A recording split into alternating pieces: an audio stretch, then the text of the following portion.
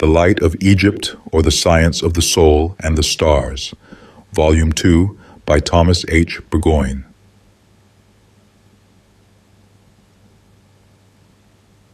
Zanoni.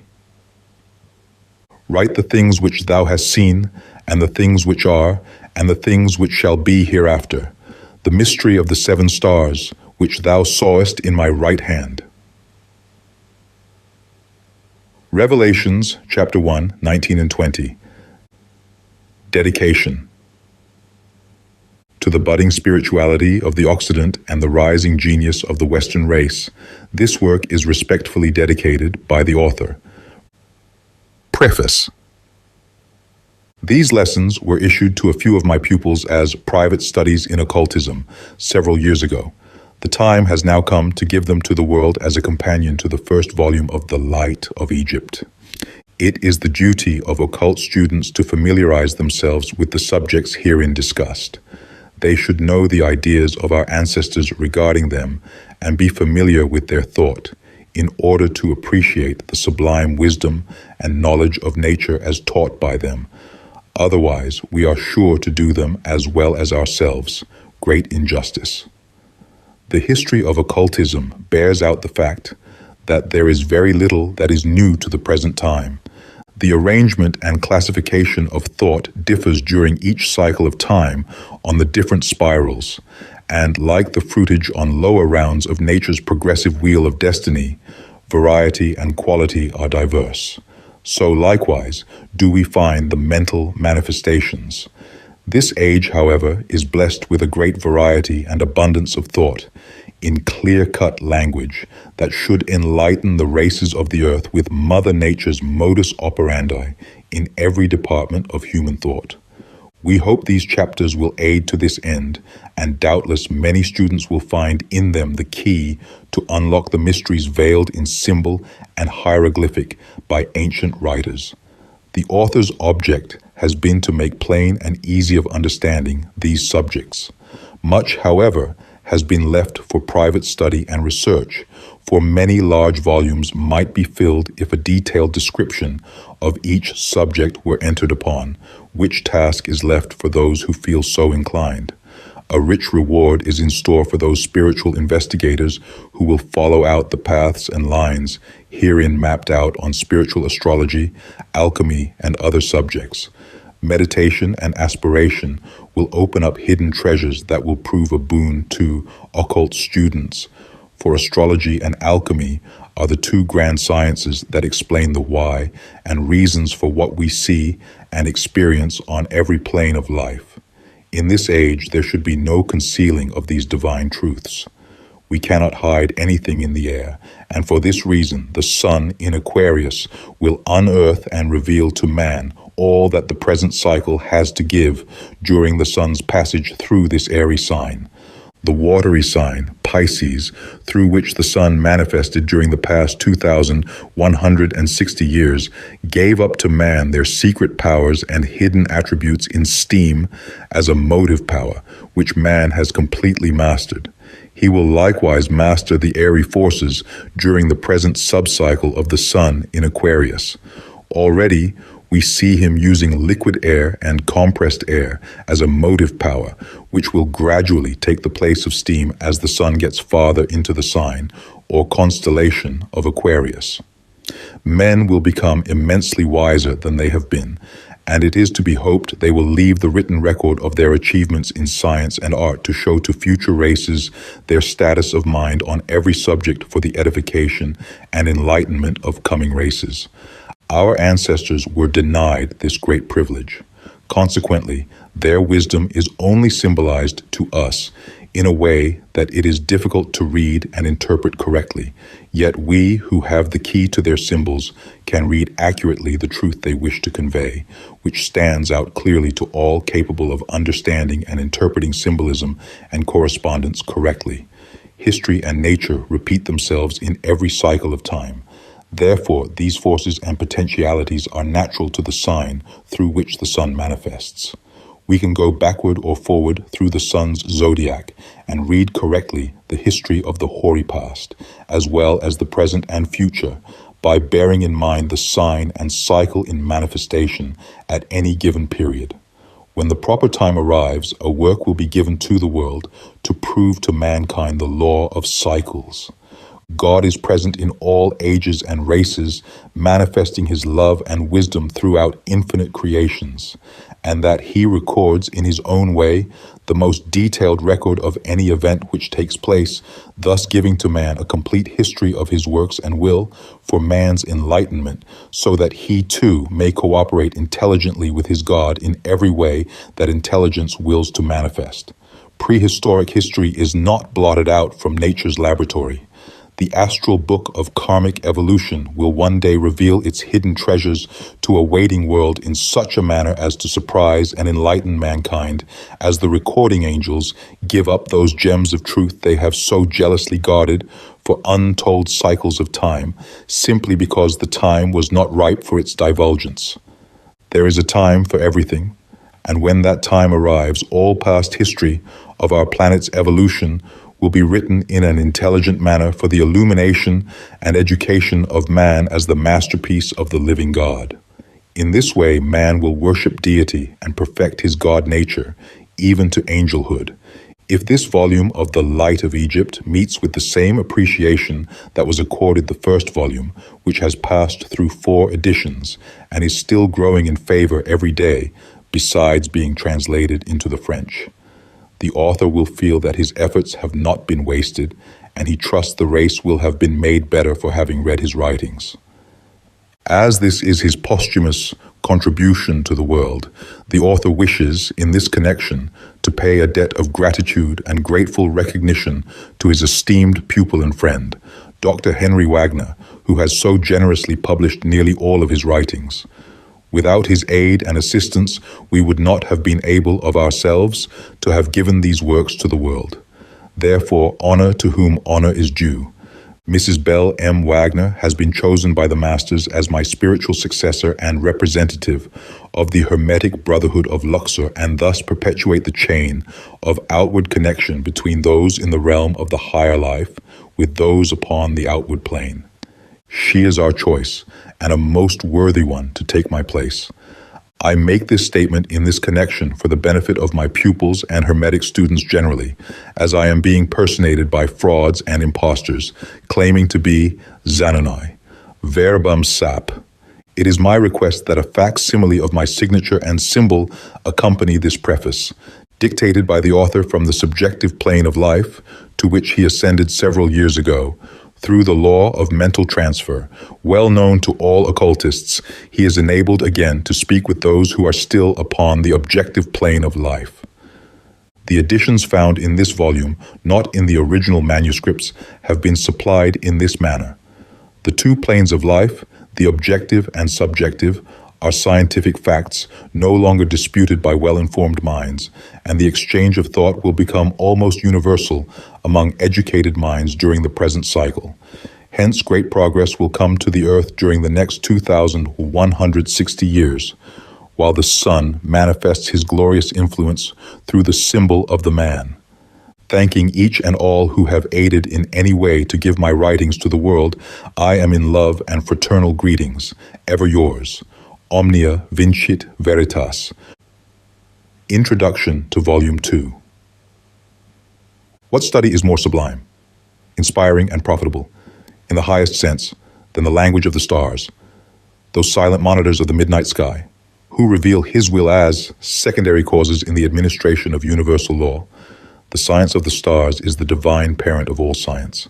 The more earnest our study, the more recondite our research and thorough our investigation of the science of the stars, the more fully shall we realize the truth of the teacher's words. Astrology is the key that opens the door to all occult knowledge. It is the key that unlocks the mysteries of man's being, his why, whence, whither. Within the temple of Urania lies concealed the mystery of life. The indices are there, written by the finger of the infinite in the heavens above. It is our privilege to make this language our own, and it should be the earnest work of every true student of nature to acquire a right understanding and correct interpretation of these divine symbols. and as thorough students of any language seek out the derivation of words and expressions, search for the root or stem word and its origin, so should the student of astrology, by sincere desire and earnest study, seek to know the origin and root of these starry words and complex expressions of the language of the stars. The sun, moon, and 5 planets of our solar system are to us symbols of the reflected and refracted rays of the triune attributes of the great central spiritual sun, life, light, and love, analogous to the 3 primary colors in nature, which become still further refracted into 4 secondary or complementary colors, rays or attributes, the 7 constituting the active principles of nature, the 7 rays of the solar spectrum, the 7 notes of a perfect musical scale, there being throughout a perfect correspondence, and all are but different modes of vibration or activities of the supreme intelligence. Uranus and Neptune belonging to a higher octave, and as we know, the 7 rays of color reflect an almost infinite variety of tints that, octave upon octave, are built upon the 7 natural tones in music. So also are these 7 active principles divided and subdivided into innumerable forms, qualities, and manifestations of the first Trinity: life, light, love. Life being the manifestation of the second 2, love and wisdom, which in turn are the dual expressions of the one. Upon the knowledge of these divine truths, Pythagoras built the theory of the music of the spheres. Let us pause and listen to this celestial music. Suns and their systems of planets sound forth the deep bass tones and rich tenor, while angelic races take the silvery treble of the divine melody, octave upon octave, by more and ever more ethereal system upon system, to the very throne of deity, the infinite, eternal source of light, life, and love. Let us learn, through the knowledge of the stars, to attune our souls to vibrate to the divine harmony, so that we may take our places in the celestial choir and blend our voices with those of the celestial singers, chanting the divine anthem, "We praise thee, O God." To resume. If we would gain a correct knowledge of astral science, we should study astrology in its universal application, side by side, with its more intricate phase and the details, as manifested upon the individual man and his material destiny. Let us digress for a moment. The intellectual minds, the material scientists who cavil at the science of the stars, declaring it to be mere fortune-telling, consequently false, do but air their ignorance of this most profound subject, not knowing that it embraces and contains all sciences, all religions that have ever been or ever will be, comprises all history of every age, of races, empires, and nations, that it is the only true chronology and marks the destiny not only of personal man on every plane, but of the human family as a whole. All mythologies find their explanation in this starry language, and every religion is founded upon the movements of our solar system. The rise and fall of empires and races of men are written in its pages. To master as far as we are capable, and our limited space of life here will permit, we must pursue the study in its broad sense, as already stated, in the external application of the starry influx, and upon the interior planes of action from God to the mineral to man, I and man to the angel, finding in every section a complete and perfect correspondence. To master the alphabet should be the first step, whose vowels, diphthongs, and consonants are the planets and shining zodiac. It is very essential to clearly comprehend the action and reaction of the planets upon the human organism as an integral part of the universal organism, ever remembering that the starry vowels, in combination with the consonants, or zodiac, form the infinite expressions comprising the language of the starry heavens in their threefold manifestation upon the external planes of life, while the radiant constellations are the ideas which find expression through this language, which is likewise a science, accurate in its mathematical construction and perfect in geometric proportion. The student should ever bear in mind that astrology, like every other science, is progressive. The underlying principles are always the same. These are like the laws of the Medes and Persians, but the plane of action is constantly changing. It is a well-established and indisputable truth that from the sun, the solar center of our system, is derived all force, every power and variety of phenomena that manifests itself upon Mother Earth.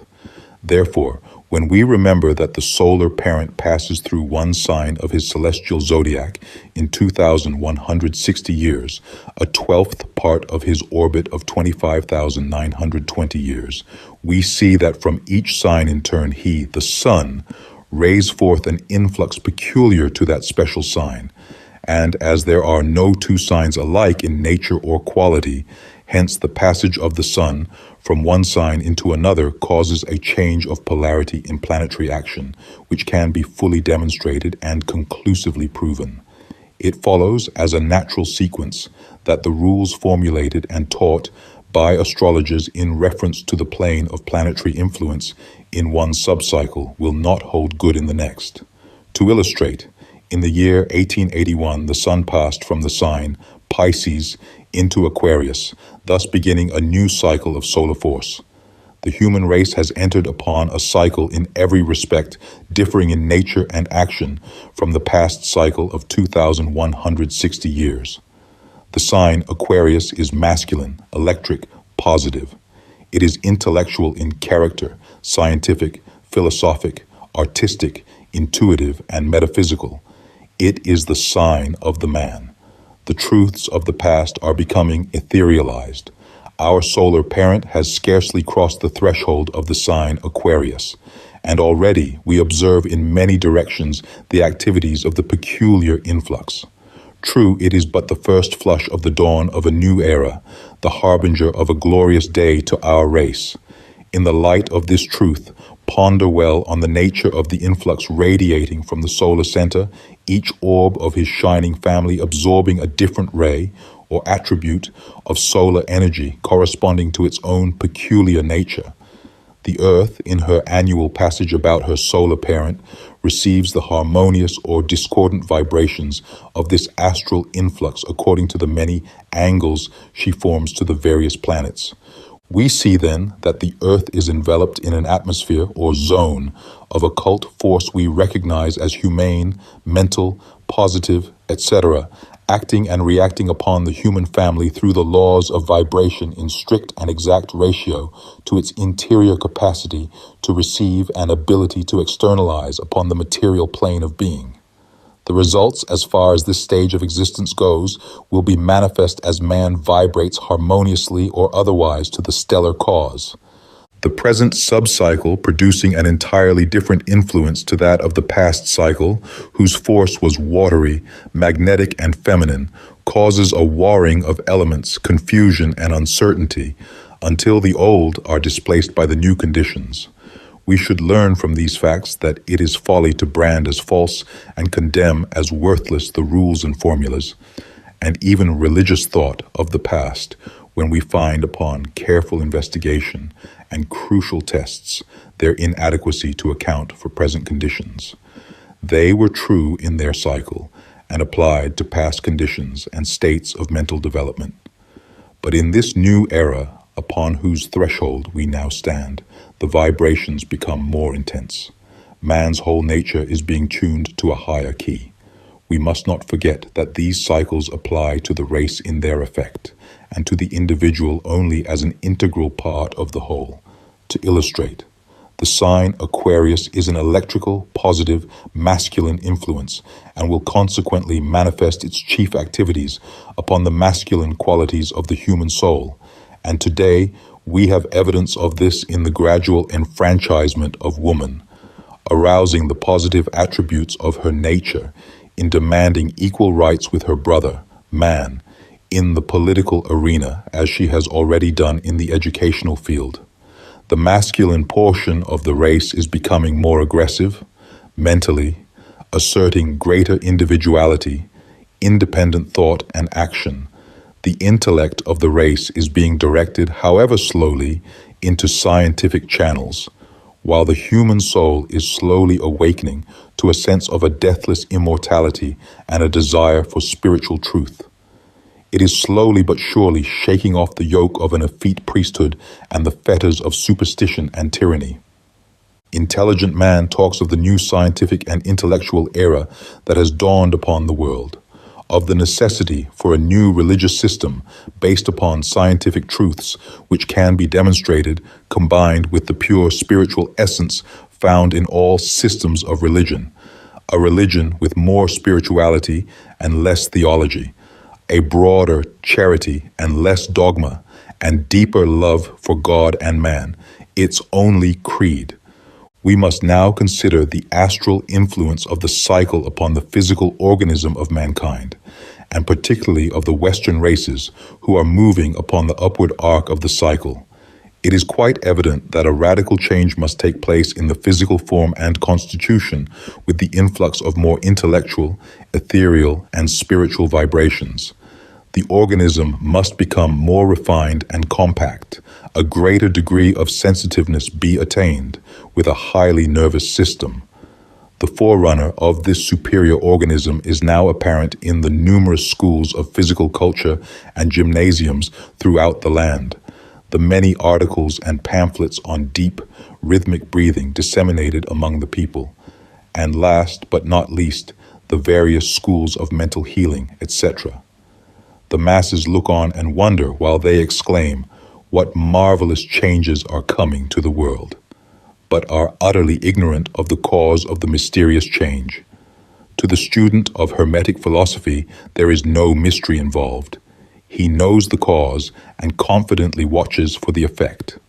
Each one must seek to comprehend for himself, according to the light he may receive, basing his premises upon the true principles of astrology, carefully noting the triune aspect of planetary influence upon humanity, ever remembering that the sun and moon are the great factors in human destiny, and that his premises and conclusions must occupy the same plane.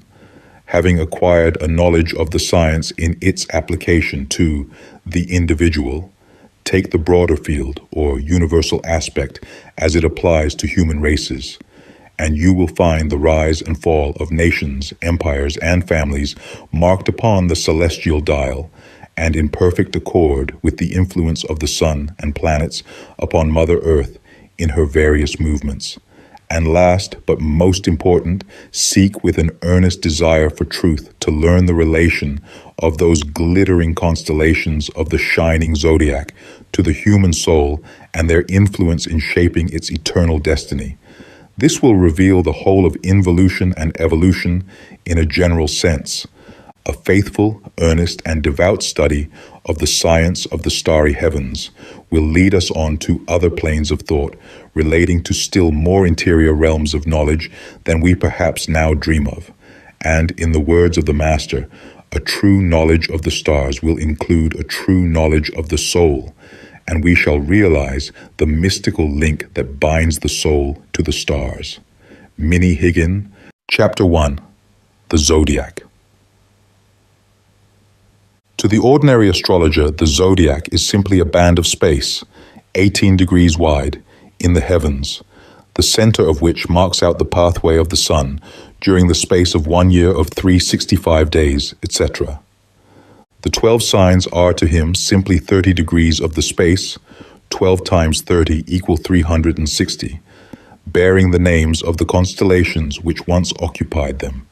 Nay, he, as a rule, still imagines in some sense that the signs, constellations, are still there, and that the power and potency of the 12 signs is derived from the stars which occupy the zodiacal band of the skies.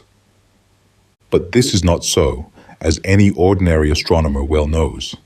This single fact, that is, the gradual shifting of the constellations, the displacement, let us say, of the starry influx from one sign to another without any allowance being made in the astrologer's rules for any such change, has been one of the greatest obstructions to the popular spread of the art among educated minds.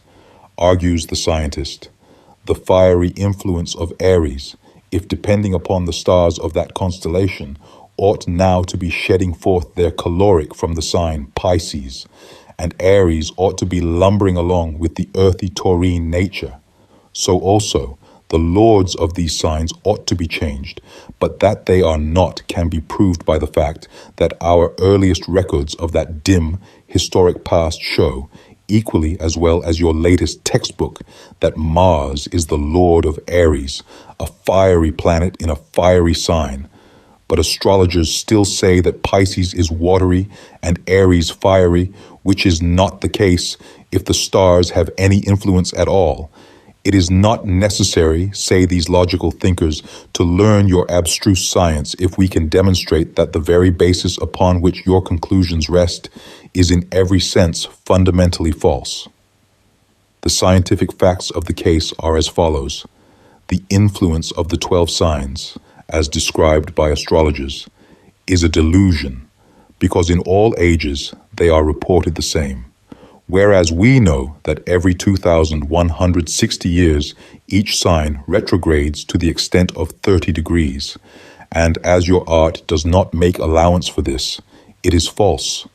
For if the influence of the 12 signs does not emanate from the stars occupying the space of those signs, it must emanate from nothing, a doctrine well suited, no doubt, to musty old sages of your superstitious Chaldea, but quite out of court in our progressive age, the last decade of our cultured and scientific 19th century. So far, so good. And so the world rolls along its bright pathway in the heavens, little heeding the logical conclusions of an exact science, but to an initiate of those inner principles of our planet's constitution. All these mental conflicts have a meaning and a purpose within nature's divine economy, for it is neither wise nor expedient that the masses, with popular science in the lead, should grasp the truths which Mother Nature reserves alone for her own devoted priests. The shining Zodiac, with its myriad constellations and its perfect galaxy of starry systems, derives its subtle influence, as impressed astrologically upon the human constitution, from the solar center of our solar system, not from the stars which occupy the 12 mansions of space. Aries, the fiery, and Pisces, the watery, are always there, and instead of its being an argument against astrology, it is one of its grandest truths that in all ages and in all times, Aries, the first sign of the zodiac, has been found ever the same, equally as well as Pisces the last. In order to convey our meaning, let us digress for a moment and bring forth a fitting illustration. The condition of our atmosphere and the surrounding objects, vegetation, etc., have a peculiar condition and a magnetism wholly their own when surveyed exactly at sunrise. There is a freshness and peculiar sense of buoyancy not visible at any other time. If this state could be registered by any instrument and compared with any other set periods during the day, it would offer a remarkable contrast. 2 hours later, there is a very different influence, and at noon, there is a wonderful contrast. The same may be said of sunset, and again at midnight. And lastly, note the difference 2 hours before dawn. This is the coolest period of the whole 24 hours. These are facts, and yet our hearts are all beating to the same life flow, and the earth is no farther away from the parent sun. And yet it is the angle at which we, the inhabitants, receive this sun's light that makes all the difference between dawn and sunset, noon and midnight.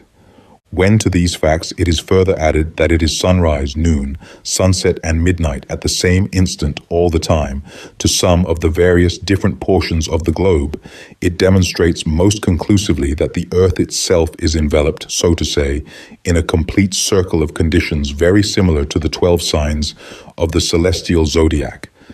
If we apply the foregoing illustration to the 12 signs of the zodiac, we shall see a perfect analogy. We shall find that when the sun reaches the celestial equator so that it is equal day and equal night on the earth, that he is on the line of the celestial horizon. It is cosmic sunrise. Hence Aries, the fiery Azoth, begins his active influx and extends for 30 degrees, equal to 2 hours of the natural day. It is the fiery red streams of awakening life that we all manifest at sunrise. Then comes a change of magnetic polarity after the first fiery flush of cosmic life, the gleeful chattering of the birds, and the cackling of the poultry. A reaction is noted.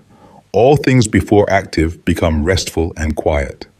So it is with vegetation, so it is with infant life, and so it is with cosmic conditions. This corresponds with the sign Taurus. It is the solar influx, 30 degrees removed from his point of equilibrium toward the north. As this sign represents the powers of absorption, we see that at this period vegetable and animal life is quietly absorbing, for its own use, the fiery streams of solar life. Again, we view the activity of solar influx from a different angle and change of polarity, and all things become active. It is executive force. This corresponds to the sign Gemini. It is the solar influx, 60 degrees removed from his point of equilibrium. Then comes another change of magnetic polarity. It is rest from labor. It is noon. This corresponds to Cancer. The analogy is perfect. It is the solar influx, 90 degrees removed from his point of equilibrium toward the north, and the highest point in the arc of his apparent journey and of cosmic life. It is the equilibrium of life forces. Again, the fiery influx begins its activity, and as the hottest part of the day is about 2 hours after noon, or middle of the day, so is solar influx most potent at this point in the zodiac. This corresponds to the sign Leo. It is the solar influx, removed 120 degrees from his point of equilibrium and 30 degrees toward the south, and so on month after month until the last one, Pisces, which well corresponds to the watery skies of February and the lifeless period 2 hours before dawn of a new day upon the earth, a new year to man and a new cycle in the starry heavens. The zodiac, then, as it applies to the human constitution and the science of astrology, has its foundation in the sun, the center and source of life to the planet, and the 12 signs are the 12 great spaces of our Earth's annual orbit about her solar parent, each one typical of its month, and each month typical of its corresponding action upon our earthy conditions. As each sunrise is different in its aspects, so are no two signs of the zodiac alike. The sunrise on the 1st of March is wholly different from the sunrise upon the 1st of May. So is the beginning and ending of each sign, and the beginning and ending of each natural day, peculiar unto itself. When we reflect upon the inner laws of this action and interaction, we come nearer and nearer to the one great occult fact, vis-a-vis the divine oneness of life. We find a perfect analogy between the destiny, the life, and expression of life on the earth, and the life and material destiny of embodied man. He, too, has his sunrise, the beginning of a new day of life, the seed time, the flowering season, when life wears a roseate hue, the ripening fruits of experience, his harvest time, it may be tares or golden grain, his gradual decay, the ebbing of the life forces and the icy winter of death, his gentle zephyrs and destructive hurricanes, floods and tempests, periods of drought and plenty. Within his triune constitution, there are spring tides and low tides of physical, intellectual, and spiritual forces. Man also makes the annual journey about the solar center, when, at the beginning of each new year to him, the life forces of his soul are renewed, regalvanized, so to say, according to the magnetic polarity of his constitution. And so, every form of life has its zodiac, its orbit of life and destiny. It may be infinitesimal or vast beyond conception, each in its own peculiar plane. So we see that the whole visible universe is one vast organism, the medium of expression for the invisible, real universe. The soul and God, the great central sun, the eternal center of all life, binding the whole into unity, one life. The celestial signs of the shining zodiac have no existence to us apart from the graceful and unwearying motion of our Mother Earth. She alone makes our seasons, years, and destiny, and she alone, by her motion about the sun, determines the thrones and mansions of the planetary powers. The astrological zodiac of a Saturn or a Mars cannot be like ours. Their years and seasons are peculiar to themselves and their material conditions. Hence, the 12 constellations have no existence as objective facts of concrete formation or cosmic potentiality. No, but as unalterable symbols of occult truth. The starry pictures of the shining constellations have an eternal verity. They pertain to the living realities of the human soul and its varied experience. What the mysteries are and what connection they have with the 12 constellations will form the subject of our next chapter. Chapter 2. The Constellations. The 12 great constellations of the zodiacal belt, which forms the Earth's orbit and the Sun's shining pathway around the celestial universe, have been considered as mere imaginary figures or emblems invented by an early primitive people to distinguish the monthly progress of the Sun and mark out, in a convenient manner, the 12 great divisions or spaces of the solar year. To this end, it is thought the various star groups, termed constellations, were fancifully imagined to represent the various physical aspects of the month, under or into which they were consecrated by the Sun's passage during the annual journey, so that, in some sense, the 12 signs or constellations were symbolical, not only of the seasons, but also of the labors of the year. That such a system seems perfectly natural to the learned mythologist, and that granting the ancients so much is a very great concession toward this childish knowledge is, of course, quite excusable when we are constantly told or reminded that actual science, that is to say, exact science, does not date backward more than a couple of centuries at most. Even the modern astrologer, much as be descants upon the influence of the 12 signs, has but little, if any, real knowledge of this matter above and beyond the purely physical symbolism above mentioned. And perhaps it is as well that such a benighted condition prevails, and that the divine heavenly goddess is unsought and comparatively unknown. The celestial Urania, at least in such isolation, remains pure and undefiled. She is free from the desecrating influence of polluted minds.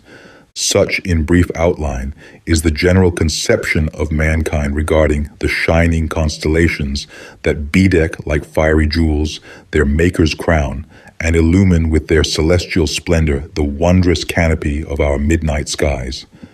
Is there no more than a symbol of rural work in the bright radiance of the starry Andromeda, the harbinger of gentle spring? Nothing, think you, but the fruit harvest and the vintage is in the fiery, flushing luster of Antares and the ominous Scorpion? Are men so spiritually blind that they can perceive nothing but the symbol of maturing vegetation and the long summer's day in the glorious splendor of Castor and his starry mate and brother Pollux? It would indeed seem so. So dead is the heart and callous the spiritual understanding of our own benighted day.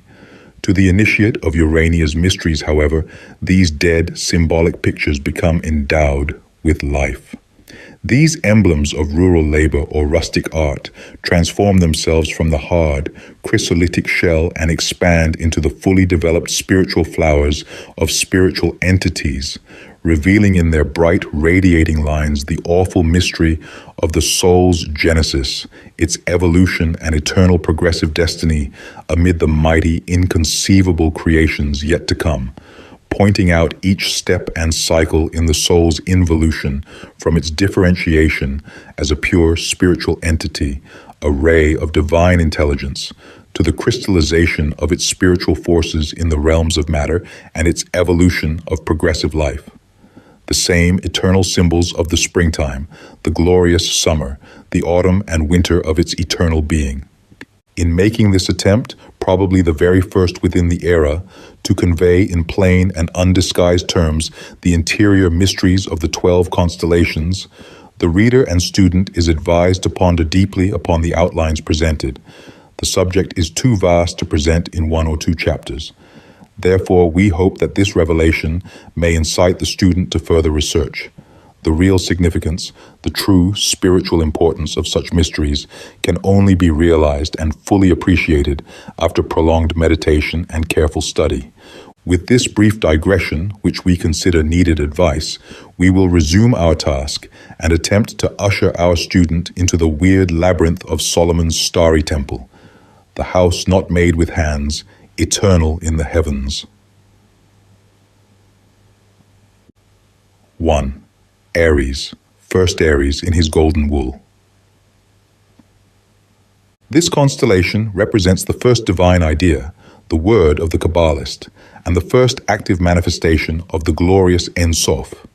In other words, it is mind in action, the first pulsation of deity in the dual aspects of Lord and Creator.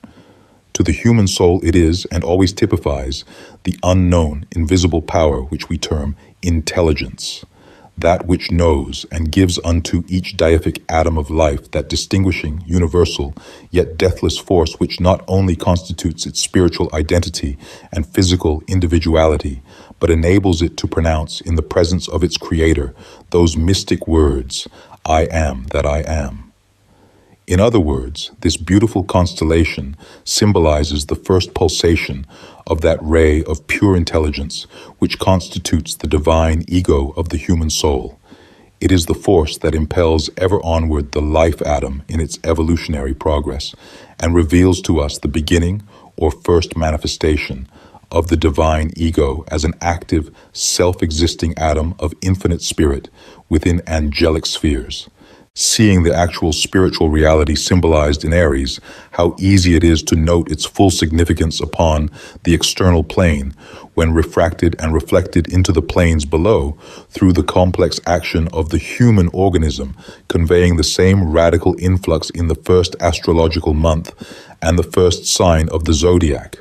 We can read a perfect parallel in the astral influx upon the human body as set forth in the Light of Egypt, Volume 1, which says Aries symbolizes the sacrifice and represents the springtime, the beginning of a new year.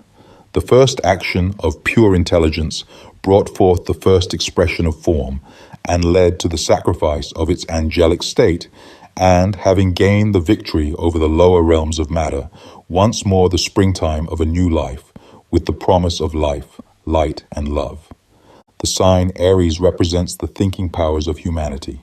In short, the active intellectual being, the Lord of material creation, man, and in its cosmic relations as shown under the occult application of the 12 signs. Volume 1. We find the same perfect analogy. 2. Taurus, he, Aries, turns and wonders at the mighty bull, Taurus. The second constellation of the Shining 12 represents the first reaction of spiritual conception.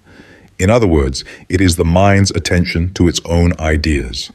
In the Kabbalah, it represents that peculiar state of executive force whereof it is symbolically said, "And the Lord saw that it was good," after each act of creation.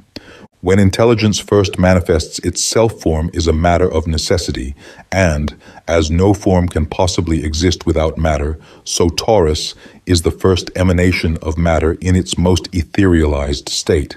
Hence it is feminine, Venus the ruler thereof, and it represents the first pure form of the human soul, as it existed in its bright paradise within the angelic spheres of its parents, and reveals to us the first surprise of intelligence in embryo, the first sensation of consciousness, so to say, conscious of its divine selfhood.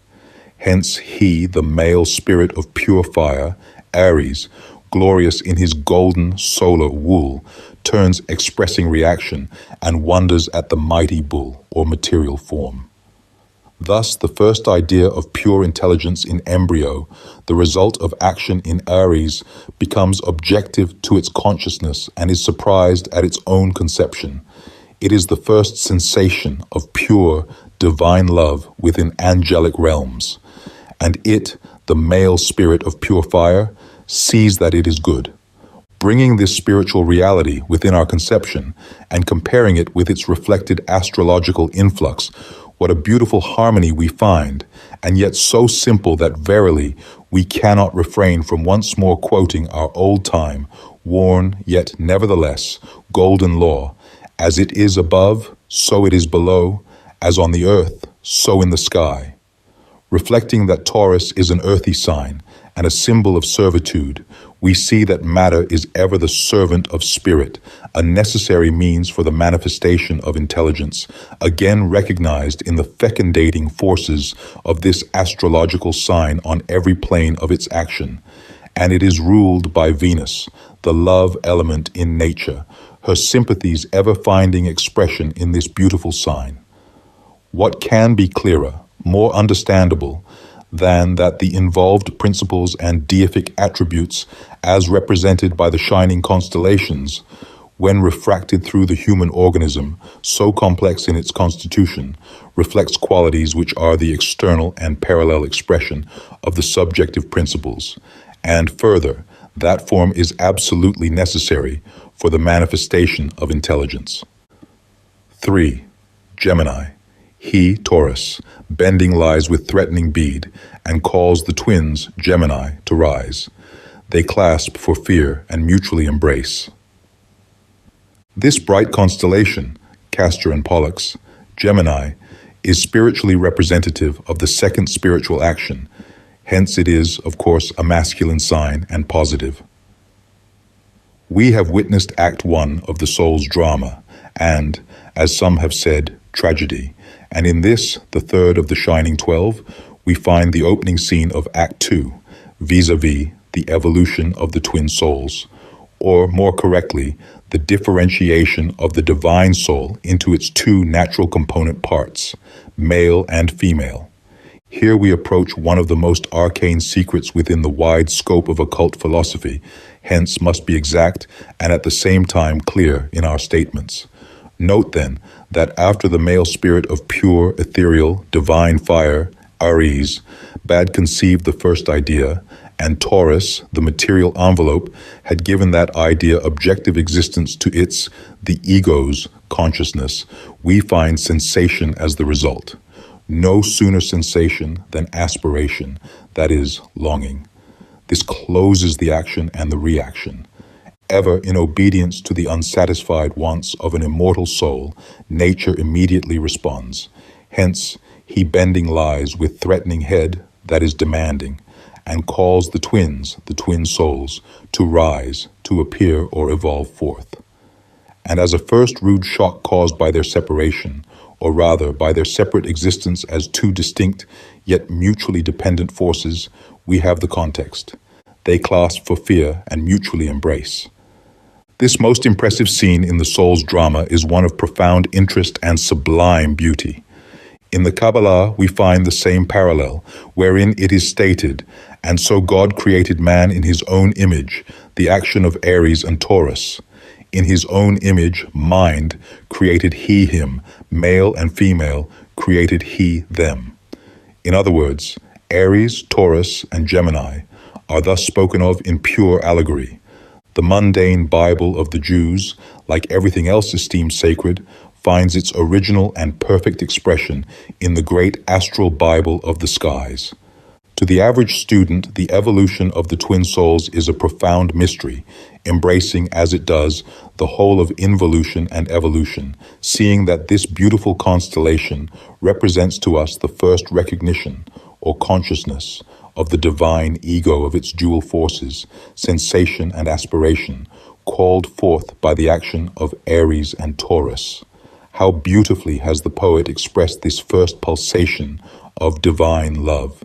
They clasp for fear, etc.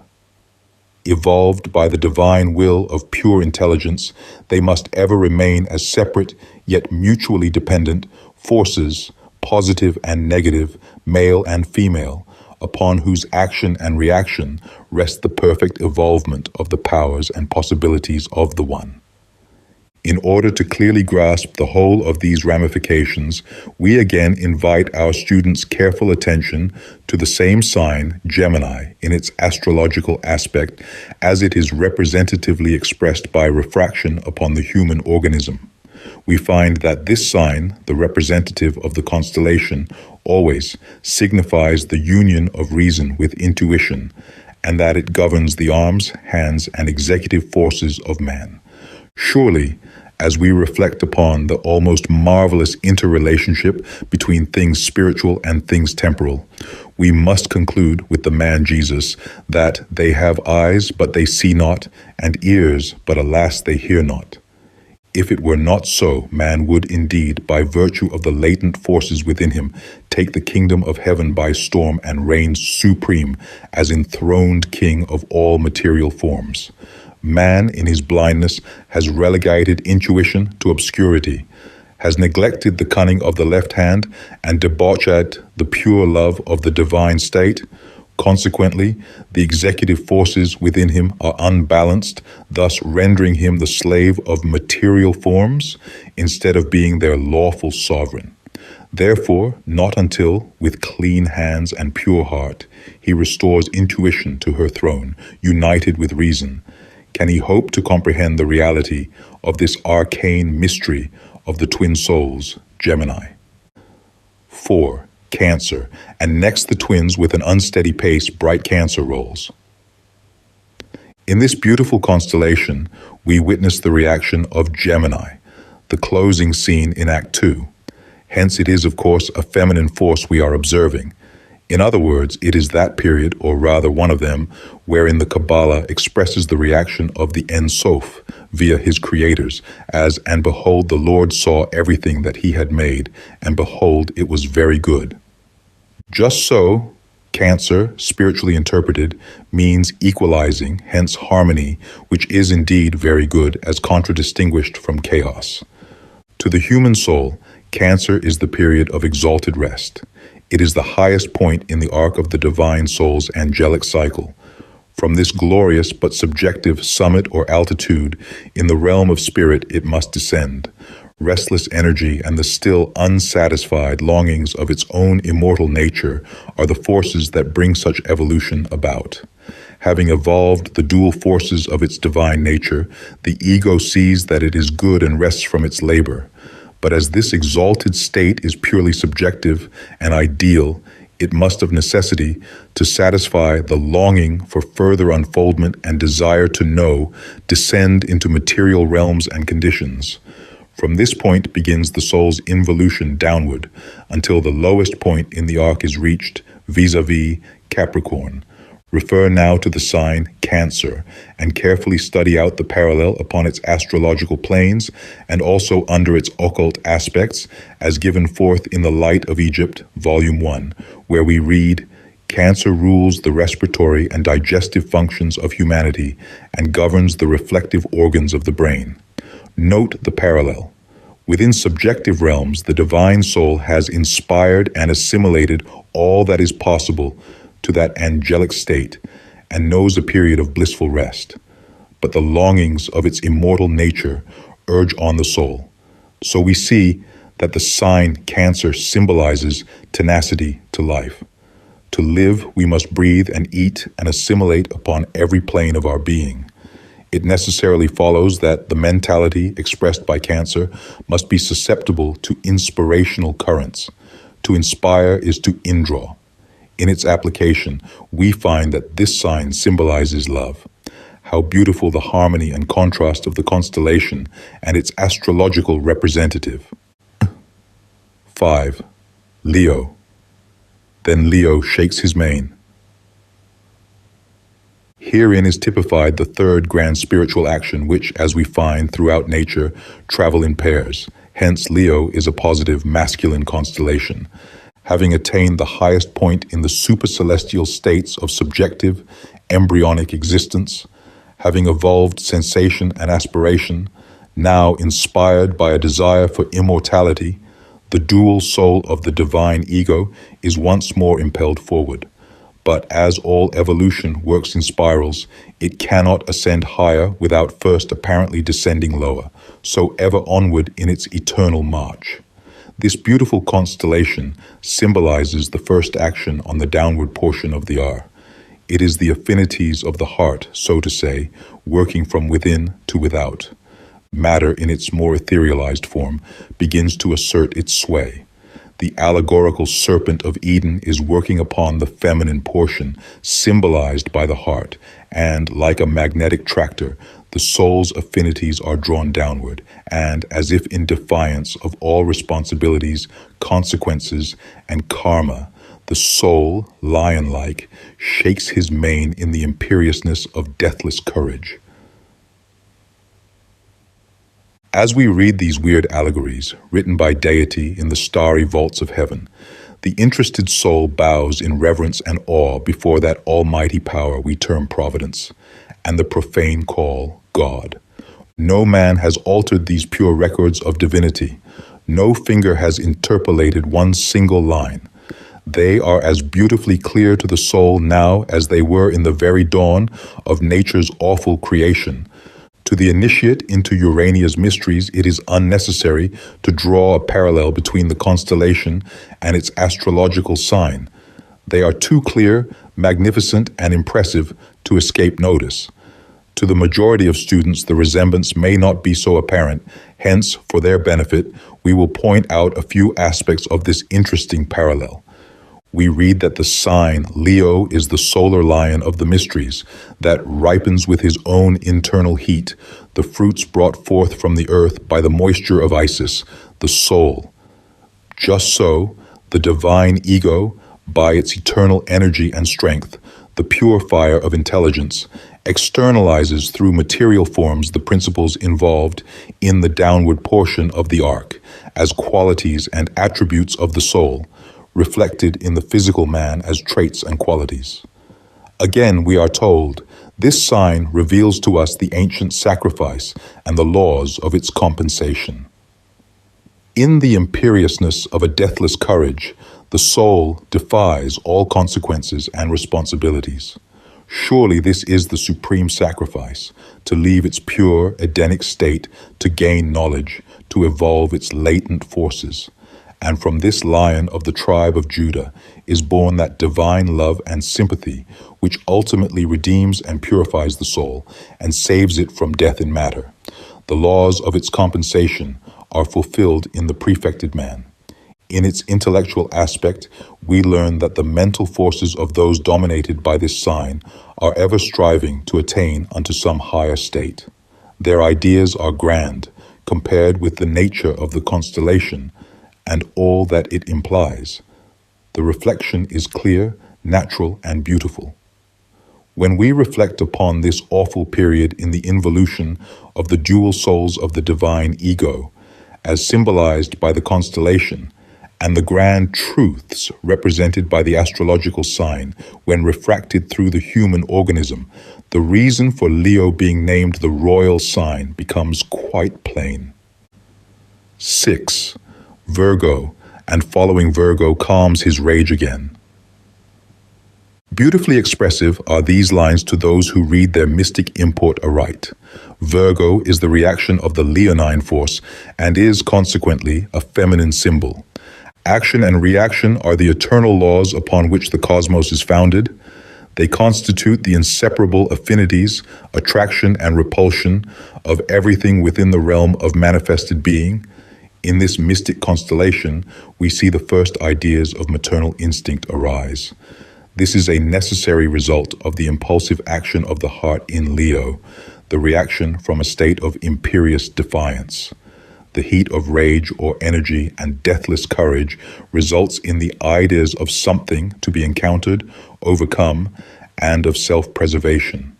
The dual soul descends still another volve in the spiral of its celestial journey toward crystallized forms. Virgo, the virgin of the skies, and eternal symbol of that divine immaculate conception, shows wherein these forces lie.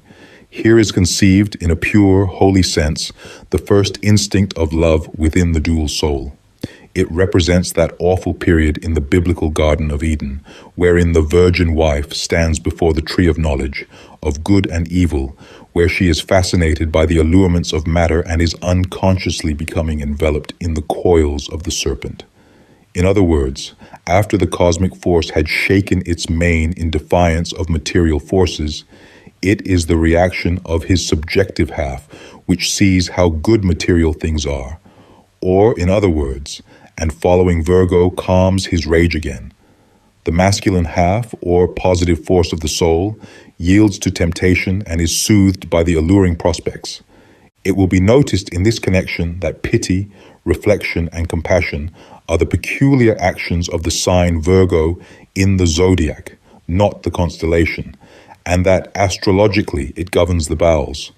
This symbolism is really very beautiful when closely compared and studied. That immaculate conception of pure love of the soul for its other half upon the astrological plane becomes refracted and reacts as compassion and pity. Again, the soul, within subjective realms, sees how good material things are, and its refraction represents the assimilating functions of the human organism. It also reveals to us the significance of the Lord's Supper.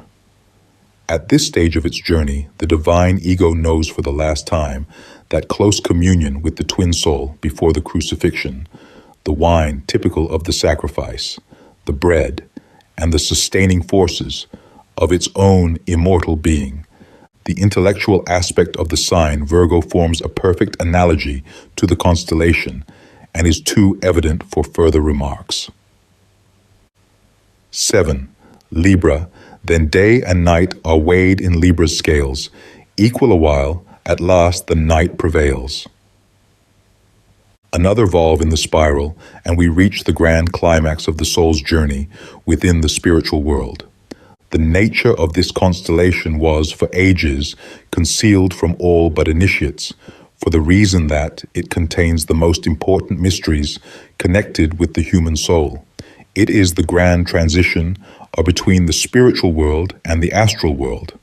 In other words, between ideal conceptions and elemental forms, between the world of design and the realms of force. One of the chief mysteries of Libra is that it is androgyne, or bisexual, in nature. So far, the dual soul has evolved within the realms of spirituality. Here it stands in the celestial balance between the two, giving way to temptation, takes the forbidden fruit, and instantly awakes from its purely spiritual state to become surrounded by the illusions of matter. The struggle of the soul with the attracting forces of matter is very clearly expressed in the line. Equal a while, at last the night prevails. In other words, astral and physical darkness bedim the soul's spiritual sight, and leaving the realms of innocence and bliss, they sink into the vortex of the great astral world. The celestial state is now forever lost as a realm of angelic innocence. It can only be regained amid trial, sorrow, suffering, and experience, and when regained, it is as Lord and Master, not as the innocent cherub, but when, having gained or reached the equator of the upward arc of its progress and united once more to its missing half, gives expression to that deathless force with which it started from the opposite point, Aries. I am that I am. No longer an embryo, but being within the universal soul of being. Before closing this symbolic constellation, we must reveal the mystery of its bisexual nature. In the higher or first portion of the sign, it is, positive to some extent, and masculine. The soul is still within the Garden of Eden and pure, clad in the raiment of God, and is represented by the Chaldean statues of the bearded Venus, or Venus, the angel of Libra, as a morning star, bright Lucifer.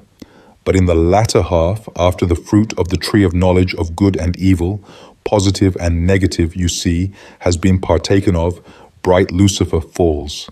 The son of the morning, shorn of his glory, becomes the symbol of night, or Vesper, the evening star, and the symbol is thus, and the soul loses its heavenly raiment, or spiritual consciousness, and becomes clothed with matter, the symbol of night. The sign Libra in the Zodiac, in its astrological aspect, is a very external correspondence of all the foregoing. 8. Scorpio, and longer grown, the heavier scale inclines, and draws bright Scorpio from the winter signs. We now behold the gates of paradise, guarded by the flaming sword, which points to the 4 quarters of the world. This sword is, according to Genesis, to guard the way of the tree of life, and such, esoterically, it really is. The soul is no longer dual, but separated into male and female personalities. And behold, they see that they are naked. Stripped of their spiritual raiment, they feel the chill of matter and the lusts of an animal nature. They need clothing, so God made them coats of skin. Sex is the symbolism herein typified, and the evolution of the animal passions of procreation, of multiplication and evolution. It is the complete entry of the soul into elemental conditions. And the flaming sword guarding the four quarters of the earth to the way of life are the four great realms of the astral world, the way to physical life in concrete forms, and the way to life eternal through the realms of the sylphs, gnomes, undines, and salamanders. They are the basis of all matter, known as air, earth, water, and fire. Here we see that through the evolution of sex and its accompanying desire for procreation, these blind forces of nature find their avenue of expression. Spiritual consciousness almost lost, and without reason, the soul becomes the prey, so to say, of these forces of the astral world, which is the realm of design. The soul's creations must be met and vanquished upon the upward arc of the cycle of progress. They guard or oppose the way to eternal life.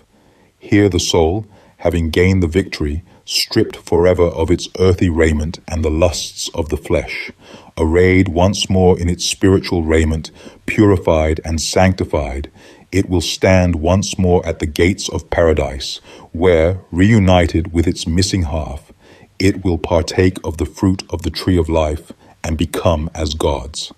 Astrologically, the correspondence is perfect and so thinly disguised as to need no explanation. 9. Sagittarius. Him Centaur follows with an aiming eye, his bow full drawn and ready to let fly. Deeper and deeper sinks the soul into material forms. The evolution of sex has produced the necessary avenues for the entrance of countless forces, and the soul is now rapidly losing the last vestiges of its spiritual conscience. In other words, Sagittarius symbolizes that state of the soul wherein it is descending to its polarizing point, and is therefore the vortex of innumerable opposing forces seeking expression in different forms. It is the bow, strength or force of the soul, full drawn and ready to let fly, its arrows of energy in any direction that may afford proper opportunity. Here we see the expression of that deathless, fiery force and imperious daring and courage within more material states, the primal fire reflected from another angle. But everything is unsettled. It is a masculine force and restless, and is represented under the allegory of the Tower of Babel, and the utter dispersion of the people entities to the four corners of the earth, and finally becomes involved in dense matter, and its migrations are at an end on this side of the cycle of necessity. Upon the astrological plane, the zodiacal sign Sagittarius rules the motive forces and the pedestrian instinct, the thighs, or basis of locomotion. Hence, we see even here a most perfect analogy. This sign symbolizes also the governing forces of humanity, which see the necessity of law and order, hence government. In this expression, we find the bow, strength, or force ready to let fly its arrows of energy in any direction the opportunity may afford. When refracted upon the human organism and reflected upon the external plane, these forces manifest as the restless spirit that ever impels onward, seeking new fields of expression, out of which develops a sense of order, restraining and training, or the governing of self and control of others. When we reflect upon these symbols of starry truths, the mind bows in reverence before the wisdom that created them. 10. Capricorn. Next narrow horns the twisted caper shows. The goat, and in the realms of spirit, the crystallized mineral is the reaction of the former and shows to us death, inertia, and rest. Hence Kronos, or Saturn, the symbol of death, is lord of this state and condition. It is the polarizing point of the soul's evolution in matter, and therefore forms the lowest are in the cycle of necessity. Herein we behold the soul imprisoned within the mineral state. The fire of the flint and the spark in the crystal are the only avenues of its lonesome expressions. But as the lowest point, it is also the promise of a higher and the symbol of a higher state and the symbol of another spiral in its endless life. This constellation, as the symbol of inertia and death, is also the symbol of awakening life and prepares the soul for the more perfect expression of its powers in its forthcoming upward journey. If we pause for a moment and consider the force and power necessary to evolve out of this dark, dense, mineral realm, the foregoing sentence will become clear and forcible. Hitherto, the soul has been slowly drawn down into coils of matter, imprisoned by material forces. It has penetrated the lowest depths and can go no farther. Rest here is to gather strength, force. Mark well the difference and parallel between Cancer and Capricorn, opposite points in the arc. Cancer is the symbol of exalted rest within angelic realms. Capricorn, the symbol of rest in dense matter. From the former state, the soul is impelled forward on its downward journey. From the latter state, the soul awakens to the struggle for life on the upward R, and must now give expression to the positive powers of its immortal being, which have become involved in material form. That shall make it the master and give it the victory over death and material forces. Surely this is truly the promise of a new day, and a higher state of existence. It will be instructive to study this by a comparison of the zodiacal sign, Capricorn, as set forth in The Light of Egypt, Volume 1, wherein we read, "This sign signifies the knees and represents the first principle in the trinity of locomotion vis-a-vis the joints, bending, pliable, movable." The analogy is perfect. The soul, which has been pliant, bending to material forces, now reverses this action and bows the knee in awe and reverence to the higher powers of its being. When refracted upon the human organism, we find that the cold, lonesome state and weary struggle within the mineral realm becomes love of self, directing its energies to the attainment of selfish ends. What could be more natural? 11. Aquarius. And from Aquarius' urn a flood overflows. The soul, released from its crystallized cycle of matter, now rapidly evolves into states, though material, yet entirely different. Its previous arc, from Libra to Capricorn, has been amid inorganic matter. It is now rushing with lightning speed upon its weird, toilsome upward journey through purely organic forms, from vegetable to animal. And as all organic forms have their primary origin in water, so does this celestial urn express the primary conception of this physical state. Further, to more fully express this, Aquarius is typical of man, as prototype of the last grand goal of the soul's future material state. In other words, the last quadrant of the four elements, vis-a-vis bull, lion, eagle, man. There is something exceedingly significant in all this. And the more we ponder on this spiritual allegory of the shining constellation, the more we are impressed with the divine wisdom of those early instructors of our race who thus preserve truth in an incorruptible form. From this weird but beautiful constellation, we learn how the soul has progressed, finding innumerable avenues of expression of its latent forces, the manifestation of its powers in the various chemical changes and development of functions expressed through countless forms on the lower planes of existence. The sacrifice of its angelic innocence, the imperious defiance and deathless courage symbolized by Leo, have obtained the victory over the lower kingdoms, which will be incorporated into his vast empire. Yet unstable as water, it cannot excel, or in other words, cannot rise to a higher state within this hour of its progressive life. We find that the astrological expression of this constellation, the sign Aquarius, governs the legs and is the natural emblem of the changeable, movable, migratory forces of the body, forming a perfect parallel with its interior symbol. There is a great deal contained in this zodiacal sign, worthy of deep study and reflection. 12. Pisces. Near their loved waves cold. Pisces take their seat, with Aries join, and make the round complete. Once more a reaction, the last scene of the soul's impersonal drama. The constellation, if Pisces is the symbol of rest and expectation, the soul has now completed the first round or rung in the cycle of necessity, and its next state is that of incarnated man. It has triumphed over every sphere below and defied, in turn, every power above, and is now within that sixth state of the embryonic soul world that transforms all its past knowledge, sorrow, and suffering into experience, and produces the impersonal man. It has traveled through constellated states within matter and spirit, and as a human soul with reason, intuition, and responsibility, it will, in its next state, become subject to those same powers when reflected from a different plane. The 12 constellations of its soul will manifest a complete rapport with the 12 signs of solar light and power. With this, we close.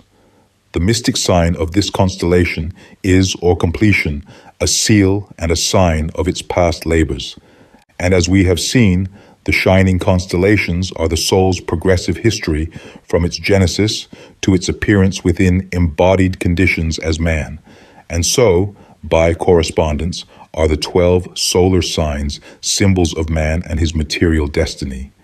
The foundation has been laid, the material and resources are at hand, for his kingdom is exclusive.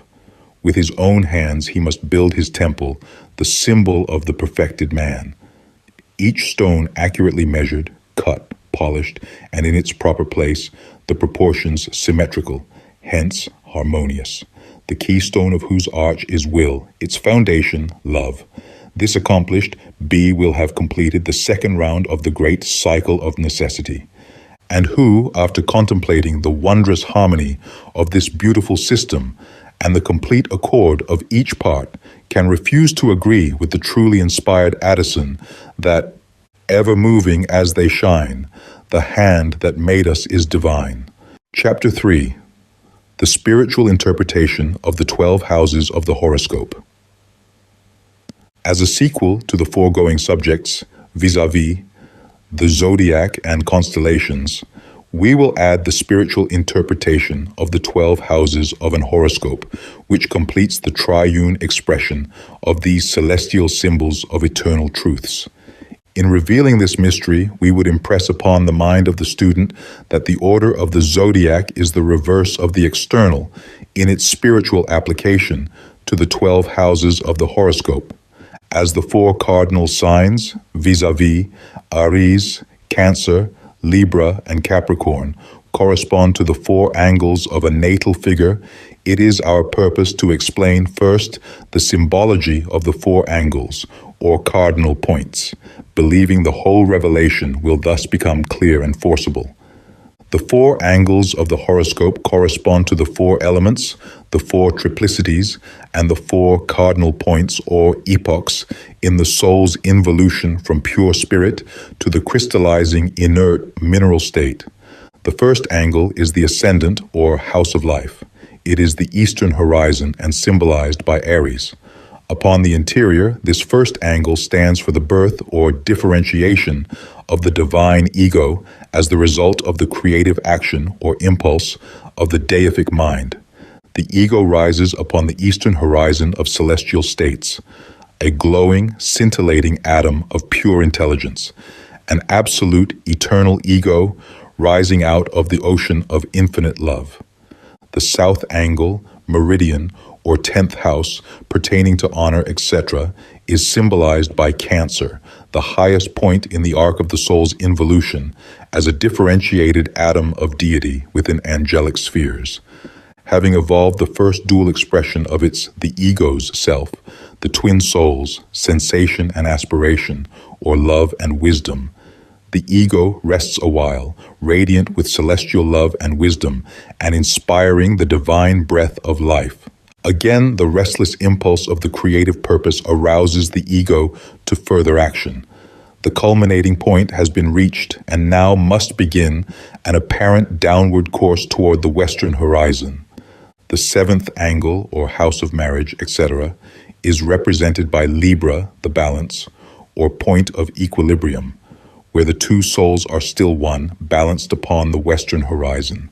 The alluring temptations of material illusions draw the souls downward, and, divorced from their celestial state, the radiance of divine love becomes obscured until the twilight of consciousness of that former state is lost in the night of material conditions. This house signifies also law and open enemies, and Libra, justice. Sex is the law.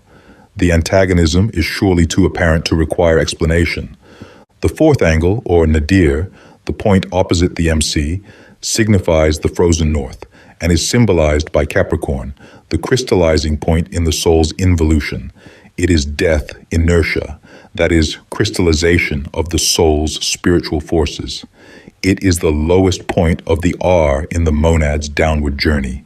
It is the night before the awakening of a new day upon a higher plane of existence. The remaining houses are the lights and shadows that fill out and complete the picture upon this, the first round of the cyclic ladder. The 12th house, symbolized by Taurus, represents the first expression of form of the human soul. It is matter in the most etherealized state. It is the trail of the serpent, the silent, secret, tenacious, negative principle that ultimately draws the soul down into the vortices of gross matter and death. The 11th, or House of Friends, whose symbol is Gemini, the twins, expressive of the first emanation of this sublime relationship, the dual attributes, love and wisdom, closest friends. It is sensation and aspiration, which enable the spirit to attain to the exalted state indicated by the 10th mansion. The 9th mansion of the celestial map is the house of science, art, religion, philosophy, etc., and its symbol is Leo, the heart, with its emotions, love and longings, and sympathies. Having evolved the twins and inspiring the divine breath of wisdom, glowing with deific love, the ego aspires to know, and all the sympathies of the soul are aroused. Dauntless and fearless, defying all opposition and consequences, it, the ego, is ready to sacrifice this angelic state and explore the boundless universe in pursuit of knowledge, and goes forth on its long voyage upon the ocean of infinite, fathomless love and wisdom. The 8th, or House of Death and Legacies, is symbolized by Virgo, the virgin wife, standing before the tree of knowledge of good and evil, fascinated by the flattering prospects of greater power and wisdom. Desire and sympathy draw the soul down into realms which lead to death, and the beginning of a heritage of sorrow. The 6th, or House of Sickness, Menials, and Sorrow, is symbolized by Scorpio. The fall from Libra through Scorpio, sex, created the first condition of what we recognize as sickness and affliction. It is evident that this house is related to the elementals of the astral plane, which become the servitors of man. The 5th, or House of Children, etc., symbolized by Sagittarius, signifies the offspring of sex, Scorpio, entities sent forth to people the earth, to take their chances of life, speculating on its future course, fearlessly eager for the struggle, gaining pleasure in its migrations and activities. The 3rd house is symbolized by Aquarius. This is the first step of the upward journey, or evolution, from the inert mineral state. The changes are now rapid, the journeys innumerable, through mineral, vegetable, and animal planes of existence. Here the soul monad brings into actual practice the knowledge gained on its long voyage. The magical powers of the soul are brought into action to effect these changes in form and function, conquering material forces and planes of life, transmuting nature's elements to its uses and purposes, and writing its history as it journeys ever onward, step by step.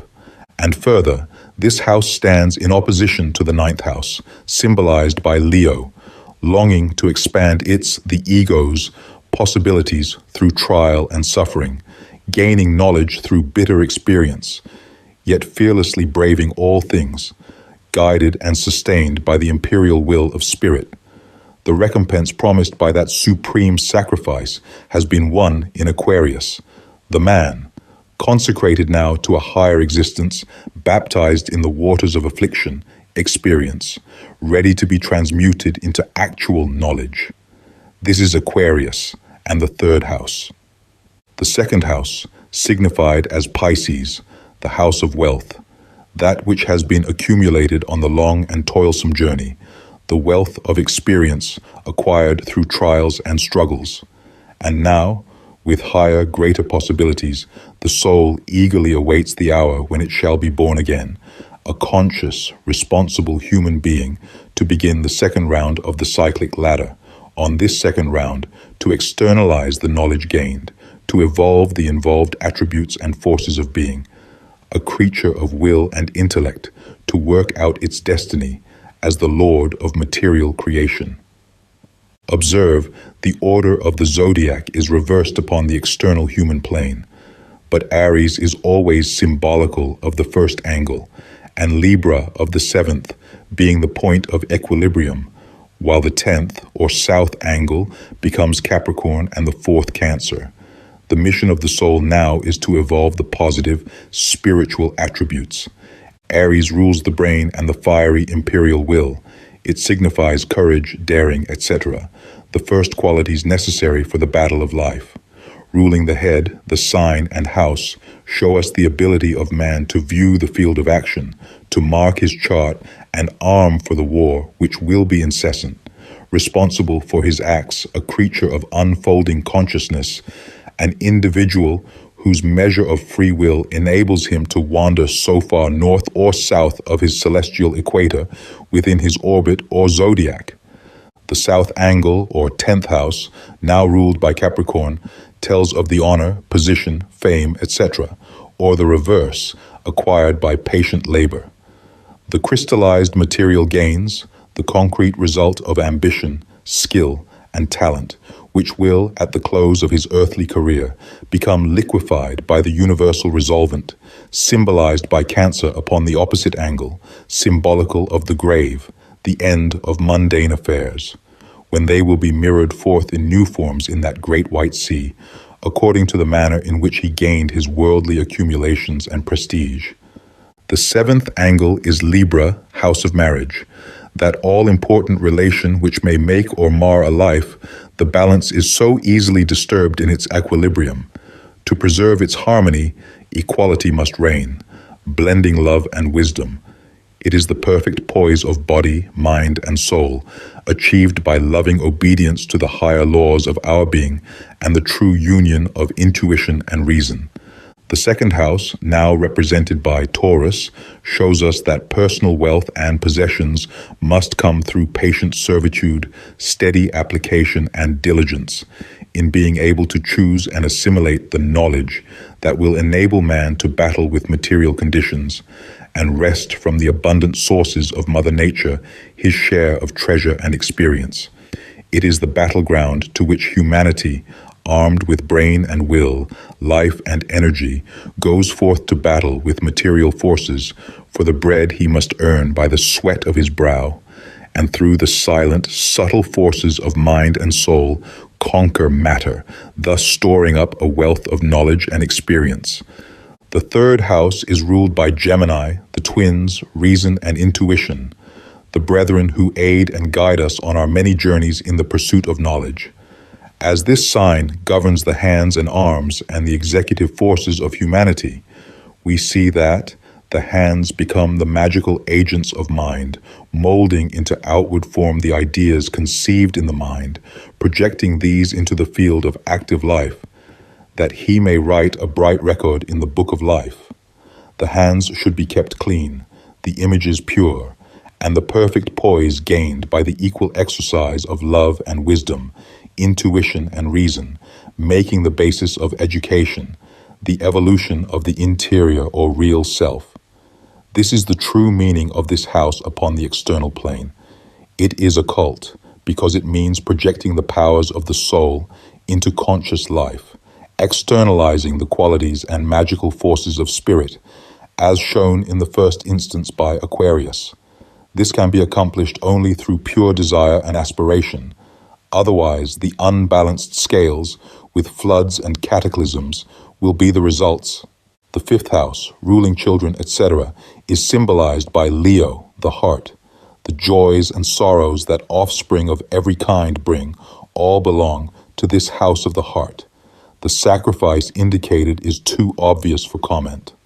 The sixth house governs sickness, disease, etc., and its symbol is Virgo, an earthy sign, clearly showing us that the material form is the matrix, out of which are born disease and suffering, but the perfect assimilation of the fruit of the tree of knowledge of good and evil, transmuting the trials, experiences, sorrows, and suffering of the physical and external life into true wisdom, makes man master of his material universe, and the blind forces of nature become his servants. Having accomplished the task and attained the harmonious poise or balance in Libra, the individualized soul arrives at the eighth step in the journey, the eighth house, or house of death and legacies, Scorpio. The old Adam dies. The sensuous has no place in the balanced, harmonious being, but recognizes sex as the law, the door to regeneration now, and that a new legacy is awaiting him. The ninth house, Sagittarius, where, with the knowledge acquired, self sits in judgment upon the works of the hands and mind, whether or no they have been well done, the sacrifice of the lower nature properly made, control of the triune being established, the transmutations correct and accurate, assimilation perfect and free from dross, harmony gained by loving obedience to the higher law of being, and thus becomes ruler of his kingdom. The long journey almost accomplished so far as earth is concerned, perceiving and understanding that all sciences, philosophies, and religions have their origin from one primal source. Having penetrated the depths in reverent obedience to the divine law of creation and evolved the attributes of the dual constitution, the forces of his being become crystallized. He has reached the culmination of his earthly pilgrimage and stands forth the perfected human reflection of the higher self. The 11th house is represented by Aquarius on the human plane. Friends surround and welcome him. These friends are the pure thoughts, noble impulses, lofty ideals, and generous deeds. The bread cast upon the waters of life returns to nourish and sustain him in his encounter with the secret foes, symbolized by the 12th house and Pisces. The idols, false ideas, and vampires of his own creation are to be cleansed and washed away by the waters of love, the universal solvent that is ever seeking to bring about change and new forms. Born again of water to make the round of the astral zodiac, until, having again reached the equator of the ascending aura, where he is reunited to the missing half of his soul, the true friend of the Edenic state, the highest point in the arc of human progress won, the honor and glory of a perfected soul, the Lord and Master, the I am that I am, to rest in peace in the heart of infinite love and wisdom. Chapter 4, Astro-Theology. There is one species of divine revelation which has not and cannot be tampered with, one great Bible, which forms the starry original of all Bibles. This sacred Bible is the great astral Bible of the skies. Its chapters are the 12 great signs. Its pages are the innumerable glittering constellations of the heavenly vault. And its characters are the personified ideals of the radiant sun, the silvery moon, and the shining planets of our solar sphere. There are 3 different aspects of this sacred book, and in each aspect the same characters appear, but in different roles, their dress and natural surroundings being suited to the natural play of their symbolical parts. In fact, the whole imagery may be likened unto a play, or rather a series of plays, performed by the same company of artists.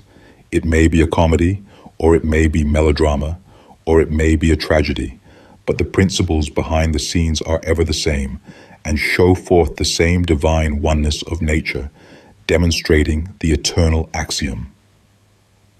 One truth, one life, one principle, and one word, and in their fourfold expression, is the 4 great chapters of the celestial book of the starry heavens. In this aspect, the visible cosmos may be represented as a kaleidoscope. The visible constellations, planets, and other heavenly bodies are the bits of colored glass, and deity, the invisible force, which keeps the instrument in motion. Each revolution produces a different pictorial figure, which, complete in its harmony of parts, is perfect in its mathematical proportions and beautiful in its geometrical designs. And yet each creation, each form, and each combination of forms are produced by the same little pieces of glass, and all of them in reality are optical illusions, that is, natural phenomena, which deceive the physical senses. So it is with cosmic nature. It must not, however, be supposed, because of this perfect and continual illusion of nature's playful phenomena, that all visible creation is purely an illusion of the senses, as some cranky metaphysicians would have it, because this is not so. Going back again to our kaleidoscope, we can clearly see that without it and its tinted beads, no such optical illusion is possible. There is, then, a basis of spiritual reality to all visible physical phenomena. But this basis lies concealed because of the perfect illusion which the reflected image produces upon the material plane of the physical senses. The beads themselves are real. These are the basis, and the different pictures are the result, not of the beads, but of the angle from which they are reflected to our earthly vision. In other words, the plane from which we behold the phenomena. Hence, the nearer we approach the divine center of our being, the less complicated nature's original designs become, and the farther we are removed from that central source, the more weird, mysterious, complicated, and incomprehensible does Mother Nature appear to the finite human mind. And this is especially so to man's theological instinct, his religiosity, that constitutes one of the fundamental factors of his being. Nature is ever one in her original truths and their duplicate reflections, but ever conflicting and contradictory in her multiplied refractions through the minds of men. Therefore, we will present the primary concept of that grand astro-theology formulated by man's great progenitors, and view the simple machinery by which they typified to the primitive mind a general outline of nature's divine providence.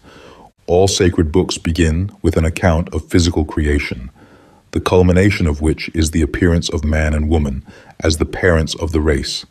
And while they will differ considerably in detail and makeup, the basic ideas embodied are essentially the same in all cosmogenesis, so that in the Jewish Bible, accessible to all, one can read the primitive story of creation from a Jewish point of view, and, when read, rest satisfied that he has read the revelation vouchsafed to man in every age and in every clime. The only difference is one of mental peculiarity and national custom, along with climatic conditions. Hindu, Chaldean, Chinese, Persian, Egyptian, Scandinavian, Druidic, and ancient Mexican are all the same. Different names and drapery to suit the people only, but essentially the same in the fundamental ideas conveyed. The creation of the world. The simple story of creation begins at midnight, when the sun has reached the lowest point in the arc, Capricorn. All nature, then, is in a state of coma in the northern hemisphere. It is wintertime, solar light and heat are at their lowest ebb, and the various appearances of motion, etc., are the sun's passage from Capricorn to Pisces, 60 degrees, and from Pisces to Aries, 30 degrees, making 90 degrees, or one quadrant of the circle. Then begin in real earnest the creative powers. It is springtime. The 6 days are the 6 signs of the northern arc, beginning with the disruptive fires of Aries. Then, in their order, Taurus, Gemini, Cancer, Leo, Virgo, then Libra, the 7th day and the 7th sign, whose first point is opposite Aries and is the opposite point of the sphere, the point of equilibrium, equal day and equal night. It is autumn. It is the 6th sign from Aries, the first creative action, and so the sixth day following the fiery force, wherein God created the bisexual man. See Genesis 1:5-27. So God created man in his own image. In the image of God created he him, male and female created he them. It is the seventh, or day of the Lord, man, the climax of material creation and Lord of all living things, and he rests in the blissful Garden of Eden. This seventh day and seventh sign is the concealed sacred Libra, the perfect union of the sexes. Then comes the fall from Libra through Scorpio and banishment from the Garden of Eden. That is the victory of Satan, or winter over summer, etc. It is useless to repeat the same old story. The yearly journey of the sun around the constellated dial of deity is the astro-basis of all primitive cosmology. The scheme of redemption. In addition to the creation of the world and the fall of man through sin, we find all people in possession of a grand scheme of redemption, and like the former, we shall find them all essentially the same. They all require a mediator between the angry God and disobedient man, and they all require that this mediator shall be divine or semi-divine. Nothing less can satisfy deity's demands, or rather, let us say, man's own carnal imagination. It is simply another turn of our cosmic kaleidoscope, and behold, the actors have changed. Capricorn becomes the stable of the goat, in the manger of which the young Savior of the world is born. As a type of all, we will take the gospel Savior. It is again midnight. The sun enters the sign Capricorn on the 21st of December. This is the lowest point of the arc south, and for 3 days he is stationary, or in darkness. And now it is Christmas Eve. He, the sun, or Savior, begins to move, and at midnight is born as the celestial Virgo is rising upon the eastern quadrant of the skies. Hence the sun god is born of a virgin. Then comes the flight to escape Kronos, or Saturn, ruling Capricorn, who kills the young babes.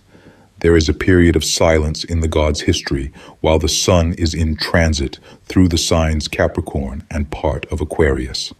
That is, he is hidden or obscured by the clouded skies of this period. We hear of him but once again until he, the sun god or savior, is 30 years old or has transited 30 degrees of space. He has entered the sign Aquarius, symbolical of the man. Now begins the period of miracles. Let us digress for a space and refer to our chapter on the constellations. We shall find a perfect analogy between this miracle working period and the constellations Aquarius and Pisces, as therein given. The first miracle we read of is turning water into wine. This may be seen in a threefold aspect. The sun god changes by his life, forces the waters of winter into the rich vintage of the harvest, where the virgin, Virgo, mother again appears. Again, the wine becomes the blood, the life offered up on the vernal cross to strengthen, renew, and make merry with new life our earth and its people. The devil, or winter, with his powers of darkness, is defeated and man saved. The final triumph is the crucifixion in Aries, the vernal equinox about the 21st of March, quickly followed by the resurrection or renewal of life. Then the god rises into heaven to sit upon the throne at the summer solstice to bless his people. We read that the Savior of mankind was crucified between two thieves. Very good. The equinoctial point is the dividing line between light and darkness, winter and summer. In other words, the sun is resuming his northern arc to replenish the earth with his solar force and preserve his people from death in the coming winter. The life of a Buddha, a Krishna, or a Christ are all found in their completeness in the life of Horus, while the Father, Son, and Holy Ghost are Isis, Horus, and Osiris. The same Trinity, under different names, are found in all nations. It is the sun, moon, and human soul, which is the only true mediator of man. There is another version of this celestial crucifixion, wherein the sun god Savior, after the supper of the harvest in Virgo, is crucified at the autumnal equinox upon the equator. We read that he was dying from the 6th to the 9th hours, 3 signs, or from the 21st of September to the 21st of December, when he is laid in the tomb. This is the lowest point of the sun's journey in the southern hemisphere, and darkness holds the balance in our northern hemisphere. The 3 days in the tomb are the 3 months or 3 signs before the vernal equinox or the resurrection, the rising out of the south to bring salvation to the northern portion of our earth.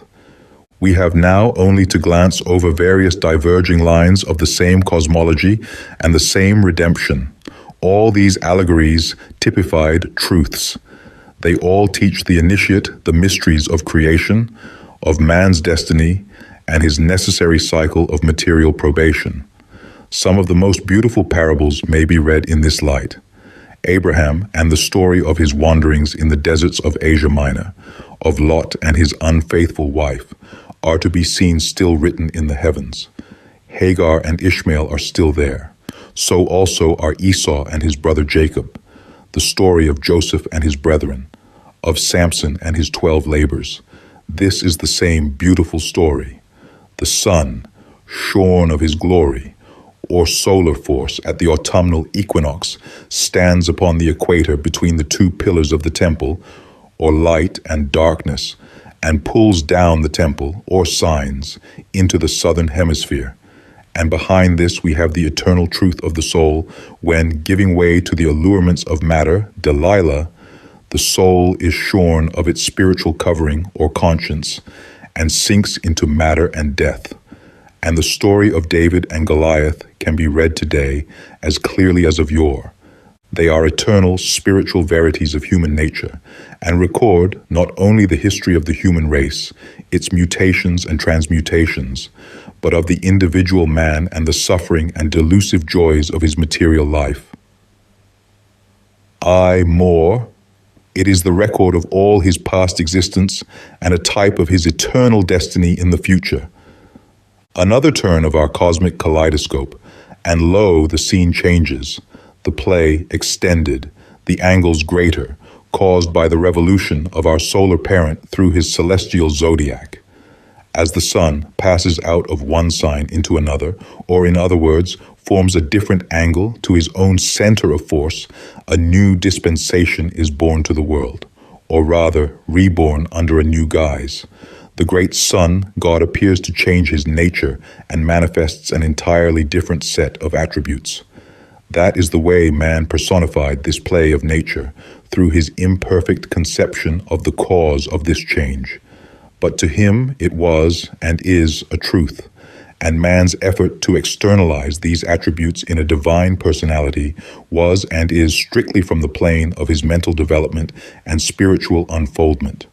The 2 pictures of this Astro-Theology, as set forth in the 2 divisions of the Jewish Bible, will illustrate our meaning.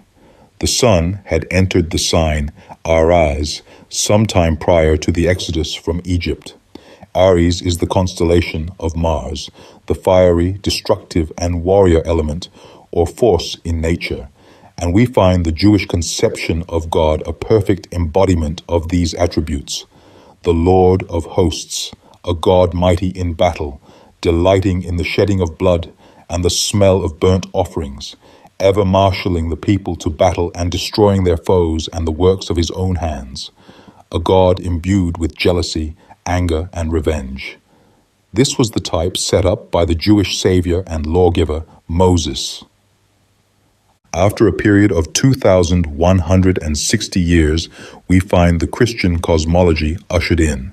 The sun has entered the sign Pisces, which is ruled by Jupiter, the beneficent father. The Christ, or mediator, of the Christian gospel was an embodiment of the joint qualities of the sign and ruling planet. Gentle, loving, and merciful, his words were messages of love and peace. His work was with the poor, oppressed and fallen. He eschewed sacrifices and burnt offerings. A contrite heart was the best offering. He taught the people that God was their Father, loving all, just, yet merciful. But a strong taint of the old conception has remained with the human race, hiding, at times, the beauty of the latter concept.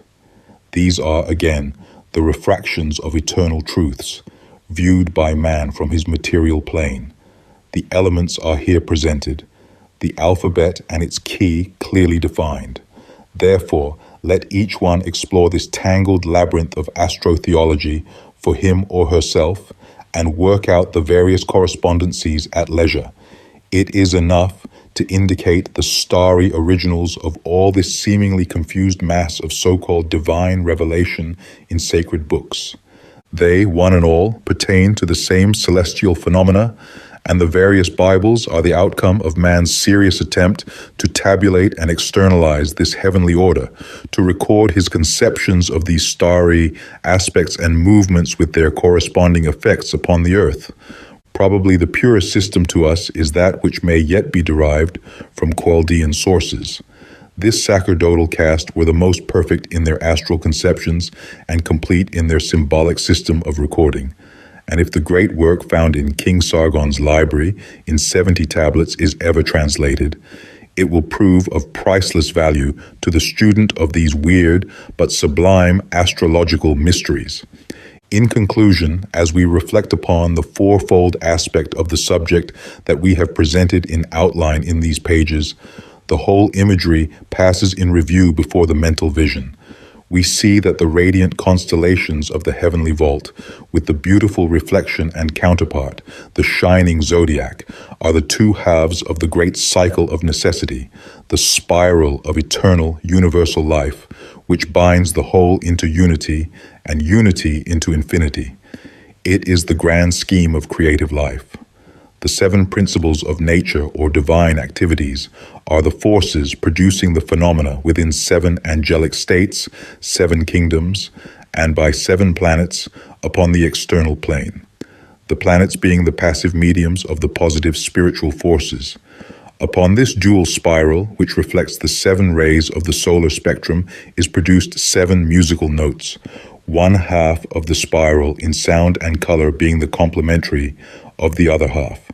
Man, the earth, and our solar system are revolving, each orb in its own key and its own peculiar ray, meeting and blending with other spirals, and the whole blending into one mighty spiral cycle of progressive life, revolving around the eternal, infinite ego God, ever involving and evolving the attributes, powers, and possibilities of the one great central source of being.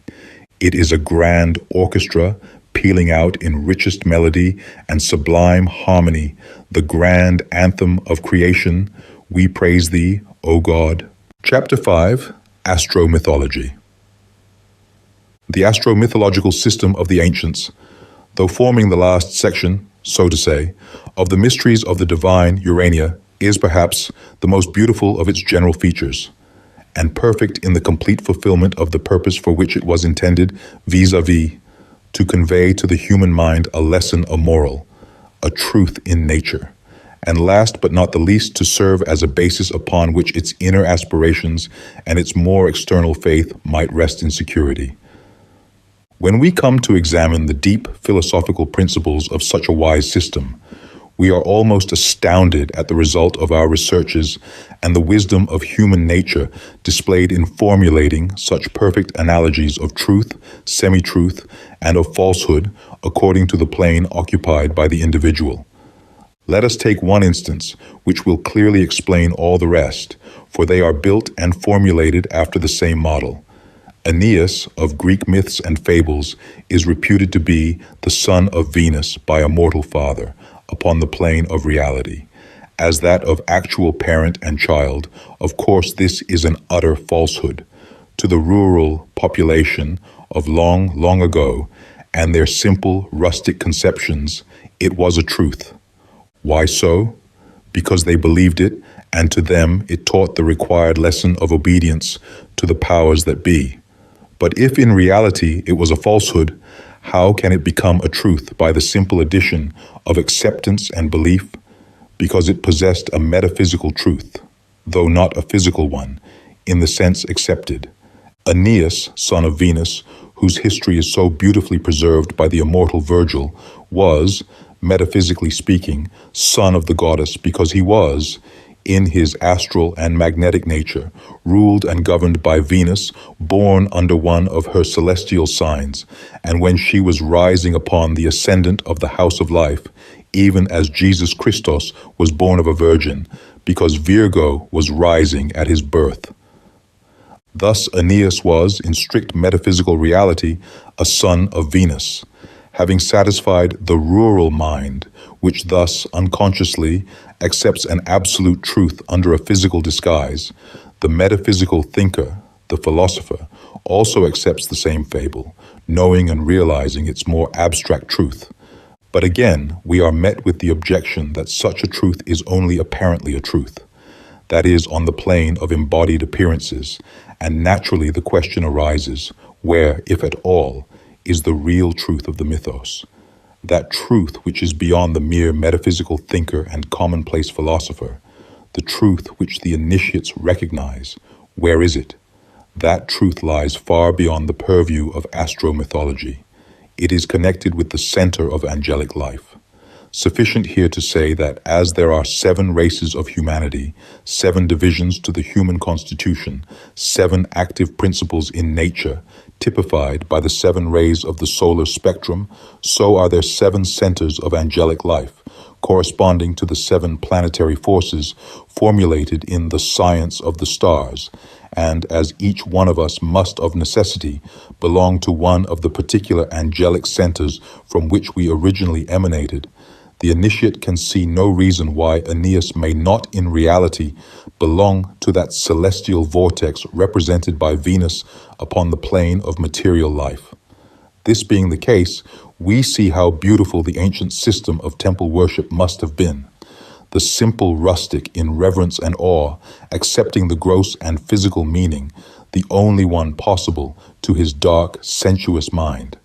The scholar and philosopher bow their wiser heads with equal humility, accepting with equally sincere faith the more abstract form of the allegory, while on the other hand, the priest and the initiate, lifting their loftier souls above the earth and its formulas of illusion and matter, accept that higher and more spiritual application, which renders them equally as sincere and devout as their less enlightened worshippers. It is thus we find these astro-myths true for all time, true in every age of the world, and equally true of all nations. And this is the real reason why we find every nation under the sun possessing clear traditions relating to the same identical fables, under different names, which are simply questions of nationality. And when mythologists, archaeologists, and philologists once recognize the one central cardinal truth, they will cease to wonder why nations so widely separated by time and space possess the same basic mythology. They will then no longer attempt its explanation by impossible migrations of races carrying the rudiments with them. They will find that this mythology was a complete science with the ancient sages, a universal mystery language in which all could converse, and that it descended from the Golden Age when there was but one nation on the face of the earth, the descendants of which constituted the basic nucleus of every race which has since had an existence. In this light, all is simple, clear, and easy to comprehend. All is natural.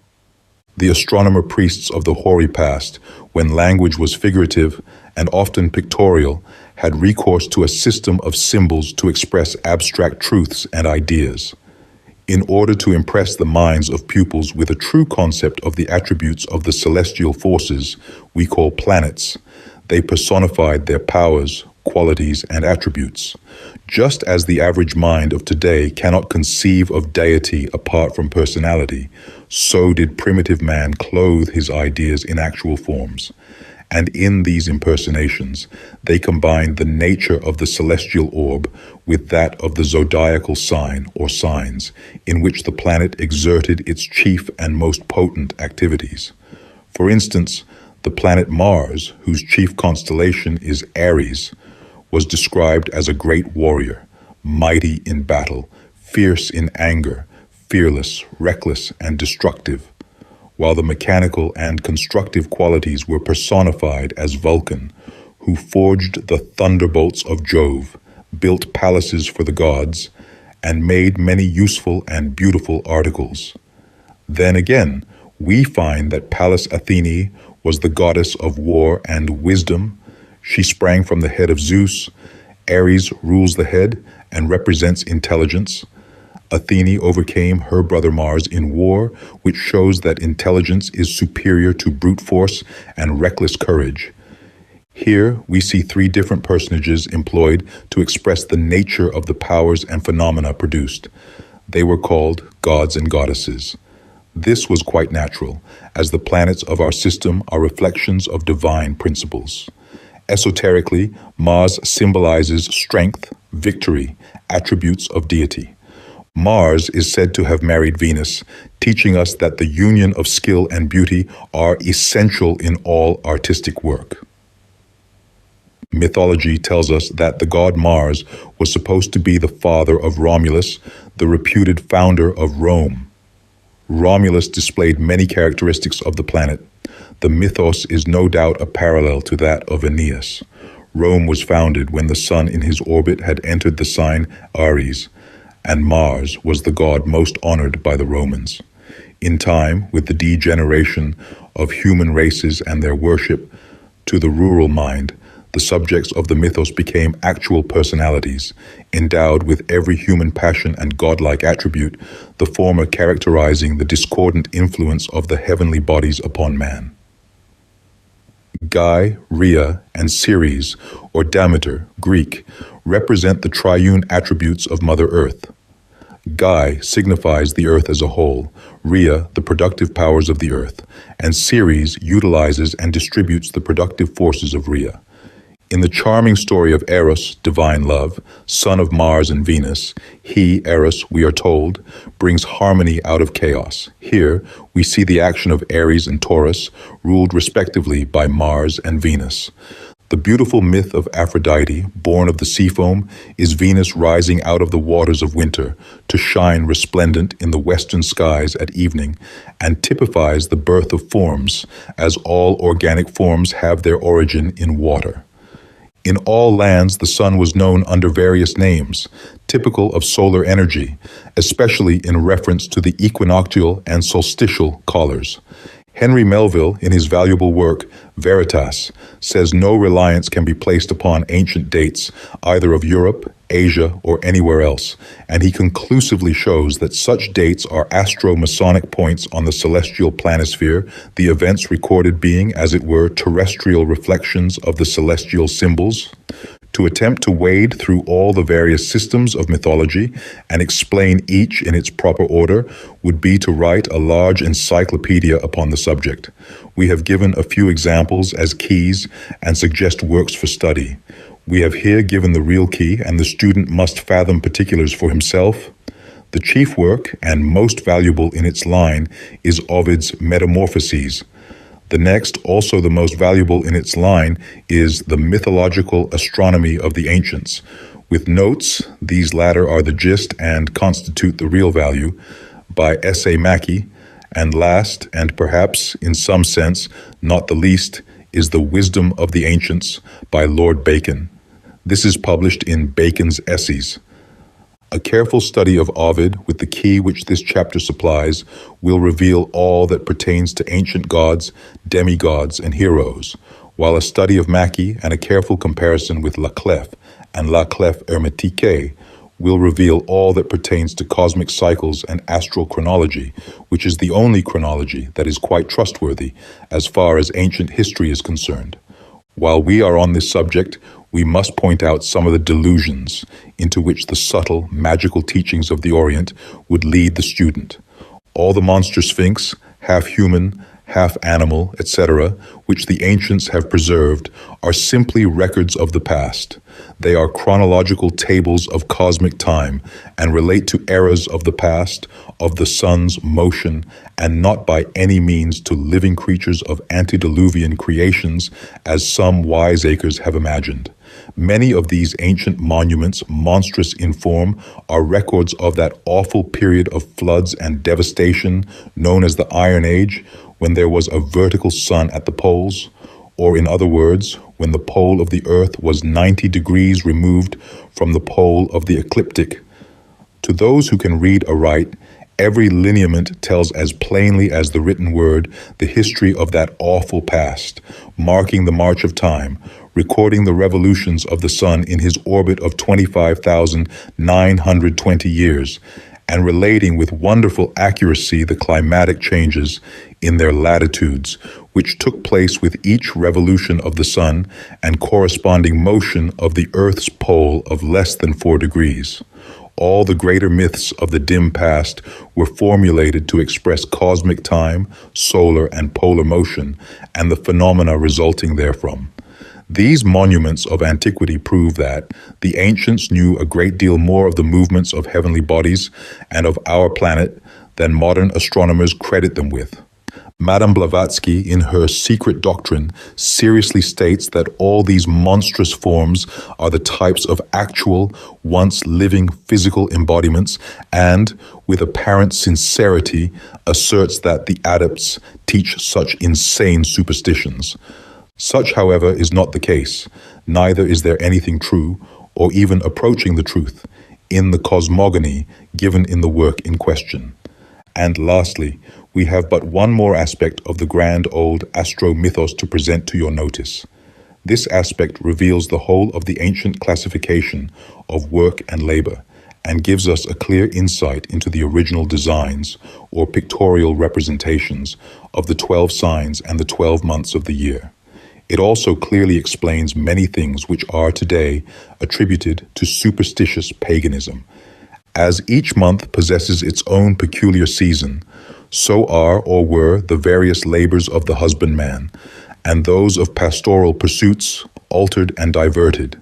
Each month, then, bade a symbol which denoted the physical characteristics of climate and the temporal characteristics of work. As the sun entered the sign, so the temple rites varied in honor of the labors performed, and the symbol thus became the object of outward veneration and worship. So we see that the 12 signs, and principally the 4 cardinal ones, became deities, and the symbols sacred, but in reality it was the same sun to which homage was paid. There is a large sphere of study in this direction, as, of course, each climate varied the symbol to suit its requirements. In Egypt, there were 3 months when the land was overflowed with water. Hence, they had only 9 working months out of doors, and from this fact sprang the 9 muses, while the 3 sirens represented the 3 months of inactivity in work, or 3 months of pleasure and festivity. Mackey tells us that the great Leviathan mentioned in the book of Job was the river Nile. In nearly all mythologies, we find that the gods assembled on some high mountain to take counsel. The Olympus of the Greeks and Mount Zion of the Hebrew Bible mean the same, the pole star, and there, on the pictured planisphere, sits Cephus, the mighty Jove, with 1 foot on the pole star and all the gods gathered below him. The pole star is the symbol of the highest heaven. With this we close, leaving the endless ramifications of this deeply interesting subject to the student's leisure and personal research, trusting the keys we have given in this chapter and their careful study may induce the reader and student of these pages to search out for himself the meaning concealed in all astro-mythologies. Chapter 6. Symbolism. At this point of our study, it is necessary to make a halt, and before proceeding further, to attempt to formulate and realize that which so far we have been pursuing. First, then, we have passed in review the Zodiac and then the Constellations. From this, we mentally surveyed both Astro-Theology and Astro-Mythology, and now it is our first duty to realize these in their real significance, and this consists in a clear comprehension of the grand law of correspondences. What is this law? It is the law of symbolism, and symbolism, rightly understood, is the one divine language of Mother Nature, a language wherein all can read, a language that defies the united efforts of both time and space to obliterate it, for symbolism will be the language of nature as long as spirit expresses itself to the divine soul of man. No matter where we turn nor where we look, there is spread out to our view a vast panorama of symbolic forms for us to read. In whatever form, angle, or color they present themselves, the true student of nature can interpret and understand their symbolic language aright. It has been by the personification of nature's symbols that man has become ignorant of their language.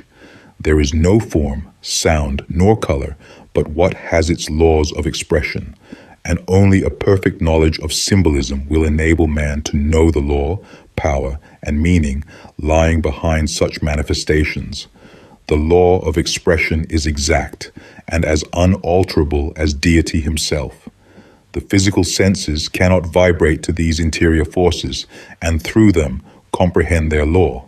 The physical senses vibrate to the spirit's expression, not to the powers, forces, and laws which brought them into objective existence. Countless numbers of mystics, if such they deserve to be called, among present-day students, speak and write very learnedly upon the law of correspondence, and few, if any, of them really understand or know anything at all of that law. The intellect alone cannot solve the problems of this law. It cannot grasp the true, interior, and spiritual meaning except in just so far as intellect is capable of externalizing them. The inmost spiritual truths that cannot be demonstrated to the outward senses never have, nor never will, appeal to anyone who has not the interior ability to comprehend them. There was a time when men ruled by pure intellect, without its accompanying other half, intuition. They were looked upon as monstrosities. This state of purely intellectual development has been brought about by the positive, masculine principle, reason, absorbing its counterpart, the intuition, the feminine portion, and the result, by correspondence, is as fatal as upon the interior plane, where the positive, masculine soul denies the existence of his mate, thus setting upon his throne only a portion of himself as his idol, and then reasons himself into the belief that he is complete. Love has been cast out, ignored, and forgotten until at last she departs, leaving a vacancy that eternity cannot fill. This is somewhat similar to their elusive devotion, an ideal, a mere mystical sentiment to gush over, but a something they do not in reality comprehend. Therefore, we shall do our utmost to explain this universal law and to point out wherein its first principles are manifest. Once these are mastered, the golden rule will explain all the rest. As it is below, so it is above. As on the earth, so in the sky. Here then is our first lesson on the subject of reality, which constitutes the Hermetic science of correspondences. First, realize that a line or an angle, for instance, is something more than its mere mathematical outline. It corresponds to some power, force, or principle within the great anima mundi of the mysteries that are trying to find expression in their evolutionary journey in forms. Let us illustrate our meaning. A point or dot is what? Well, externally, it is the alpha of all mathematics. It is the first finite manifestation of the spiritual force. Within that dot lies concealed in embryo all the future possibilities of the manifesting principle. This dot or point is a something to begin with, a form externalized, from which all future forms may spring forth, and they may be infinite, both in number and variety. First, a primary, simple idea, from which all ideas and thoughts, intricate and complex, have their being. A point extended is a straight line, scientifically expressed, whereas in real truth there is no such thing as a straight line. That is to say, it is a form increased or multiplied by itself, and therefore is an extension in space that can be measured, and each extension means a new form, an additional symbol. It has taken on new aspects, new relations, hence contains the second principle of mathematics, so to say. But besides being points, they are symbols. They are principles in nature as clearly related to each other as the leaf and the stem of plant life.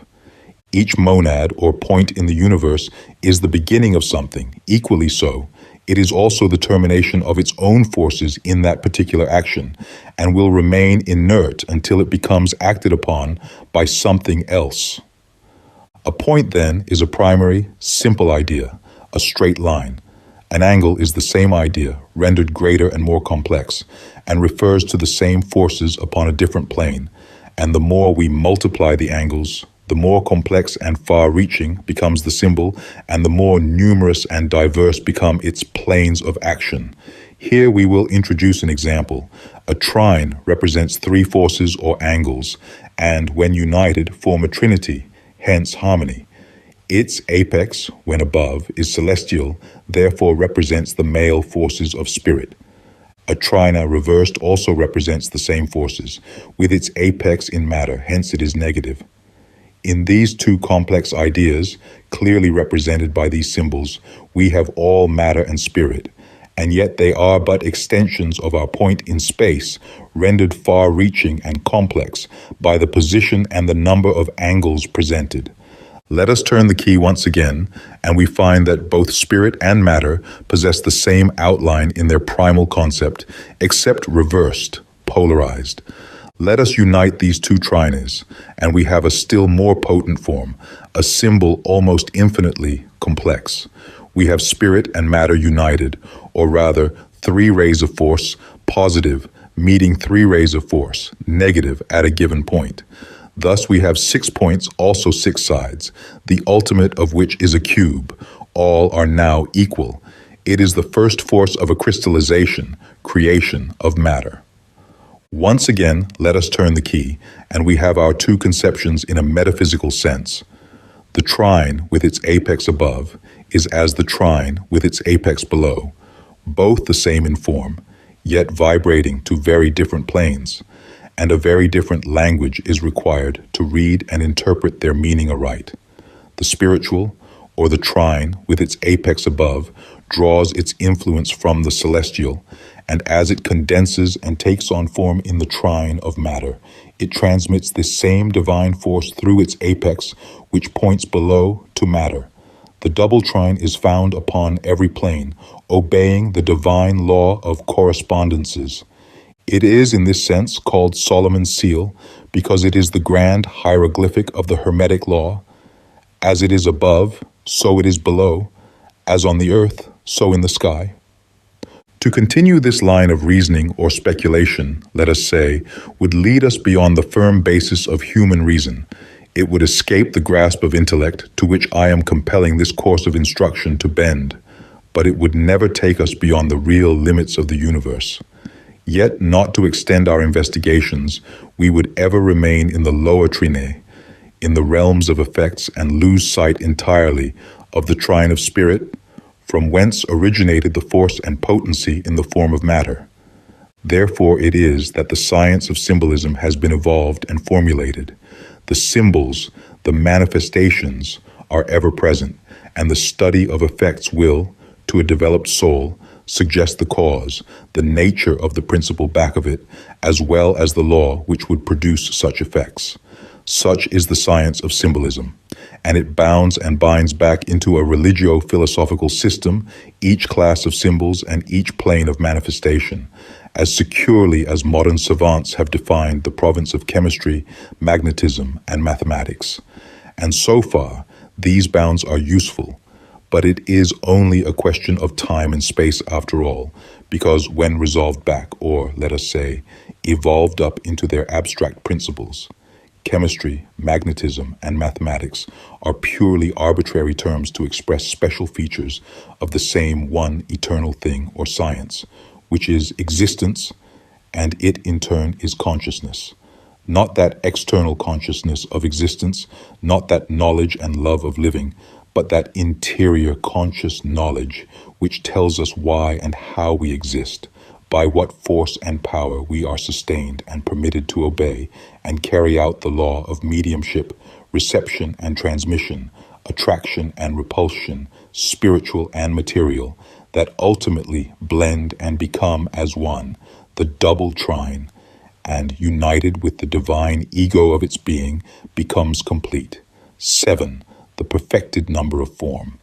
The sum total, then, of all, and the value it may possess to the individual, is measured by his ability to perceive, for there is nothing external that is not in some sense mental, and there is nothing mental that is not in some sense spiritual. The sides of the triangle, physical, mental, and spiritual, and the apex, where meet the mental and spiritual, forms the center of contact to higher trines in realms above. Where mind is not, there are no symbols, no ideas, no manifestations. The spirit has not yet reached that point in its evolutionary journey where it can yet crystallize its projected force, power, or ideas into forms. For everything that is the outcome of divine thought and expresses within itself the symbol of its being. This is the arcana of the law of correspondences. Remember the above teaching, because upon its full comprehension rests the ability to read symbols aright. It will aid the soul to fully realize that the vast universe is but the mental image of the Creator, that there is no such thing as manifested existence apart from mind, and consequently the infinite worlds that float securely in space, blushing and scintillating with light of life and love of the Father, revealing to mortal minds some faint conception of the awful resources and recesses within nature's star-making laboratory, are but the scintillating reflection of life, the reactions of mental phenomena. So too, with the mental creative powers of the mind of man, for not a vibration that proceeds from his every thought, but what creates its correspondence in the creative realm of spirit. Hence, symbolism continues giving to the soul of man throughout eternity, food for thought and contemplation. All symbols, then, are objectified ideas, whether human or divine, and as such possess a real meaning. And this meaning is altered, extended, and rendered more complex with every additional thing or influence by which we find it surrounded, or with which we find it correlated. For instance, $1 means $1. Add 6 ciphers to the left 0, 0, 0, 0, 0, 0, 1. And it is still the same $1 and no more because their position is previous or before the 1. But add the same number of ciphers to the right, $1, 0, 0, 0, 0, 0, 0, and lo, we find a wondrous change of force, power, and consequence. We see all the mighty power of our million of money and the possibilities and responsibilities with which in these days it becomes associated. So it is with everything else in nature. Man pays the penalty by increased responsibility for every step in knowledge that B takes, as well as every dollar in gold B procures. Dollars, as well as talents, have to be accounted for, and their usefulness increased tenfold. The dollars must not be buried nor hoarded any more than our talents, but each unfolded and doubled so that we may be instrumental in helping our co-workers in their upward path in the cycle of necessity. Knowledge is the basic foundation in reading nature's language. Purity of thought, truth in motive, and unselfish benevolence will lift the veil that now lies between the two trinities, cause and effect, spirit and matter. We have given the key and explained the alphabet of this wondrous law. Therefore we close. Each must, by the same rules, work out the special links in the chain for him or herself. The angle from which each take their view determines the reading and interpretation of the symbols presented, whether that be from the apex, the sides, or the base, for every symbol has its trinity in principles and form. Cause and effect are but the action and reaction. The result is the symbol which reveals the correspondence of both. Chapter 7, Alchemy, Part I. What a weird yet strangely pleasing name the term alchemy is. It is simple, yet so infilled and intermixed with the possible verities of exact science and the philosophical speculations on the infinite and the unknown, as to elude our mental grasp, as it were, by its own subtle essence and defy the keenest analysis of our profoundest generalizers in science. And yet, in spite of this self-evident truth, how fascinating the sound of the word becomes to the mystic student's ear, and bow pregnant with awful and mysterious possibilities it becomes to the immortal powers embodied within the complex human organism termed man. Words, if we but knew it, have the same innate magnetic influence and possess the same power of affinity and antipathy that the human family possesses, as well as all organic and inorganic forms and substances. And how sad to a developed soul to witness the inharmony existing in our midst, caused by the misapplication of names. Most human beings are very conscious of personal or human magnetism and its effects. But they stop right there and do not dream of the subtle, silent influences emanating from a name, a word, and the power existing in words when properly used. The human mind is so absorbed in nature's manifestations, which are only the husks, that they fail to see the true, hidden meaning and realities concealed beneath the material shell. We will first notice the meaning of the words which constitute our subject, vis-a-vis, alchemy, then give a brief review of its physical correspondence, chemistry, and its true relation to its spiritual counterpart, alchemy. Al and chemi are Arabic Egyptian words which have much more in them than appears upon the surface, and possess a far different meaning from the one which the terms usually convey to the average mind. Terms, and the ideas we associate with them, vary according to the age in which we live. So with those from which the word alchemy is derived. Let us penetrate beneath the mere verbal husk with which linguistic usage and convenience have clothed them, and which in the course of ages has become nothing but the dross of decomposed verbiage, and see if we can excavate the living germ that has become buried within. If we can do so, we shall, at the commencement of our study, have attained unto a realization of the ancient meaning and real significance of the terms employed. And this will be no small gain, and will form no unimportant part of the equipment in our present research. The Arabians, who derived the whole of their occult arcana from the Egyptians, are the most likely to render us the most truthful and direct significance of the word, and so we find them. Thus, al, meaning the, and chimia, which means the hidden or secret, ergo, the occult, from which are derived our modern term alchemy, more properly alchemia. This is very different from the popular conception today, which supposes that the word relates to the art of artificially making gold by some chemical process, and viewing it only as some sort of magical chemistry, forgetting that the science of chemistry itself is also derived from the chemia of Arabian mystics, and was considered as one and the same thing by every writer of the Middle Ages. At this time, the physical man was not so dense and grasping for husks, hence the soul and spiritual part had greater control and could impart the real, the alchemical side of nature to him, hence the law of correspondences was understood and guided the educated in their considerations, researches, and conclusions. Do you ask why, if they were so enlightened, they have veiled their knowledge from the world at large? The power of mind over matter was as potent in those days as now, and the masses were as correspondingly corrupt as they are today. Therefore, to put this knowledge into the hands of the multitude would have been generally disastrous.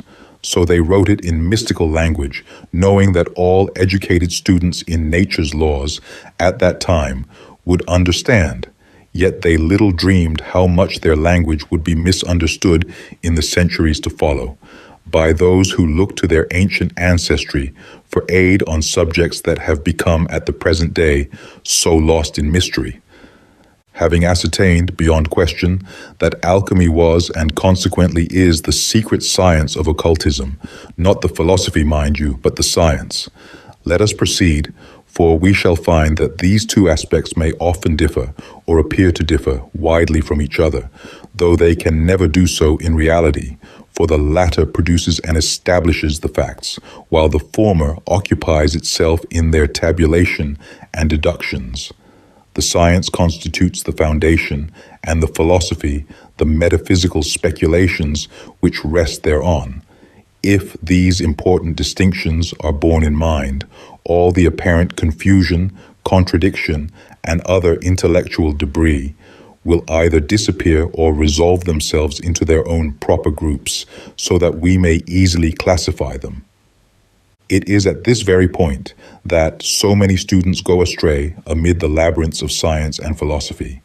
They, unconsciously, so mix and intermingle the two terms that 9/10 of the students present only one side of the question, philosophy, which soon runs into theory, if not supported by the science, which they have lost in their volumes of philosophy. You may say, one subject at a time. Yes, this may be true, if its twin brother is not absorbed and forgotten. In this chapter, we shall deal especially with organic alchemy. Organic alchemy deals exclusively with living organic things, and in this connection differs from the alchemy of inorganic matter.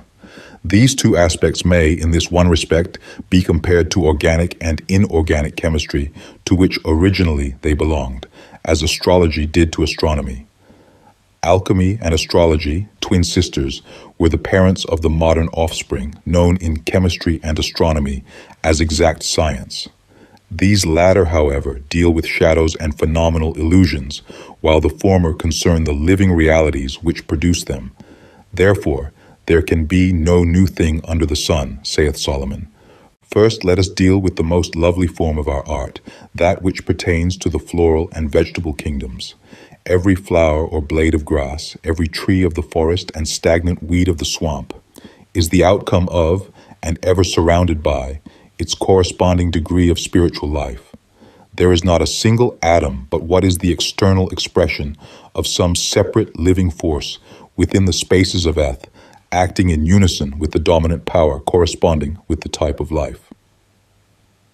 If science could only behold this wonderful laboratory within the vital storehouse of nature, she would no longer vainly seek for the origin of life, nor wonder what may have become of the missing link in scientific evolution, because she would quickly realize that biogenesis is the one grand truth of both animate and inanimate nature, the central living source of which is God. Science would also further realize that this biuni life is ever in motion throughout the manifested universe, circulating around the foci of creative activities, which we term suns, stars, and planets, awaiting the conditions which are ever present for material incarnation, and under all possible combinations of circumstances and conditions, conceivable and inconceivable, adapting itself to continuous phenomenal expression. Links, so-called, in this mighty chain of evolution may appear to be missing here and there, and, for that matter, whole types may seem to be wanting, but this is only because of our imperfect perception, and in any case can make no real difference with the facts, because if such be a reality, if there be what we may term missing links in the scheme of evolution, it only shows that spirit, although associated with, is ever independent of matter. But matter, what is to become of it? Is it independent of spirit? The kindness of the divine spirit heeds not the unconscious mind of matter and its boasted independence, and works silently on, and at last accomplishes its mission, the evolution of matter, the uplifting of the soul of man, as well as the universe. The blindness of man is dense, and the saddest part to admit is that they will so stubbornly remain so. If for one instant the penetrating eye of the soul could shine forth through the physical orbs of vision and imprint the scenes beheld behind the veil upon the tablets of the brain of the physical organism, a fire would be kindled that could never be quenched by the fascinating allurements of the material, perishable things, of matter. That development of the real atom of bion life can and does go forward, irrespective of the gradation of physical types, needs no convincing proof other than visible nature. Man is not the outcome of physical evolution and produced by a series of blind laws that lead him upward from protozoa to man, as a child climbs upstairs, advancing regularly, one step at a time. This latter conception, we know, is the theory of exact science. but not of alchemy, not of the science of occultism. Man, according to Wallace, Darwin, Huxley, and Tyndall, is what progressive stages of physical evolution have made him. But the very reverse is true.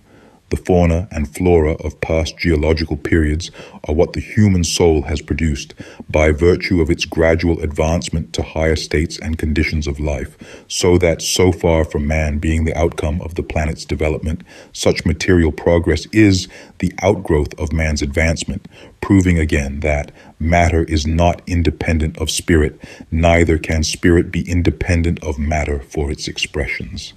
They so interblend that the dividing line cannot be detected by the untrained eye of the exact scientist.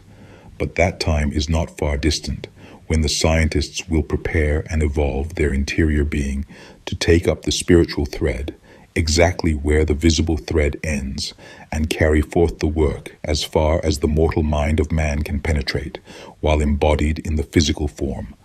God, hasten this day is my prayer, for then man will become more spiritual and aspiring for advancement and knowledge, thus setting up vibrations that will create higher and loftier conditions for the physical man.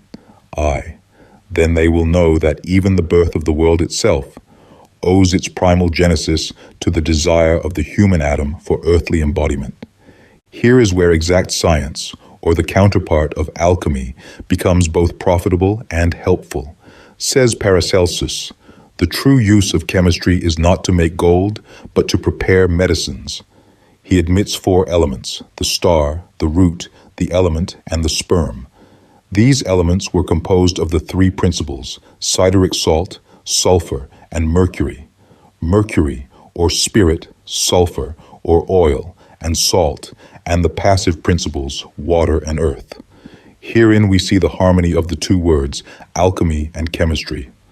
One is but the continuation of the other, and they blend so into each other that they are not complete apart.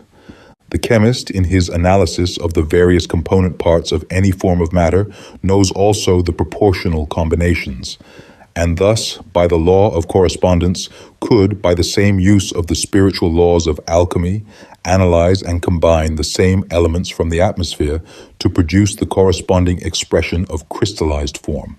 By the same laws are affinities and antipathies discovered and applied in every department of nature's wonderful laboratory. Chemistry is the physical expression of alchemy, and any true knowledge of chemistry is not the knowing of the names of the extracts and essences and the plants themselves, and that certain combinations produce certain results obtained from blind experiments, yet prompted by the divine spirit within, but knowledge born from knowing the why and wherefore of such effects. What is called the oil of olives is not a single, simple substance, but it is more or less combined with other essential elements and will fuse and coalesce with other oils and essences of similar nature. The true chemist will not confine his researches for knowledge to the mere examination, analysis, and experiments in organic life, but will inform himself equally in physical astrology and learn the nature, attributes, and manifested influences of the planets that constitute our universe, and under which every form of organic matter is subject and especially controlled by. Then, by learning the influence of the planets upon the human family and that special planetary vibration that influences the individual, he can intelligently and unerringly administer medicines to remove disease in man. A familiarity with the mere chemical relations of the planet to man makes still more apparent the mutual affinity of both to the soil, from which they appear to spring, and to which they ultimately return. So much so that we have become conscious that the food we eat is valuable or otherwise as a life sustainer in proportion to the amount of life it contains. We are so complex in our organization that we require a great variety of the different elements to sustain all the active functions and powers within us. Man, being a microcosm or a miniature universe, must sustain that universe by taking into the system the various elements which combine to make up the infinite universe of God. Animal flesh is necessary to certain organized forms, both animal and man. When I say necessary, I do not mean an acquired taste and habit of consuming just so much flesh a day, but a constitution which would not be complete in its requirements without animal flesh. I am thankful such do not constitute the masses. Science would say you only require certain combinations of oxygen, hydrogen, nitrogen, and carbon to sustain all the activities of the physical body. Apparently, this is true. Upon the surface it is, but in reality it is not, because if it were really true, there could be no famines. Science could make bread out of stones, as was suggested at the temptation of Christ in the wilderness. And yet, no one knows better than the academies of science themselves that their learned professors would quickly starve to death if they were compelled to produce their food from the chemical properties of the rocks. They can make a grain of wheat chemically perfect, but they cannot make the invisible germ by which it will grow, become fruitful, and reproduce itself.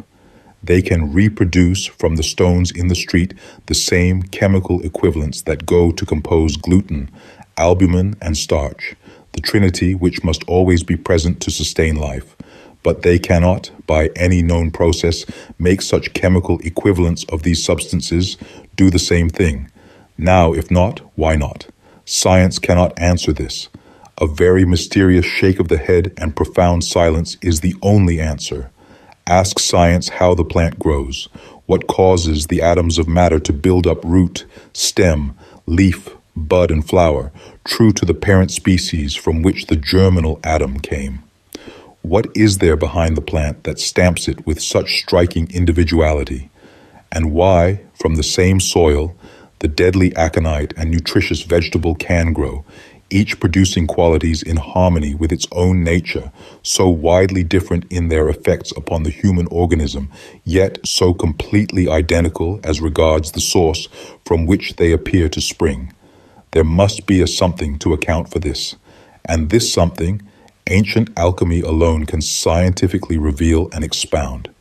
And this knowledge lies just beyond that line which calls a halt to material scientists and says, you can go no farther. This is beyond your purview. The end of the material thread has been reached, and unless you can connect it with the thread of the next plane, your researches must stop. Before entering upon and answering these vital questions, we must digress a little and make ourselves perfectly familiar with the ideas and revelations of advanced physical science upon the subject. And for this purpose, no more trustworthy guide can be consulted than the new edition of The Chemistry of Common Life by the late James F. W. Johnson, M.A., England, and revised by Arthur Herbert Church, M.A. In Chapter 4, on page 56 of this work, upon the anatomy of plant life, we read, "How interesting it is to reflect on the minuteness of the organs by which the largest plants are fed and sustained. Microscopic apertures in the leaf suck in gaseous food from the air. The surfaces of microscopic hairs suck a liquid food from the soil. We are accustomed to admire, with natural and just astonishment, how huge rocky reefs, hundreds of miles in length, can be built up by the conjoined labors of myriads of minute zoophytes, laboring together on the surface of a coral rock. But it is not less wonderful that, by the ceaseless working of similar microscopic agencies in leaf and root, the substance of vast forests should be built up and made to grow before our eyes. It is more wonderful, in fact, for whereas in the one case, the chief result is that dead matter extracted from the sea is transformed into a dead rock, in the other, the lifeless matter of the earth and air are converted by these minute plant builders into living forms, lifting their heads aloft to the sky, waving with every wind that blows, and beautifying whole continents with the varying verdure of their ever-changing leaves." Further on in the same chapter, on pages 62, 63, the same eloquent writer continues, "But the special chemical changes that go on within the plant, could we follow them, would appear not less wonderful than the rapid production of entire microscopic vegetables from the raw food contained in the juice of the grape. It is as yet altogether incomprehensible, even to the most refined physiological chemistry, how from the same food taken in from the air and from generally similar food drawn up from the soil, different plants and different parts of plants should be able to extract or produce substances so very different from each other in composition and in all of their properties. From the seed vessels of one, the poppy, we collect a juice which dries up into our commercial opium. From the bark of another, cinchona, we extract the quinine with which we assuage the raging fever. From the leaves of others, like those of hemlock and tobacco, we distill deadly poisons, often of rare value for their medicinal uses. The flowers and leaves of some yield volatile oils, which we delight in for their odors and their aromatic qualities. The seeds of others give fixed oils, which are prized for the table or use in the arts. These and 1,000 other similar facts tell us how wonderfully varied are the changes which the same original forms of matter undergo in the interior of living plants.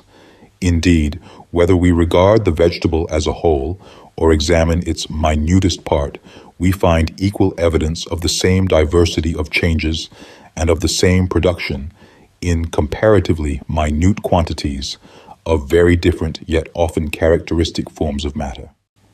From the whole of the foregoing, we observe the exact position to be the one we have previously stated. If such wondrous things can be revealed to us through the physical science of chemistry, what think you must be hidden from our physical sight and knowledge by the veil which hangs between matter and spirit? Think you not it is worth the effort to penetrate beyond that point where the atom disappears from the view of the scientist? If plants produce such wonderful phenomena in their life and influence, what must the divine organism of man have concealed within his microscopic universe to study and comprehend? Plant life is merely the alphabet of the complex, intricate, and multitudinous processes going on in the human body. And as the mechanical microscope of physical science cannot reveal the why and the wherefore, let us for a brief moment disclose some of the wonders that declare their existence when subjected to the penetrating alchemical lens of the inward spirit. The first thing that intrudes itself upon our notice by virtue of its primary importance is the grand fact of biogenesis, life emanating from life. We perceive every external form to be the physical symbol of a corresponding degree of spiritual life, that each complete plant represents a complete cycle, state, or degree of interior existence, that it is made up and consists of countless millions of separate atoms of life, that these atoms of spiritual activity are the real instigators of the life and motion of corresponding material atoms, that they ever obey the divine impulse of cooperative unity in their chemical as well as their spiritual affinity. Consequently, everything in the form of material substance must be, and is, but the means for the phenomenal expression of incarnating spirit, the organism of man, a tree, a plant, or an animal, being no exception to this divine, omnipresent law of creative life. To the true alchemist, there can be no mystery surrounding the wonderful phenomena mentioned in the work we have quoted, in plants extracting from the same rocks, soil, and air, qualities so manifestly different, deadly poisons, healing balsams, and pleasant aromas, or the reverse, from the same identical plant foods. Nothing is more wonderful or mysterious than the same alchemical processes which are hourly being enacted within our own bodies. From the same breath of air and the same crust of bread do we concoct the blood, the bile, the gastric juice, and various other secretions, and distill the finer nervous fluids that go to build up and sustain the whole of our mental and dynamic machinery. It is the same ancient story of the atoms, each part and each function endowing the same inorganic chemicals with their own spiritual, magnetic, and physical life qualities, by what appears to the uninitiated observer a miraculous transmutation of matter, but which is in reality the evolution of organic form from inorganic materials, in obedience to the divine law of spiritual progression. Who could stop with exact science? For when we come to consider the apparent mysteries of life and growth by the aid of this alchemical light, the shadows flee and all the illusions of nature's phenomenal kaleidoscope vanish before the revelation of the underlying spiritual realities. We know that the plant, being the physical expression upon the material plane of a more interior life, endows its outward atoms with their peculiar qualities. These qualities are not drawn directly from the soil only becoming the medium for their complete or incomplete expression, as the case may be, that is, supplying the necessary inorganic atoms, hence the deadly qualities of aconite and the generous life-sustaining qualities of the nutritious vegetable, being spiritual life. Endowments conveyed to the material substance, abstracted from the soil and withdrawn from the atmosphere, are no mystery, their effect upon the human organism being exactly that, which is produced by their spiritual affinity or antipathy, as the case may be. And this also shows and explains why purely inorganic chemical atoms, though they be exactly the same as the organic substances from a strictly scientific standpoint, yet fail to support life, because such chemical equivalents lack the organic spirituality of the interior life, which alone gives them the power and function to support the same. They fail to fulfill the requirements of the alchemical law of life for the support of life, in other words, biogenesis. And two, this inorganic life may be parted from the plant or vegetable if it be too long severed from the medium which transmits the spiritual life, from the inorganic world to that of organic matter. Vegetables, fresh from the ground, or parent stem, retain this life if at once prepared for food, if not overcooked, which is so often ignorantly done. This is the secret of sustenance from foods. Nature's perfected fruits and vegetables are overflowing with the life-giving essences, and if eaten direct from the tree or parent stem, that life is not lost but transmitted to our organisms, and replenishes the wasting system with a living life. Much less of such food is required to completely satisfy and nourish the body than if the life had partly departed or been destroyed.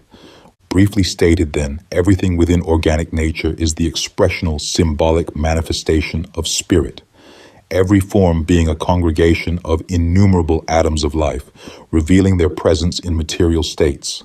Each organic form, or rather organism, evolving under the central control of some dominating deific atom or soul, which by virtue of past incarnations and labors in its cycle of evolution, from the mineral up to man, has achieved the royal prerogative to rule within its own state.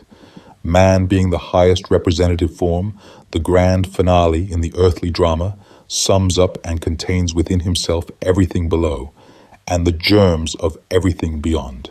This state, he is truly a microcosm, and represents in miniature the grand cosmic man of the heavens. Every living force beneath him corresponds to some state, part, or function, which he has graduated through and conquered, and which in him has now become embodied as a part of his universal kingdom. Consequently, all things are directly related to him in the grand universal unity of spiritual life. This cannot be realized and comprehended by the physical man, nor conveyed to his outer senses by the physical sciences. He must bring into active use the inner man, the real being, which inhabits and controls the outer organism, and through its instrumentality, understand the interior source and workings behind the phenomena of manifested being.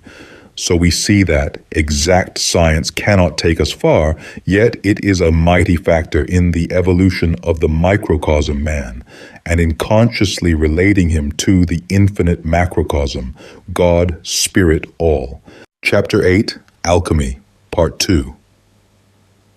Paracelsus, the most celebrated of the alchemists of the Middle Ages, thus mystically speaks of his art. If I have manna in my constitution, I can attract manna from heaven. Melissa is not only in the garden, but also in the air and in heaven. Saturn is not only in the sky, but also deep in the ocean and earth. What is Venus but the Artemisia that grows in your garden? And what is iron but the planet Mars? That is to say, Venus and Artemisia are both products of the same essence, while Mars and iron are manifestations of the same cause. What is the human body but a constellation of the same powers that formed the stars in the sky? He who knows Mars knows the qualities of iron, and he who knows what iron is knows the attributes of Mars. What would become of your heart if there were no sun in the universe? What would be the use of your vasa spermatica if there were no Venus? To grasp the invisible elements, to attract them by their material correspondences, to control, purify, and transmute them by the ever-moving powers of the living spirit. This is true alchemy. Astral germs of subjective life forms, it is the latent to be. Thus, in a very few simple words, we find this master of the art revealing the whole arcana of that mysterious science, which has for its chief object and goal the discovery of the philosopher's stone, which confers upon its fortunate possessor the blessings of immortal youth. Therefore, we cannot possibly do better in the commencement of our present study than to minutely examine each particular sentence and endeavor to discover his true meaning, which, like all mystical writing, is so apparent, yet cunningly concealed, as to excite the student's admiration. If I have manna in my constitution, I can attract manna from heaven. The manna here spoken of does not specify any particular thing, but is of universal application, and is simply used as an unknown quantity, like X, Y, Z in mathematics. But ever since the days of Paracelsus, half-initiated mystics and bookworm occultists have endeavored to discover what this manna really was. Some, the more spiritual, were of the opinion that it was spiritual power or purity of spirit. Others imagined it to mean special magnetic qualifications, similar in nature to the so-called gifts of modern spiritualistic media. The concealment of the truth is unique and consists in its very simplicity, and, when correctly expounded, should read, I am the microcosm, and all the visible and invisible universe dwells within me, so that whatsoever power I have in my constitution, I can attract its correspondence from heaven. Paracelsus must have smiled to himself when he wrote, If I have manna, etc., because his whole writing strived to prove man the miniature of deity. Further along, he explains himself by pointing out the real law of correspondence. Thus, Melissa is not only in the garden, but also in the air and in heaven. Saturn is not only in the sky, but also deep in the ocean and earth. The illustrations are beautiful. The life of the plant, the anima floralis, pervades the atmosphere and the interior states of spiritual life, where it becomes in the highest degree beautiful and beneficial to the soul. A reference upon this point to the Light of Egypt, Volume 1, may not be considered out of place. Upon page 74 it is written, The flower that blooms in beauty, breathing forth to the air its fragrance, which is at once grateful to the senses and stimulating to the nerves, is a perfect specimen of nature's faultless mediumship. The flower is a medium for the transmission to the human body of those finer essences, and of their spiritual portion to the soul, for the aroma of the flower is spiritualized to such a degree as to act upon the life currents of the system, imparting to the spiritual body a nutriment of the finest quality. Thus, here is where the knowledge of the alchemical attributes of plants, as applicable to man, can be most beneficially utilized.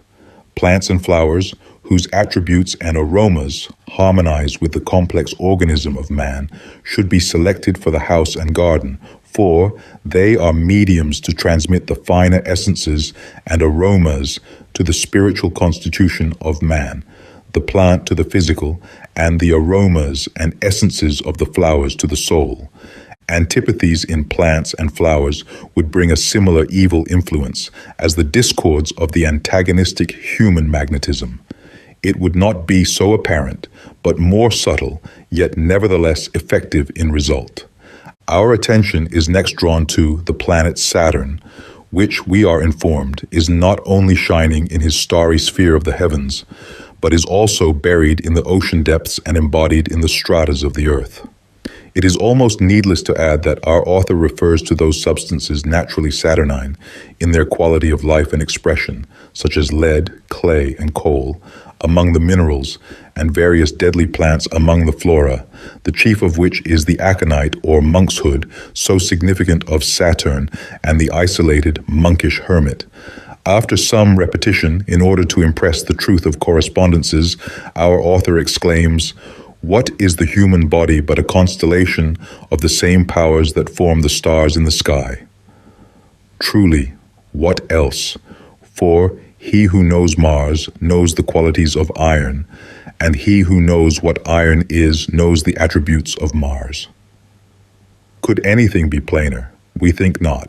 From the foregoing, which a long experience and much critical investigation and research have demonstrated as true, we cannot avoid the conclusion that alchemy, equally as well as every other science, religion, or system of philosophy formulated by man, resolves itself, ultimately, in all its final conclusions, into the one universal parent of all wisdom. Astrology, the science of the stars, in unison with the science of the soul, was and still is the one sublime center of real learning. It constituted the sacred fountain of living waters, from whose placid depths there rayed forth the divine revelations of man, his whence, where, and whither.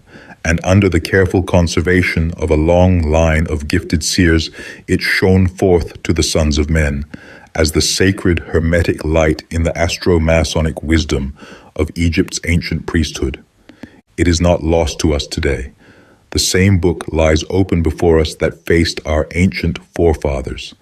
It is standing out clear and distinct, waiting to be read by the sons of men.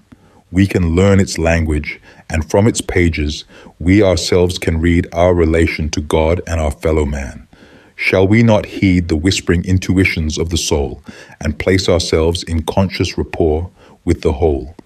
This sublime book of wisdom was written by God himself to convey to his children the knowledge of his powers, attributes, and relation to all creative life.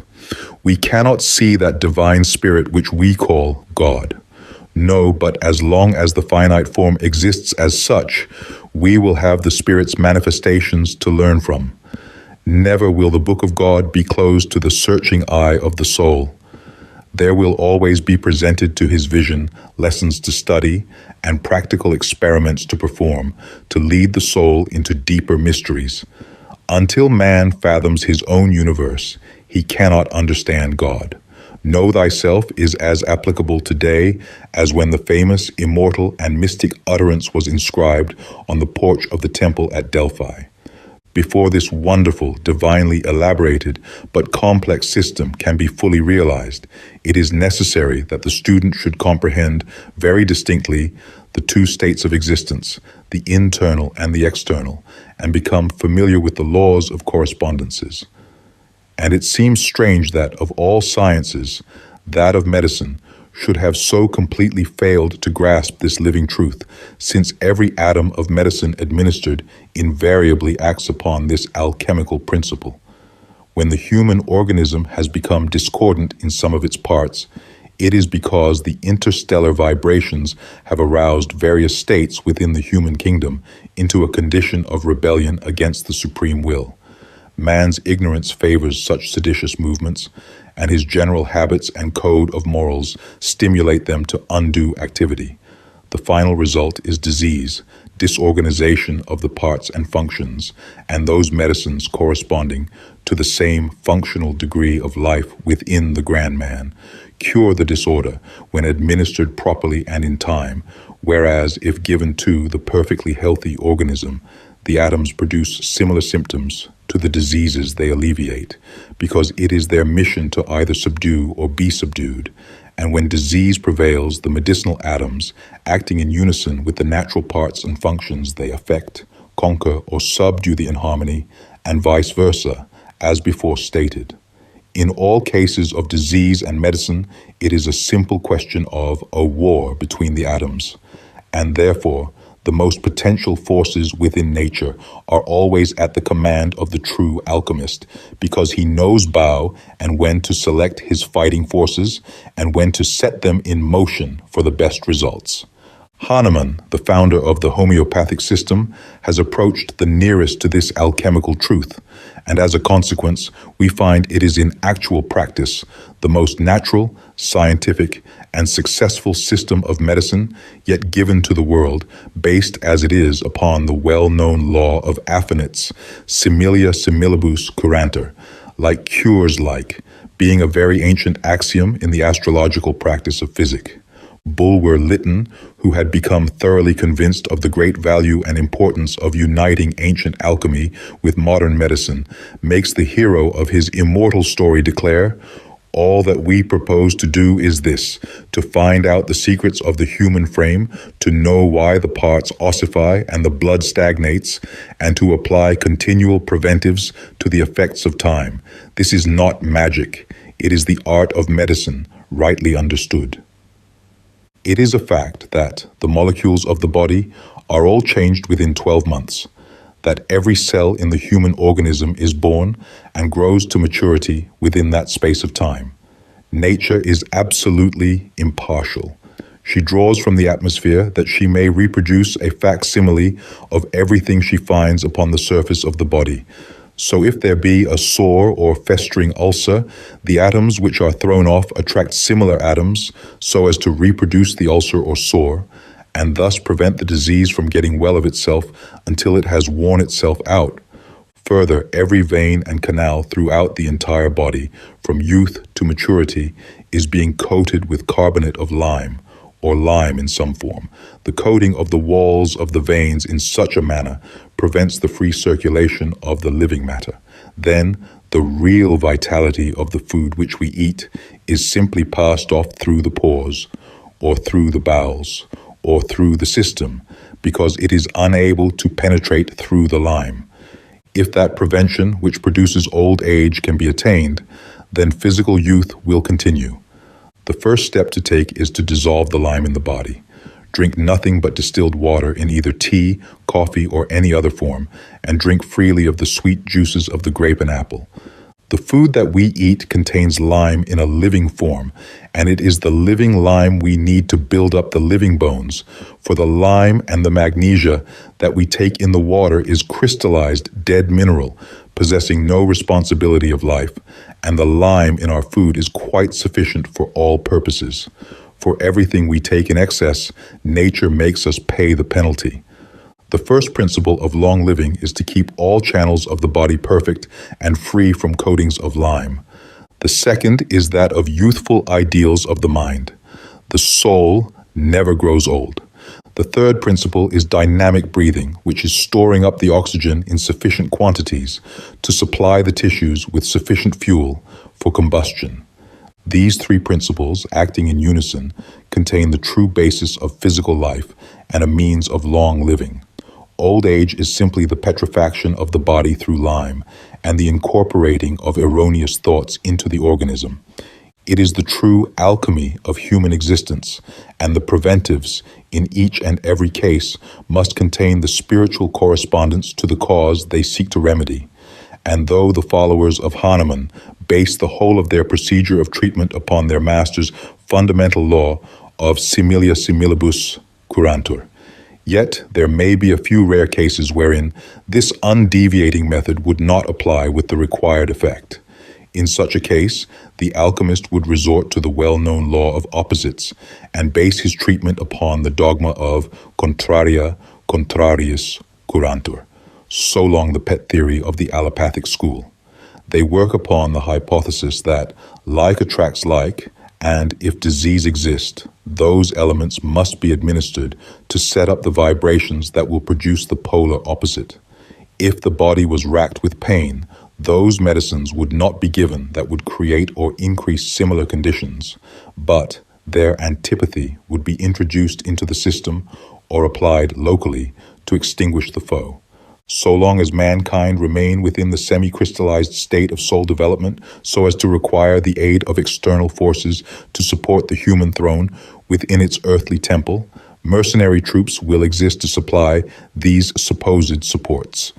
Unquestionably, the astrological law is the true system of medicine, which treats disease by sympathy or by antipathy, according to the nature of the case and the efficacy of the remedies at hand.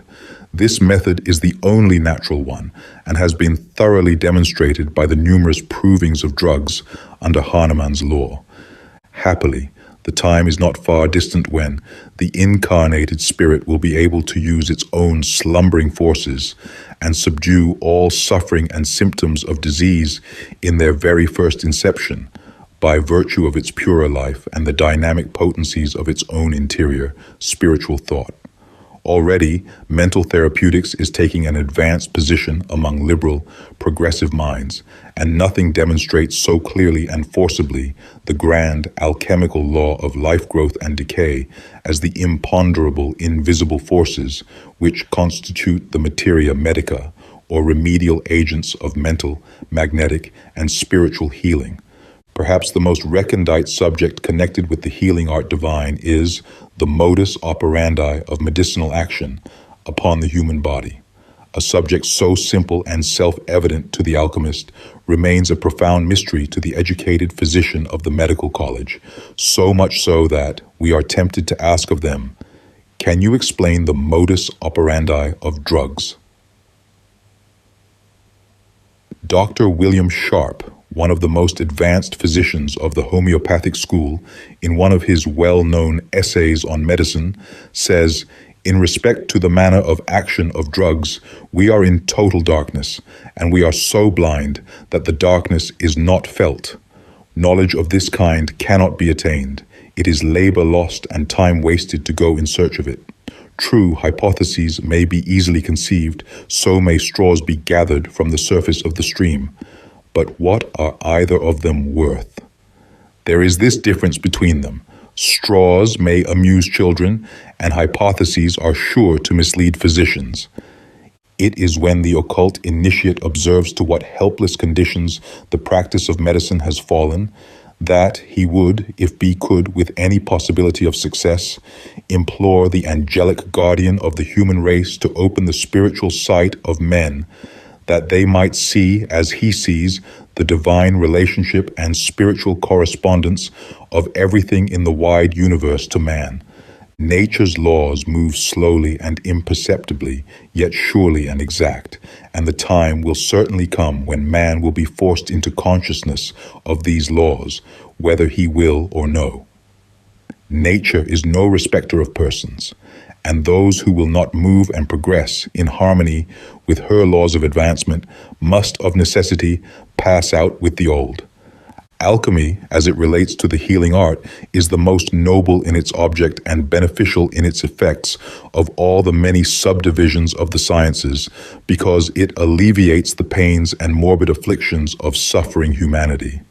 We have given quite sufficient of its astrological aspect in the second part of The Light of Egypt, Volume 1, wherein the four ancient elements are translated into their chemical correspondences of oxygen, hydrogen, nitrogen, and carbon, which still constitute the four primary elements of the most advanced chemistry today. They enter more or less into every organic form and substance which is known in various combinations and proportions. The human organism is principally composed of them. So, likewise, is the food that supports physical life, and the air we breathe is but modifications of the same atoms.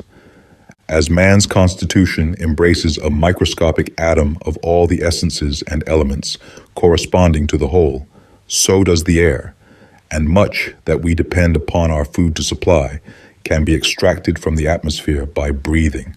Every breath we breathe is new life or death. Herein is the secret of success or failure in certain localities and under certain conditions. If we have iron within us, could we extract or attract iron from Saturn's district? Or if the element within us could attract gold, could we obtain it from the coalfields?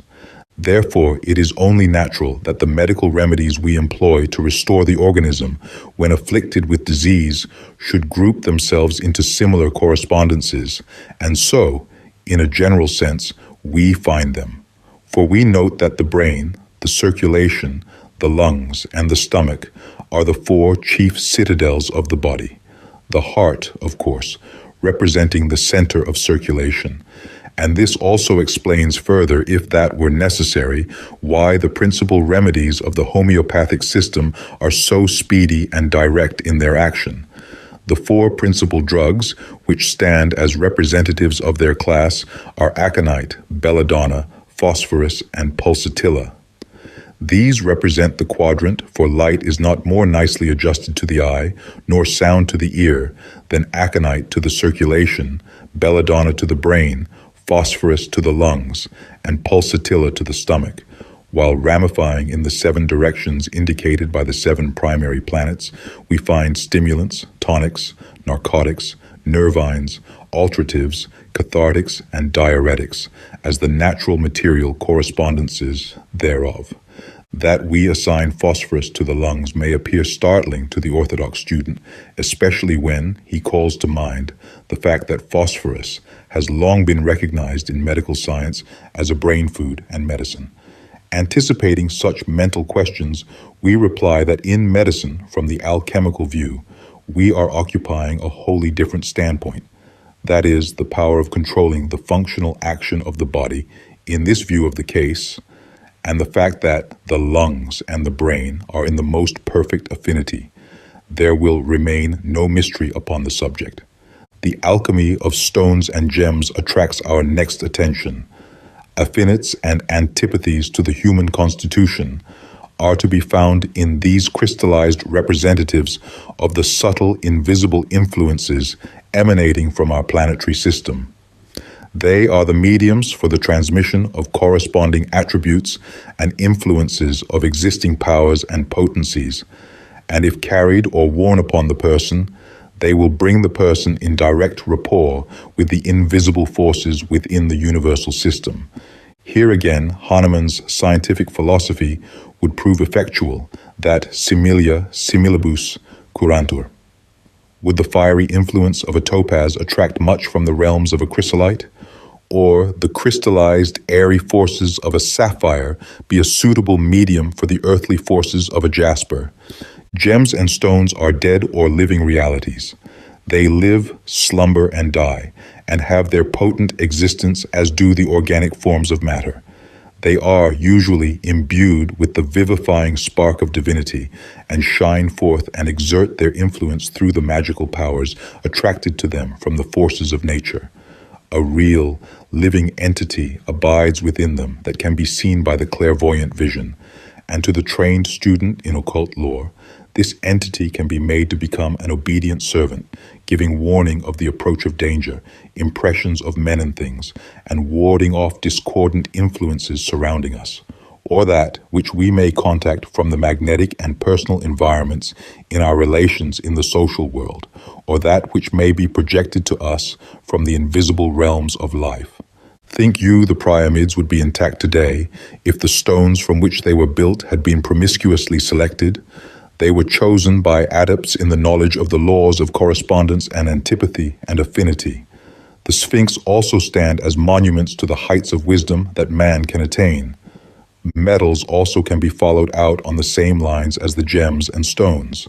Much as we would like to continue, we are compelled to bring this discourse to a close, even though in doing so we must of necessity omit much of vital interest to the student. We will therefore only add that the 7 basic metals stand as the crystallized representatives of their respective groups: gold for the sun, silver for the moon, tin for Jupiter, copper for Venus, quicksilver for Mercury, and lead for Saturn. Each finds its own sphere of action within the temporary abiding place of the human soul on earth, the physical body. So likewise the 12 constellations and their corresponding talismanic gems, representing in their glittering array the anatomical zodiac of the human frame and typifying the spiritual quality of the atoms, there congregated in every degree of life. These and 1,000 other mysteries, had we the time, might be unfolded to the student's view with considerable advantage, but we are compelled to refrain. The philosopher's stone is near at hand. Seek it not in remote spheres or distant parts of the earth, for it is ever around you and within, and becomes the golden key of true wisdom, which prepares the soul for its higher life and brighter destiny. It is the still, small voice of the awakened soul that purges the conscience from suffering and the spiritual body from earthy dross. It is that which treasures not the corrupting, delusive wealth of earth, nor the transient powers of mammon, but garners the fruits which spring from the pure life and treasures the jewels of heaven. Vainly will you seek for this stone of the wise philosopher amid the turmoils, sufferings, and selfishness of life, unless you accept your mission upon earth as a duty delegated to the soul from heaven. Eschew the evil thereof, and hold fast that which is good. To do this means to expand with the inward truth and become one of the pure in heart, in which blessed state the magical white stone, conveying a new name, reveals the living angel within to the outward man. Then and then alone doth he know the Adonai. Such are the divine, spiritual principles upon which the higher alchemy of life is based. They seek only to establish a divine, conscious at-one-ment between the angel, the man, and the universe.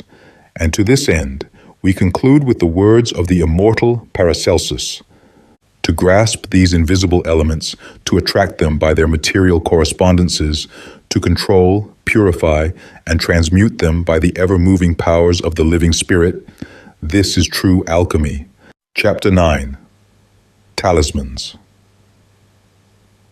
Words are the symbols of ideas and bear the same correspondence to the physical brain as matter does to spirit, a medium of expression, and are subject to continual change in their application and meaning, in exact proportion to the changing mental and moral condition of the people. As the planet, as well as man, is continually progressing, so must there be a higher and nobler conception of ideas. Hence, words or expressions must change to convey the progressive spirit that is constantly taking place. Therefore, it is always interesting as well as valuable for the occult student to go to the root of each word connected with his philosophy, in order to learn the real sense in which the word was used by the ancients from whom his mystic lore has descended. The true meaning, as well as the words themselves, have become as mystical as the lore itself. Hence, each student must commence as a beginner in any foreign language which he does not at present understand. In following this method of procedure, he will at least escape the dense and interminable confusion of modern opinions upon subjects of which the writers thereof are partially or wholly ignorant.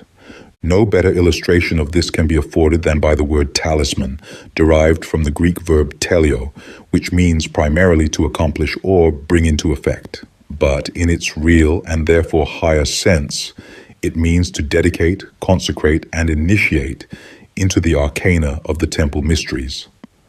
But in the present day, it means a piece of imposture, connected with some magical hocus-pocus of the ignorant and superstitious mind, a vulgar charm that is supposed to bring the owner thereof some material benefit, irrespective of his mental, magnetic, and moral condition. And, says the learned Webster, after describing his idea of such things, they consist of three sorts: astronomical, magical, and mixed. But in what sense the astronomical differed from the magical, we are not informed, nor is any light thrown upon the peculiar nature of that class designated as mixed.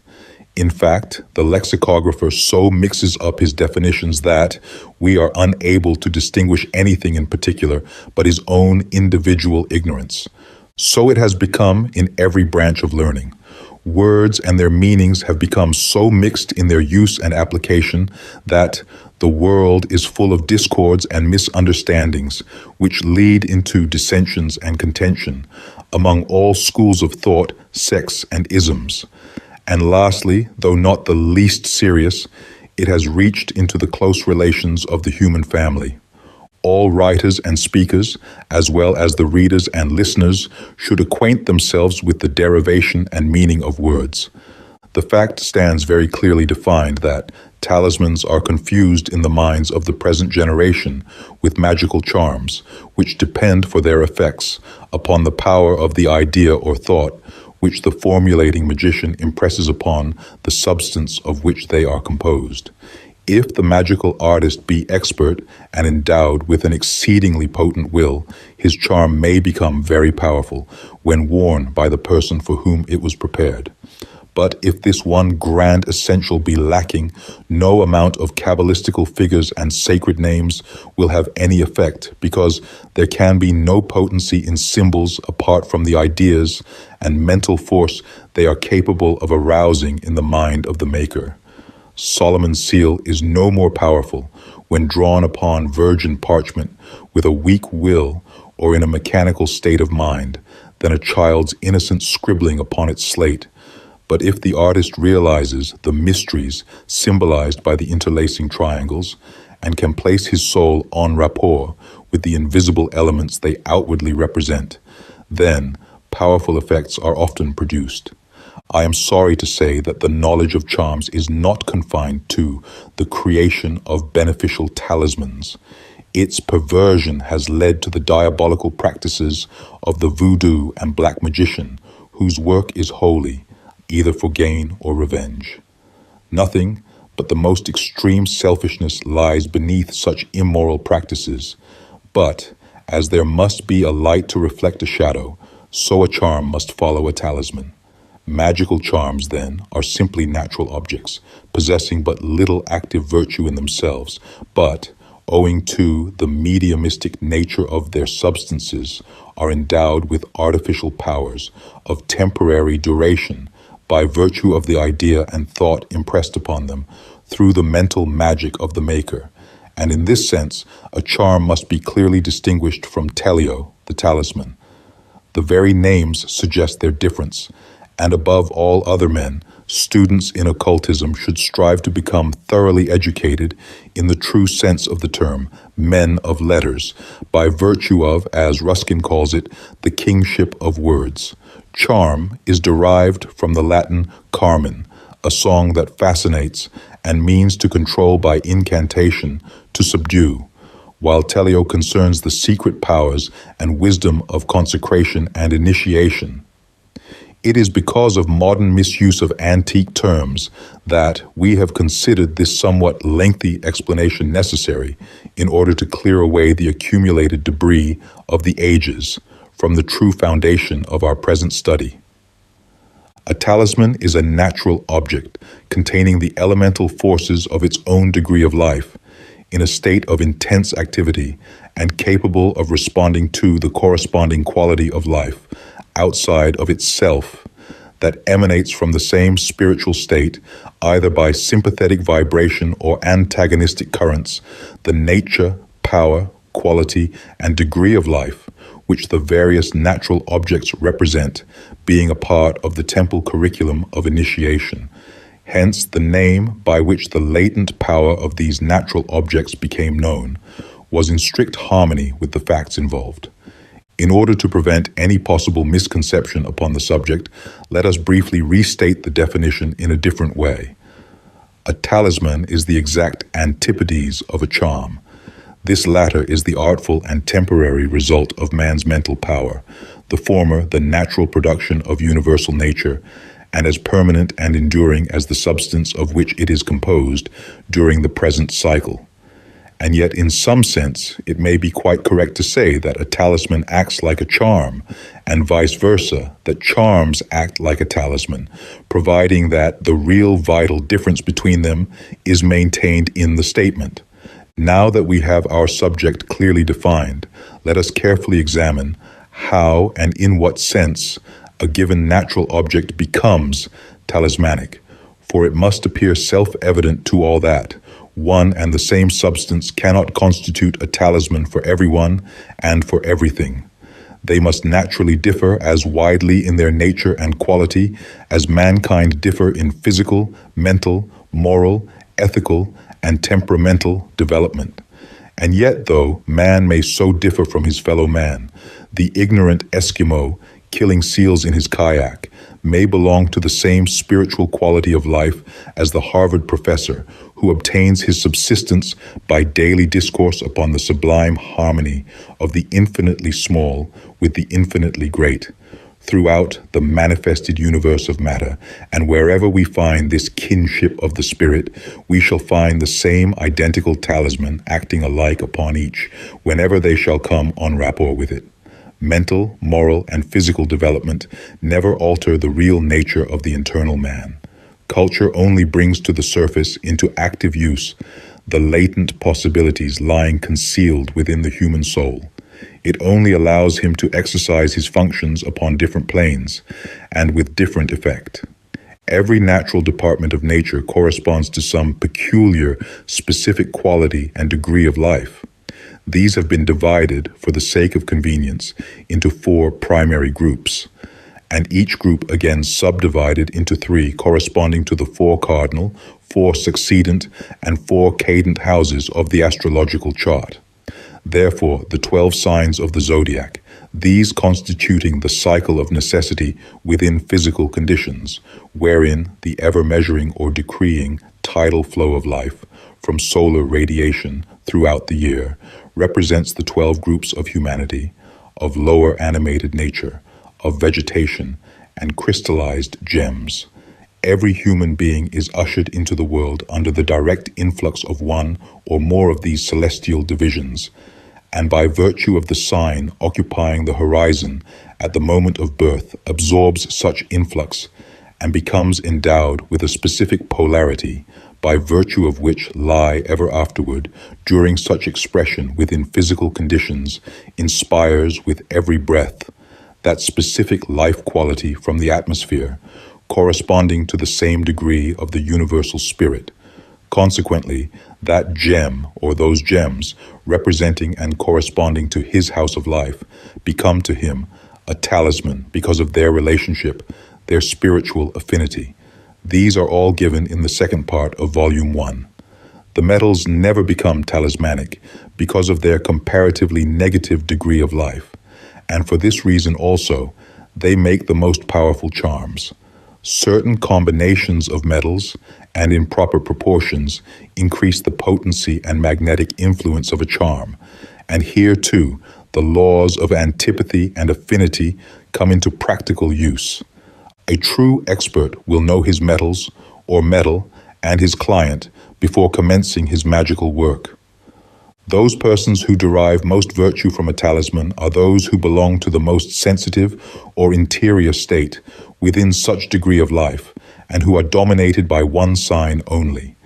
Thus, if we find one sign occupying the whole of the house of life, or practically so as when the first face of a sign ascends, we may be sure, other things not interfering, that such a native will receive great benefit from wearing its talismanic gem.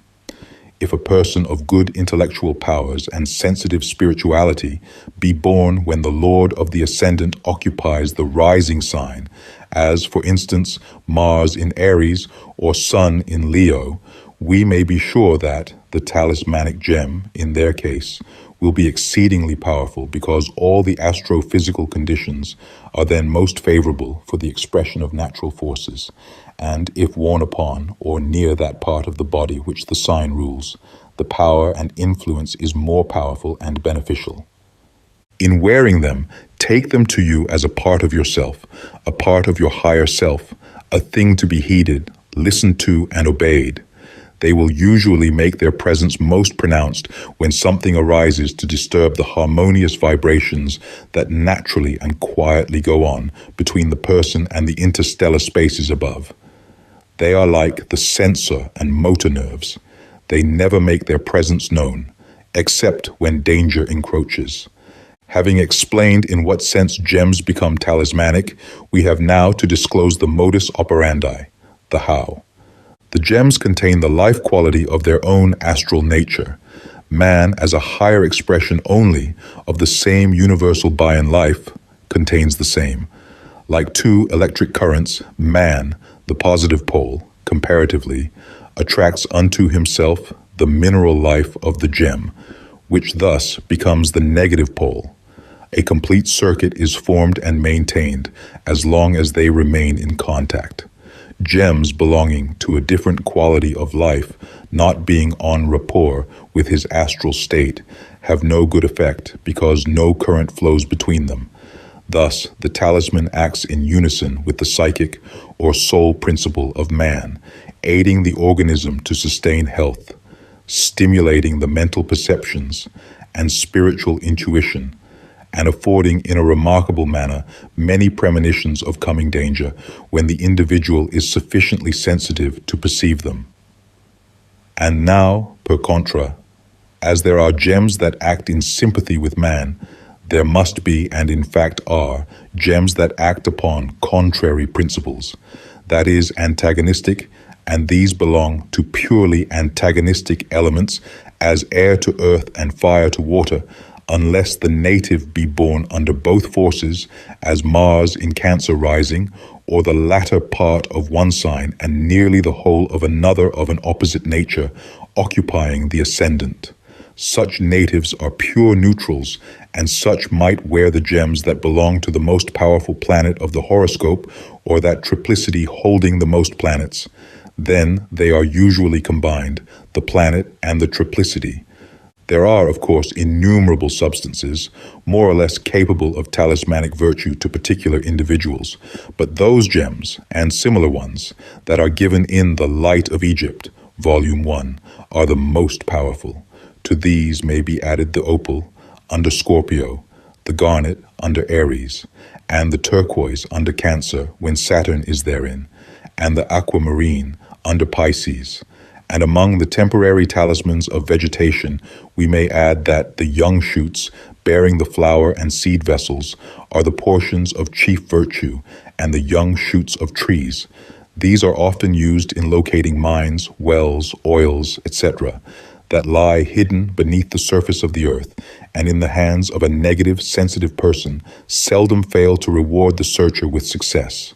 These should always be gathered when their ruling correspondences are rising, or, better still, culminating upon the meridian. These will be explained in the chapter on the magic wand. We have now reached the limits of our present study, and have only to state that all gems, like the human organism, are in one of three conditions: alive and conscious, asleep and unconscious, or dead and powerless. These conditions can only be discovered in stones by the trained lucid or the instructed neophyte. Stones that are sleeping require to be awakened. This also can only be done by the trained student or adepit. Those that are dead are useless as talismans, no matter how beautiful they appear as ornaments. Gems and stones are also sexed, and those who wear them would receive the best effect if they should wear those of opposite sex, although either is powerfully potent in their influence upon the individual. How very ignorant the children of men are of the subtle, silent, yet obedient servants that everywhere surround them. Here again, that divine spark, which lies embedded within the crystallized forces of nature, is exerting its subtle spiritual influence in making man's very selfishness and love of ornament and show a means to bring forth these silent monitors, knowing ere long that their true power and potency will be known and consciously utilized by him as potent factors in his soul's evolvement and physical development. The 12 representative gems within the cold stratas of matter stand as the material representatives of their stellar counterparts in the sky and constitute the beautiful, glittering, but crystallized zodiac of man's physical anatomy. Chapter 10, Ceremonial Magic. The above title has been selected chiefly because in most works treating upon magic, we find it wrongly used and therefore take the opportunity of explaining the matter, for there were no such terms in the vocabulary of the ancient magi. It is unfortunate that words of ancient origin are not more carefully used, and that we should attach so many different meanings to the same word. The terms ceremony and ceremonial are nothing more nor less than what that eminent critic John Ruskin would designate as bastards of ignoble origin, which somehow or another have usurped the places of rite and ritual.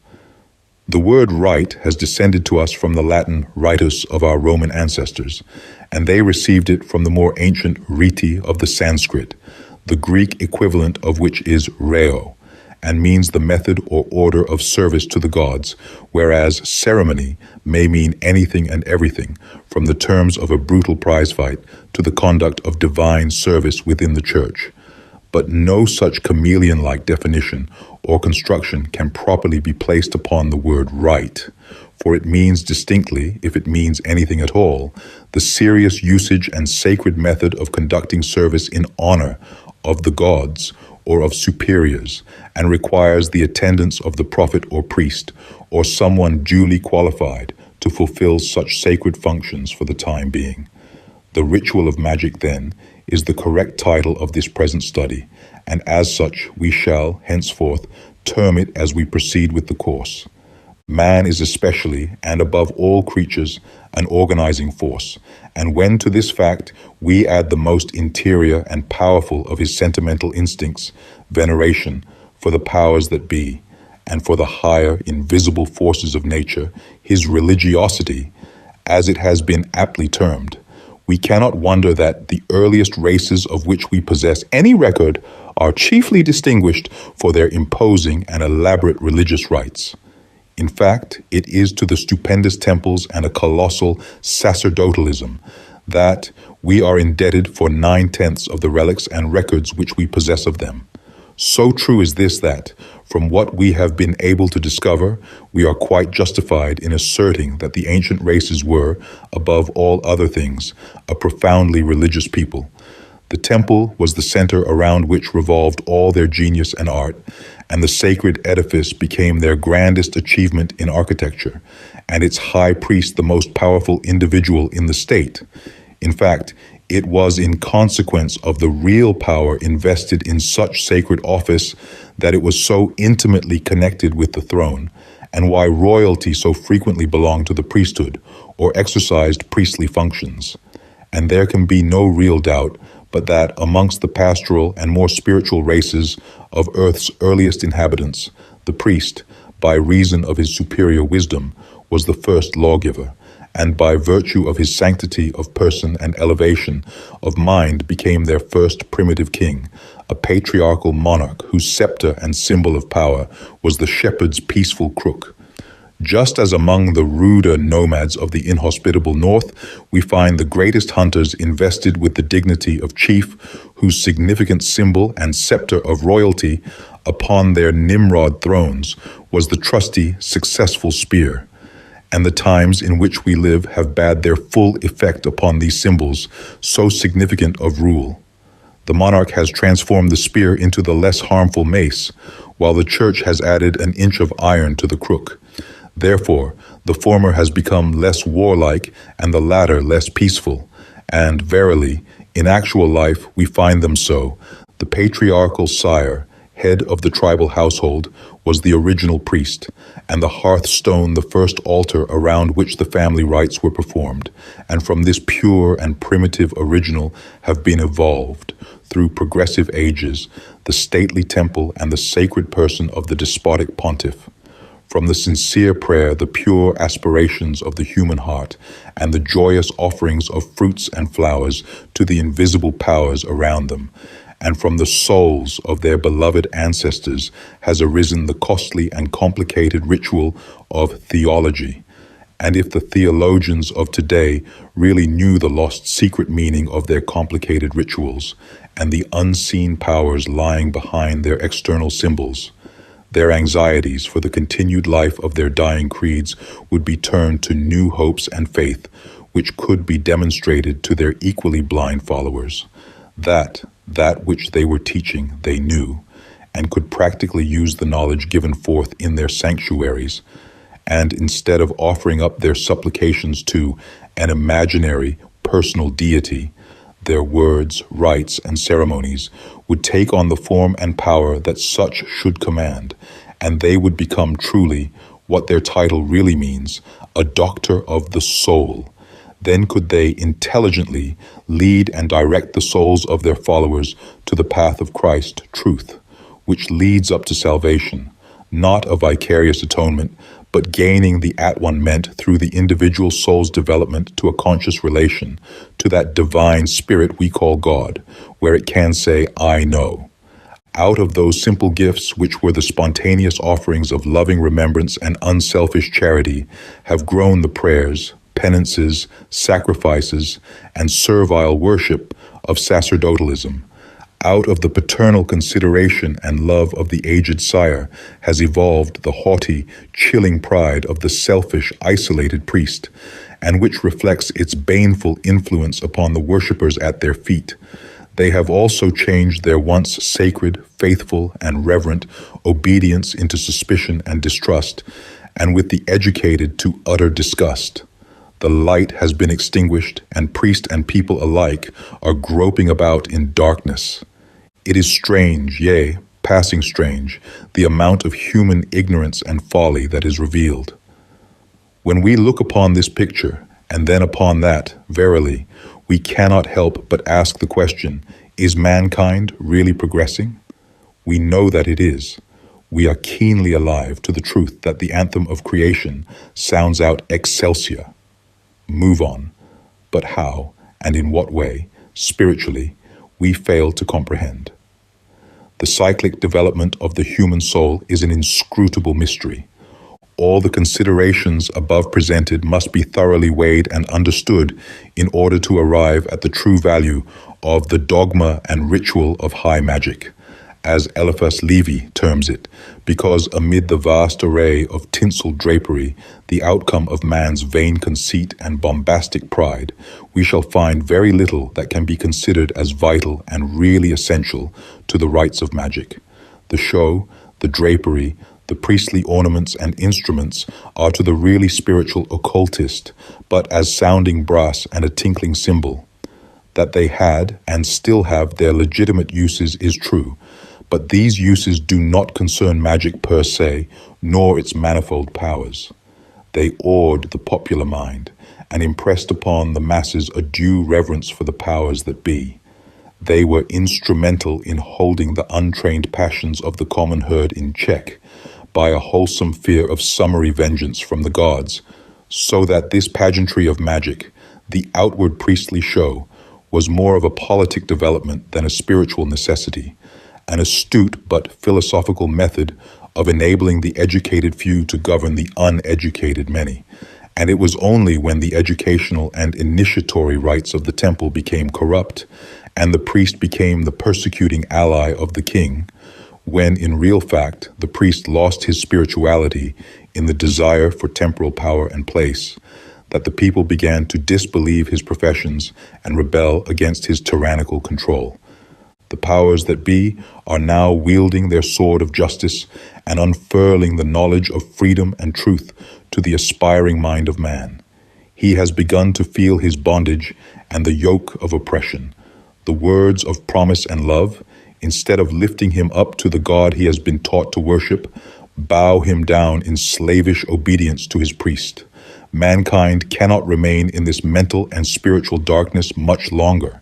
Already I see the break of day, the dawn of a new life, a new religion, or rather, the re-establishing of the true, which is as old as time itself.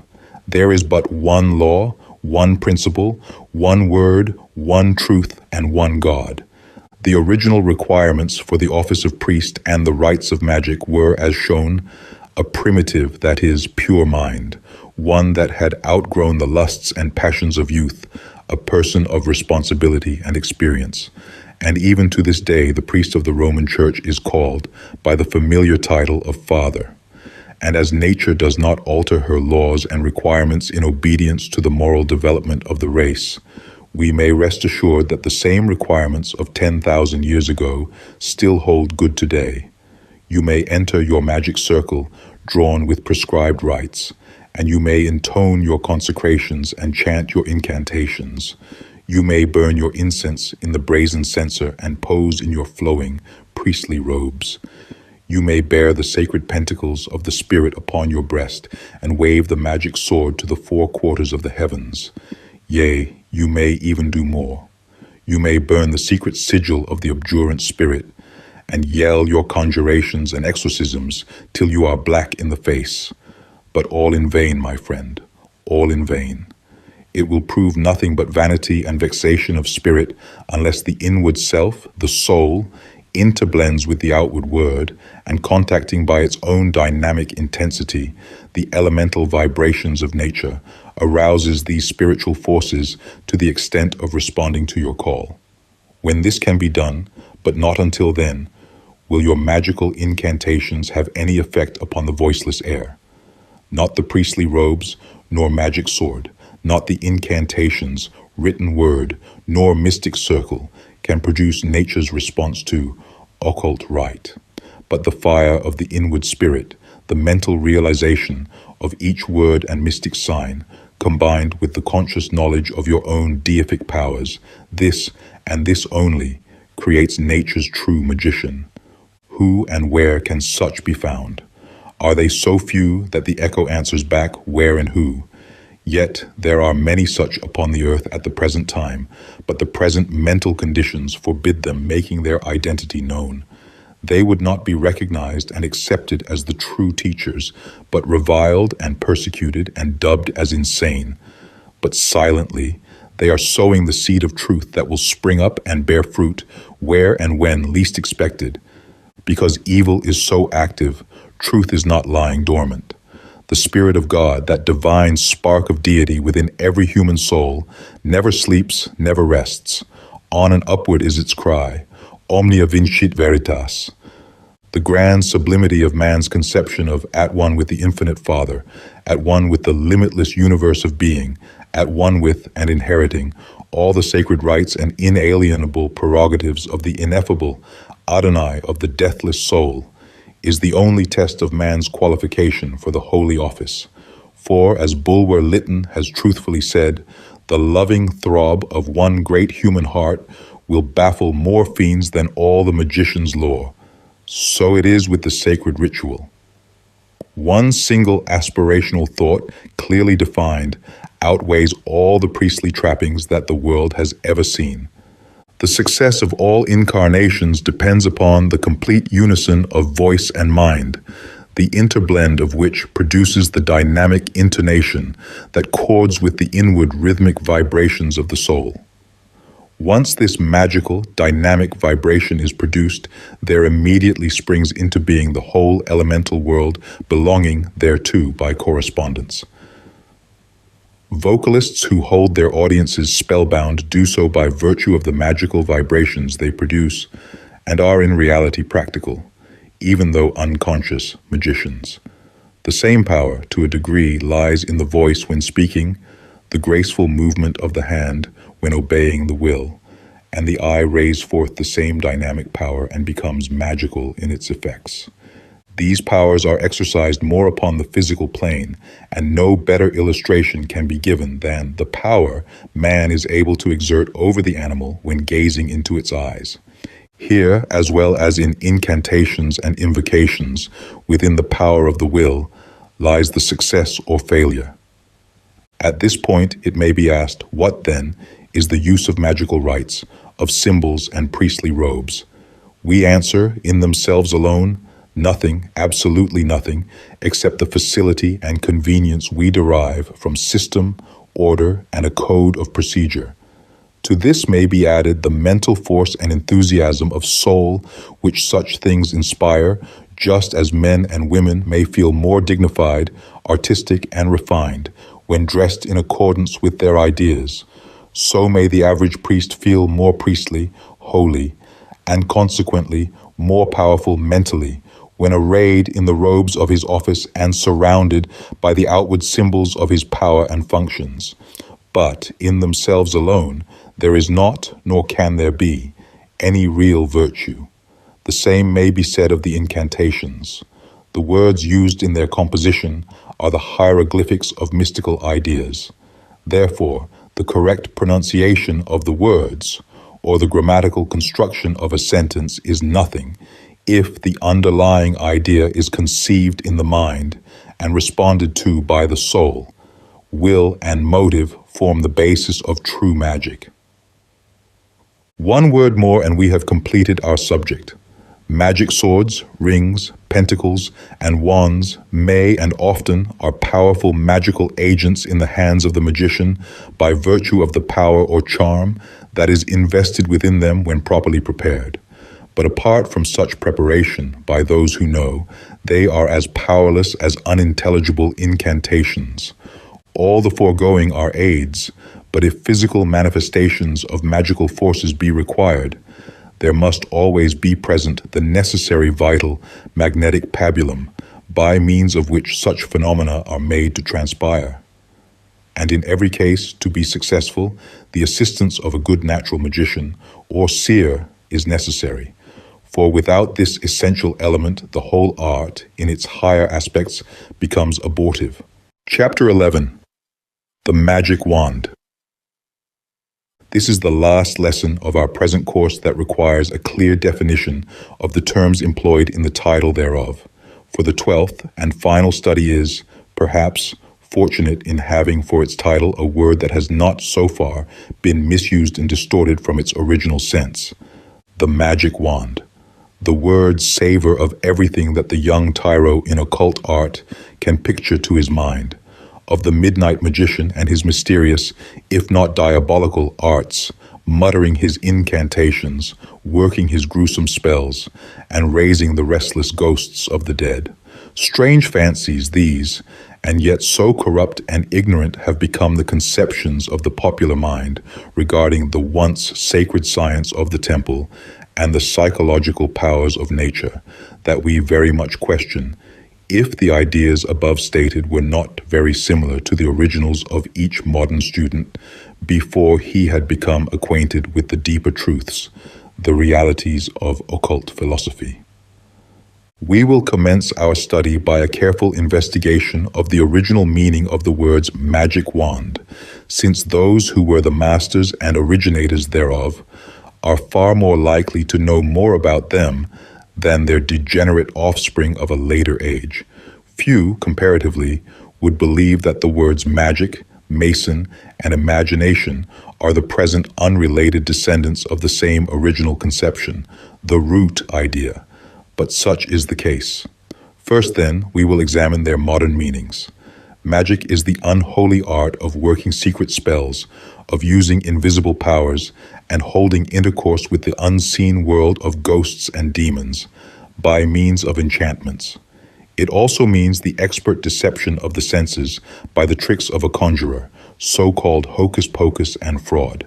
And a magician is either an evil-minded, superstitious mortal, fool enough to believe in charms, or an expert pretender and impostor of the first water who cheats and deceives the people.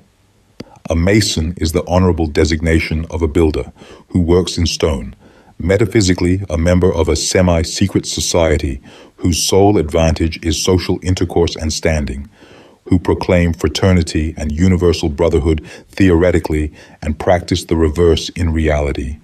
A man who apes the Egyptian mason knows nothing in reality of Hiram, his master, who knows nothing of the starry Solomon or his mystic temple in the heavens, which Hiram built, and who misconceives the import of the three villains or assassins, and who further knows nothing of that wonderful sprig of myrtle.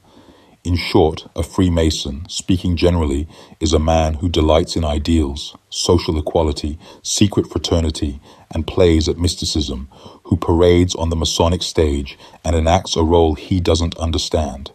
The first meaning, that of a builder, is the most correct. Lastly, the imagination is the exercise of mental imagery, the picturings of silent thought. And now we will proceed backwards.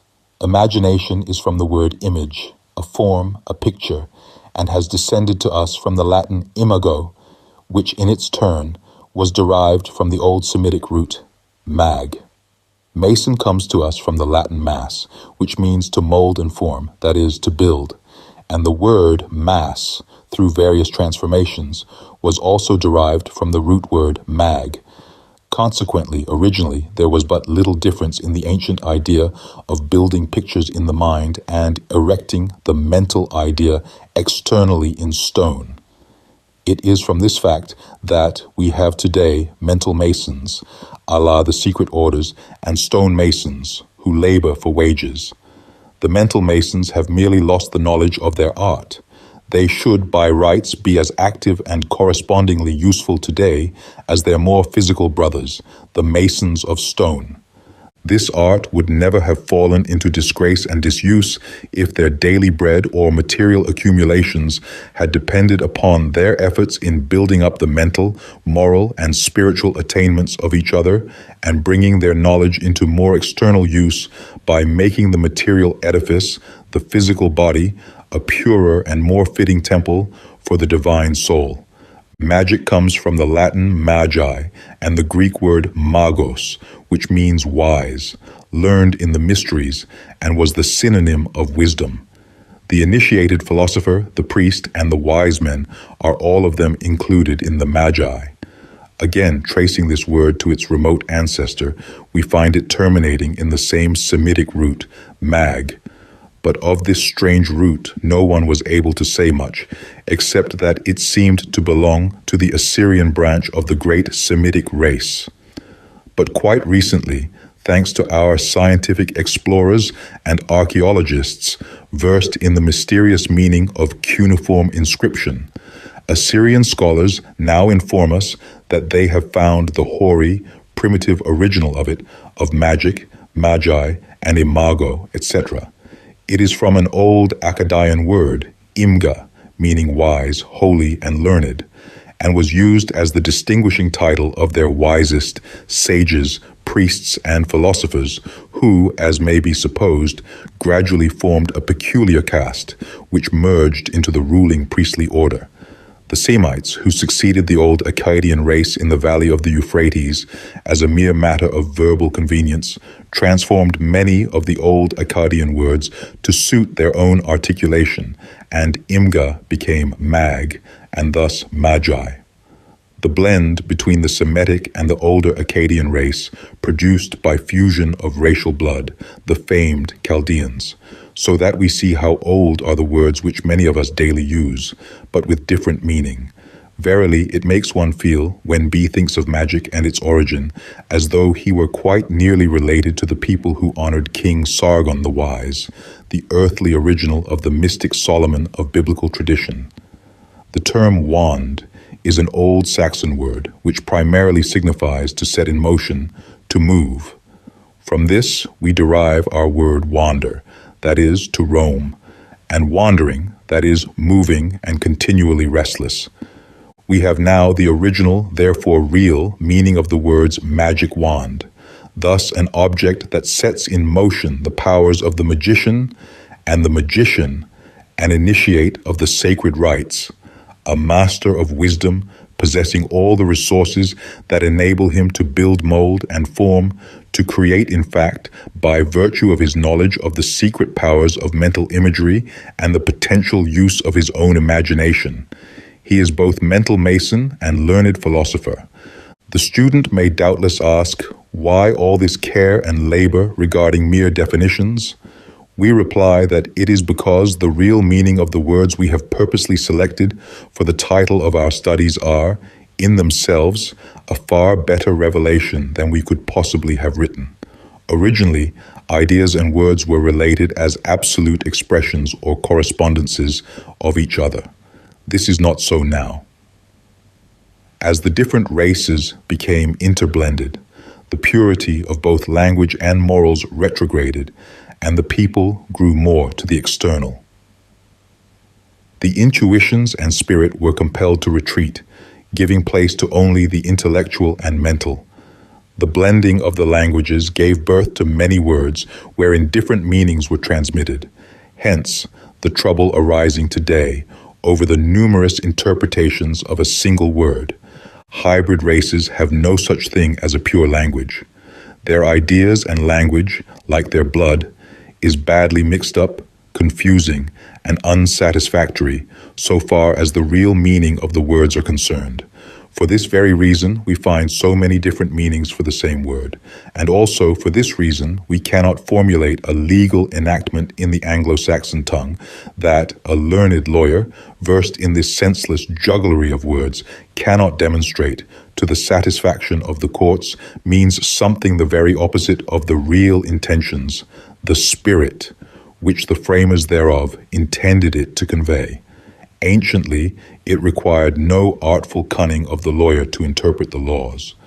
The words had only one simple and obvious meaning. If a language could be so constructed today, and the antiquated precedents of the courts annihilated, the legal profession would be exterminated inside of 12 months, and an affliction removed from the people. The philosophy of the magic wand is this: it is a magnetic electric conductor for the magician's will. It directs the flow of his thought and concentrates it upon a given point in space or an object. It is, magically, what the sights of a rifle are to a sportsman. It enables him to focus his powers with exact precision upon the mark, against which or upon which his will is directed. Apart from this, there is no power per se in the wand itself, any more than there is in a lightning conductor without the electric storm. Ergo, the wand is the conductor in the magician's hand for the lightnings of the soul. And just as the lightning rod is most useful and most powerful to protect when the storm is the strongest, so is the wand most powerful in the hands of the most potential magician. We can only transmit through this wand the degree of force we may happen to possess in the soul. In a properly prepared wand lies the most powerful weapon to protect or destroy that can be placed within a magician's hands. With his own spiritual force and knowledge, combined with the magic power attached to the instrument, nothing can withstand its power when directed with a determined and powerful will. Many substances have been employed in the manufacture of these magic wands. Metals or stones will not serve this purpose unless covered with some organic matter.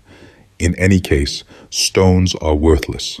The very finest wands are made from the live ivory of a female elephant.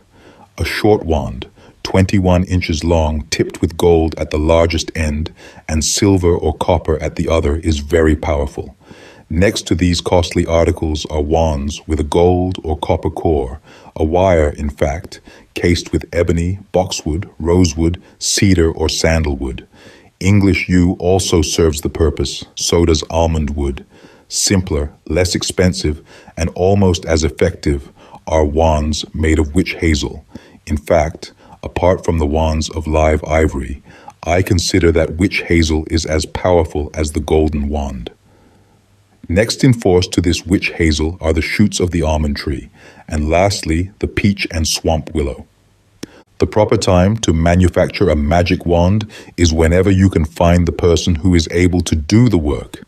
But after it is constructed, it must be thoroughly magnetized, with proper ceremony and aspiration, the first or the second full moon after the sun enters Capricorn at midnight, when the moon will be culminating in her own sign upon the mid-heaven.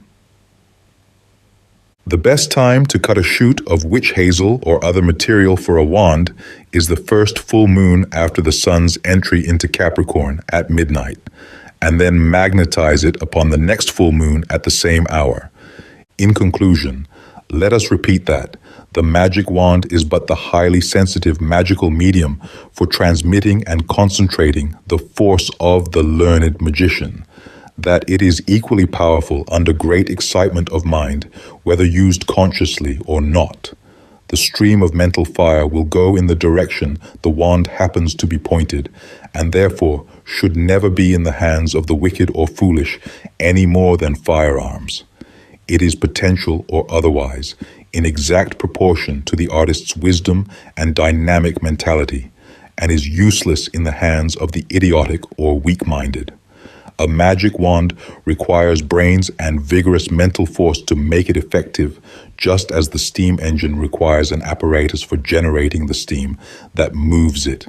With a determined will and a mental conception of one's inward power, any man or woman can, by means of this sensitive wand, defy all the legionaries of hell and quickly disperse every form of spiritual iniquity. The firearms, which have become so intricate in their mechanism and so destructive in their operations, are only a degeneration of the magic wand. The first weapons of warfare and slaughter were very crude and clumsy, then larger and more destructive, until at last they have become as fine in texture and mechanical genius, compared with their early brothers, as the magic wand is today, above and beyond the present weapons of warfare. At last, the original mode of defense will be rediscovered and become a utility in the hands of the majority of mankind. At the same time, the mental and moral nature will be evolving into better conditions too, so that their use will not be given to the ignorant and evildoers, but placed in charge of the educated, those who are morally capable of leading and ruling. Yes, we are now stepping upon the plane of reason and intuition, where right, not might, will prevail and rule the world. The present mode of government and rule will be changed, and one of humanitarian justice take its place. God hasten the millennium. The book which is called the Tablets of Aeth. The sacred scroll which is called the Tablets of Aeth, now for the first time transcribed from the astral records and done into a book by Zanoni, to which is added a series of interpretative reflections for the spiritual meditation of the faithful. Forward. Thy temple is the arch of yon unmeasured sky, thy Sabbath the stupendous march of grand eternity. To my brothers and sisters of the Hermetic Brotherhood of Luxor, greeting. For some years, it has been my desire to leave a spiritual legacy to the many devoted friends and followers who have braved so much amid present truth and error for my sake. In choosing the present work for such a purpose, I have had in view the deeper spiritual needs of the soul, the prophetic element of the interior spirit, which can best exalt itself through the contemplation of nature's arcane symbolism of the starry heavens, not the material expression of the glittering splendors of the midnight sky, but the spiritual soul pictures of those blazing systems that reveal to the seeing eye the shining thrones of the rulers, the powers that be. Ever since the dawn of intellectual human life upon our Mother Earth, long before the days of the caveman, or even the first frost that heralded the coming of the Ice Age, souls have hoped and hungered, and souls have quailed and fallen in their struggles with the mysteries of God. But ever and anon, some bright flower of the race has gained the spiritual victory. A messianic soul has responded to aspirations of a great-hearted, great-souled woman pregnant with spiritual yearnings beyond her race, and she has unconsciously blessed her kind for the generations yet to come with that incarnated mystery, the Son of God. Blessed, O woman, is thy patient mission on the earth, and transcendent are the holy mysteries of thy maternity. Every human birth is a divine miracle in humanity, performed by the motherhood of God. Hence it is that, from the earliest ages of life, triumphant souls have stormed the gates of the sanctuary and penetrated nature's most occult mysteries, and there recorded their spiritual victories. Amid these sacred records lies one great scroll, that none but the brightest and bravest may read. This sacred scroll, sealed with the 7 mystic seals of the heavens, contains the Tablets of Aeth, a record of the soul's experiences upon the planes of both conscious and subconscious life, spirit, and matter, that are expressed in a series of universal symbols which manifest to the seer the processes of creative life, of spiritual cause with material effect. And finally, the mystery of the 7 vials and the 7 stars of St. John are written therein, for the tablets are the hieroglyphic keys which unlock the realities of truth involved within the unrealities of external life, and open up to the aspiring soul inconceivable vistas of knowledge yet possible of realization within the divine womb of the uncreated ether. Myriads of exalted spirits who have toiled for the treasure which doth not corrupt have added and are adding their portion of personal conception to this universal conception of life, so that the sacred symbols themselves inscribed upon these imperishable tablets are evolutionary, are slowly unfolding through the eons of time and revealing wider and yet deeper processes of the light, life, and love of the motherhood of God. Therefore, all divine revelation of infinite truth is limited and finite as to its conception when revealed through a finite capacity. All divine truths are universal. All personal conceptions of such truths are limited. Hence springs the unquenchable fountain of the one eternal truth, eternally repeating itself, in cosmic as in human life, by the progressive unfoldment of nature's unlimited potentialities. The outward doth from the inward roll, and the inward dwells in the inmost soul. The true poet is always a seer, and he might have added that the inmost soul is the uncreate, and the yet uncreated itself lies buried in the ever-eternal beyond, hence the immortality of the human spirit. This sacred astral scroll, rightly and reverently studied by the disciple of the higher law, becomes a boundless source of knowledge and inspiration. There is no mood of the mind or yearning of the soul that cannot be satisfied and refreshed from this inexhaustible fountain of spiritual truth. No passion of the human heart that cannot be eased of its burden and soothed of its pain. Its spiritual refreshment falls like the dew from heaven upon those who are weary and heavy laden with the trials and sufferings of external life. Accept it then, even as it is given unto you. My friends and brethren, accept it as Zanani's last work on earth, his legacy to you, and may the spirit of the All-Father Mother, the ineffable spirit of life, light, and love, the unknowable, whom men call God, rest upon you and be with you now and forever. Introduction to the book which is called The Tablets of Ayath, wherein are described the formulas of meditation. The formulas of meditation to the dragon, fountain of youth. When first, a musing boy, I stood beside thy starlit shimmer, and asked my restless heart what secrets nature to the herd denied, but might to earnest hierophant impart. When lo, beside me, around and o'er, thought whispered, arise, O seeker, and explore.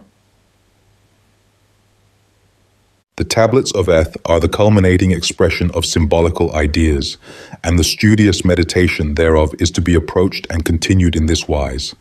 First, commit to memory, as near as may be, all the ideas involved in the astrological laws and principles laid down in the science of the stars, formulated in the second part of The Light of Egypt, Volume 1.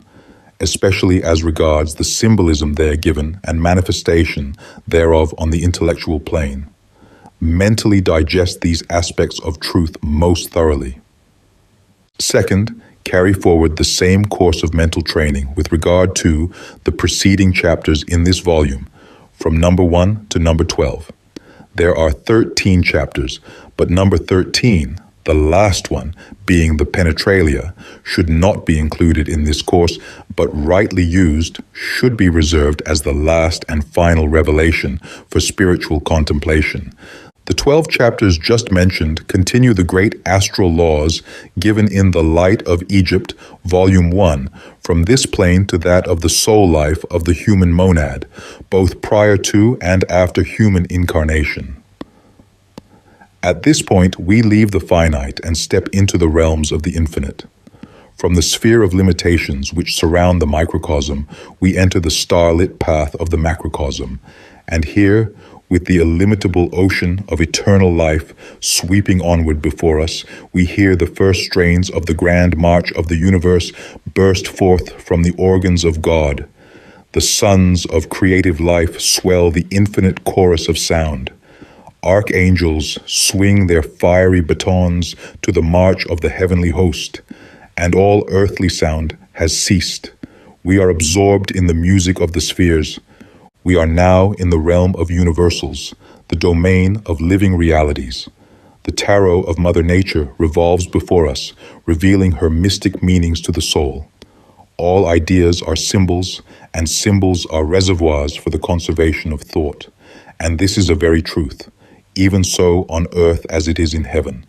The tablets of Eth, then, constitute a spiritual astrology, a spiritual science of the stars, void of mathematics, yet possessing all the exactitude of figures, constructed on the principles of astronomy, yet expressed by the methods of the Kabbalah. The transmission of spiritual truth from inward to outward form, though differing according to the age in which it is expressed, is ever the same in principle. And in the same way that the sacred clavicula of Solomon became the tarot of Bohemian gypsies, so did the tablets of Aeth manifest their mysteries in the starry science of Chaldean lore. But there is this sharp line of demarcation between them, namely, the tablets of Aeth deal with universal human life and nature, with infinite principles from which all finite laws radiate. The tablets of Aeth express and symbolize the cause. All other mundane systems of occult study, astronomical or metaphysical, are spirito-natural effects, the individual intellectual fruits gathered from the one universal tree of knowledge. Uncreated, unlimited potentiality is the one impersonal truth shining forever in the great white light of God. All the laws, powers, and principalities manifested in the moving universe are but the colored rays, blazing with glorious life through the prisms of matter. Having stated thus much, the neophyte will perceive in what meditative sphere of thought the tablets may be used. The method of study is, as shown, a purely synthetic deduction of human ideas from spiritual symbols of universal principles. The tablets themselves constitute a grand arcane tarot of man, God, and the universe, and of all the powers that dwell therein. They may be studied singly, as, for instance, meditating upon some one great universal idea or principle, or they may be studied in trines, as they appear in each separate book or chapter, or as squares, like 2, 5, 8, 11, or as the seal of two trines, 1, 3, 5, 7, 9, 11, with number 12 in the center, as the revealer of the mystery. And finally, they may be contemplated as the grand oracle of heaven, in the following manner. Make a circle of the tablets as you would with a pack of tarot cards, beginning with number 1 on the eastern horizon and proceeding in the exact opposite order from a figure of the heavens. Number 2 being on the 12th house, number 3 on the 11th, and on the MC of the figure, as in the Astro-Masonic chart, given in the second part of The Light of Egypt, Volume 1, and so proceed with the rest of the 12 tablets of the stars. This figure will represent the potentialities of the macrocosm, the starry signs symbolizing the possibilities of things past or to be, and the rulers the active executors thereof. Study the figure in all its aspects as such, first singly, tablet by tablet, then as a whole, the cosmos. Next, place the ruler of any given tablet at the side of the mansion and try to penetrate its various meanings, powers, and possibilities. Then proceed the same with a trine and a square, and last, with all the rulers, in the order of their celestial lordship of the signs, each in his appointed place, as a whole arcana. In any grave crisis of mental or physical affairs, wherein nations and not individuals are concerned, the tablets may be used as a celestial scheme of the heavens. Thus, cast a figure of the heavens for the sun's first entry into the sign Aries at the vernal equinox, calculated for the meridian of the capital city of the country under consideration. Degrees and minutes are not wanted. Then place the 12 tablets in place of signs, exactly as they would occur in an astrological figure. Then place the rulers of the sun, moon, and planets therein, each having its own tablet, as they are found to be situated in an ephemeris for the time of the figure. This done, study the whole from a spiritual standpoint as the causes and ultimates of the crisis, according to astro laws. The foregoing simple directions will, I think, be sufficiently plain for all purposes, never forgetting that this holy study is not a system of divination, as commonly understood, but of divine revelation, in its highest and most holy religious sense. Long study and most reverent meditation will be required to master this mystery, and many errors of judgment will occur to the beginner. The interpretative reflections are added for the purpose of guiding and guarding the spiritually untrained seer from possible error in fundamental conceptions only. They must not by any means be taken as a complete revelation of the tablets, but only as a series of skeleton keys by means of which all things may be revealed to the earnest seeker thereof. To have added more than is given would only be to defeat the object of this work. Each seeker for the truth must excavate the mines of knowledge and dig further into this universal well of truth for himself. Remember that all interpretation will be personal to each student. Of no one can it be affirmed, "Thou hast said," and so endeth the matter. Not so. To each according to his talent shall the mysteries of the kingdom be revealed, to everyone according to his humility, spiritual light, and merit. But from the arrogant, the selfish, and spiritually proud shall all things be taken away, and truth shroud herself in the veil of delusion. In simplicity of mind, then, and purity of soul, approach the Holy of Holies. Suffer little children to come unto me, saith a messenger of the Most High, for of such is the kingdom of heaven. Verily, therefore, I say unto you, that not until you can look upon all the works of nature, beauty in her nakedness or vice, and crime in their repulsiveness, with pure thought and holy feeling, can you inherit eternal life. Here endeth the introduction to the book which is called the Tablets of Aeth. Part 1 of the 12 Mansions. Here beginneth Chapter 1 of the book which is called the Tablets of Aeth, wherein is transcribed the first quadrant of the 12 mansions. I sent my soul through the invisible, some lesson of that afterlife to spell, and by my soul returned to me and answered, I, myself, am heaven and hell. The moving finger writes, and having writ, moves on, nor all your piety nor wit shall lure it back to cancel half a line, nor all your tears wash out a word of it. The first tablet, Aries. Symbol, a deep blue sky, ablaze, as if something were about to rise. Reflection, the blush of dawn of a new life, all nature quivering with the sense of coming conscious life. Isis, vibrant with love of the coming child, her bosom flushed in expectation of the little son soon to breathe on her yearning breast. In this we trace the great lesson of preparation, of sending the light before the form, of the prophecy before the fulfillment. Dawn must precede sunrise. What you expect will be your destiny.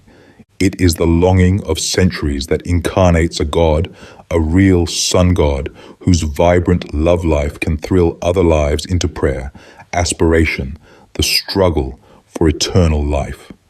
The dawn represents the expectant maternity of nature, God. O child of Adam, see that thou expecteth much, and that thy aspirations are reflected in thy outward life. The second tablet, Taurus. Symbol, a red sun on the horizon of an inky sea. Reflection. Nature has shown forth her glory, as brought forth by young Horus, but her creative force is still unreflected. The sea is black and inky, the Son of God is born, but the sea of human life still remains unconscious, in primeval darkness. The angles of the sun and the sea are not yet in right relation to each other.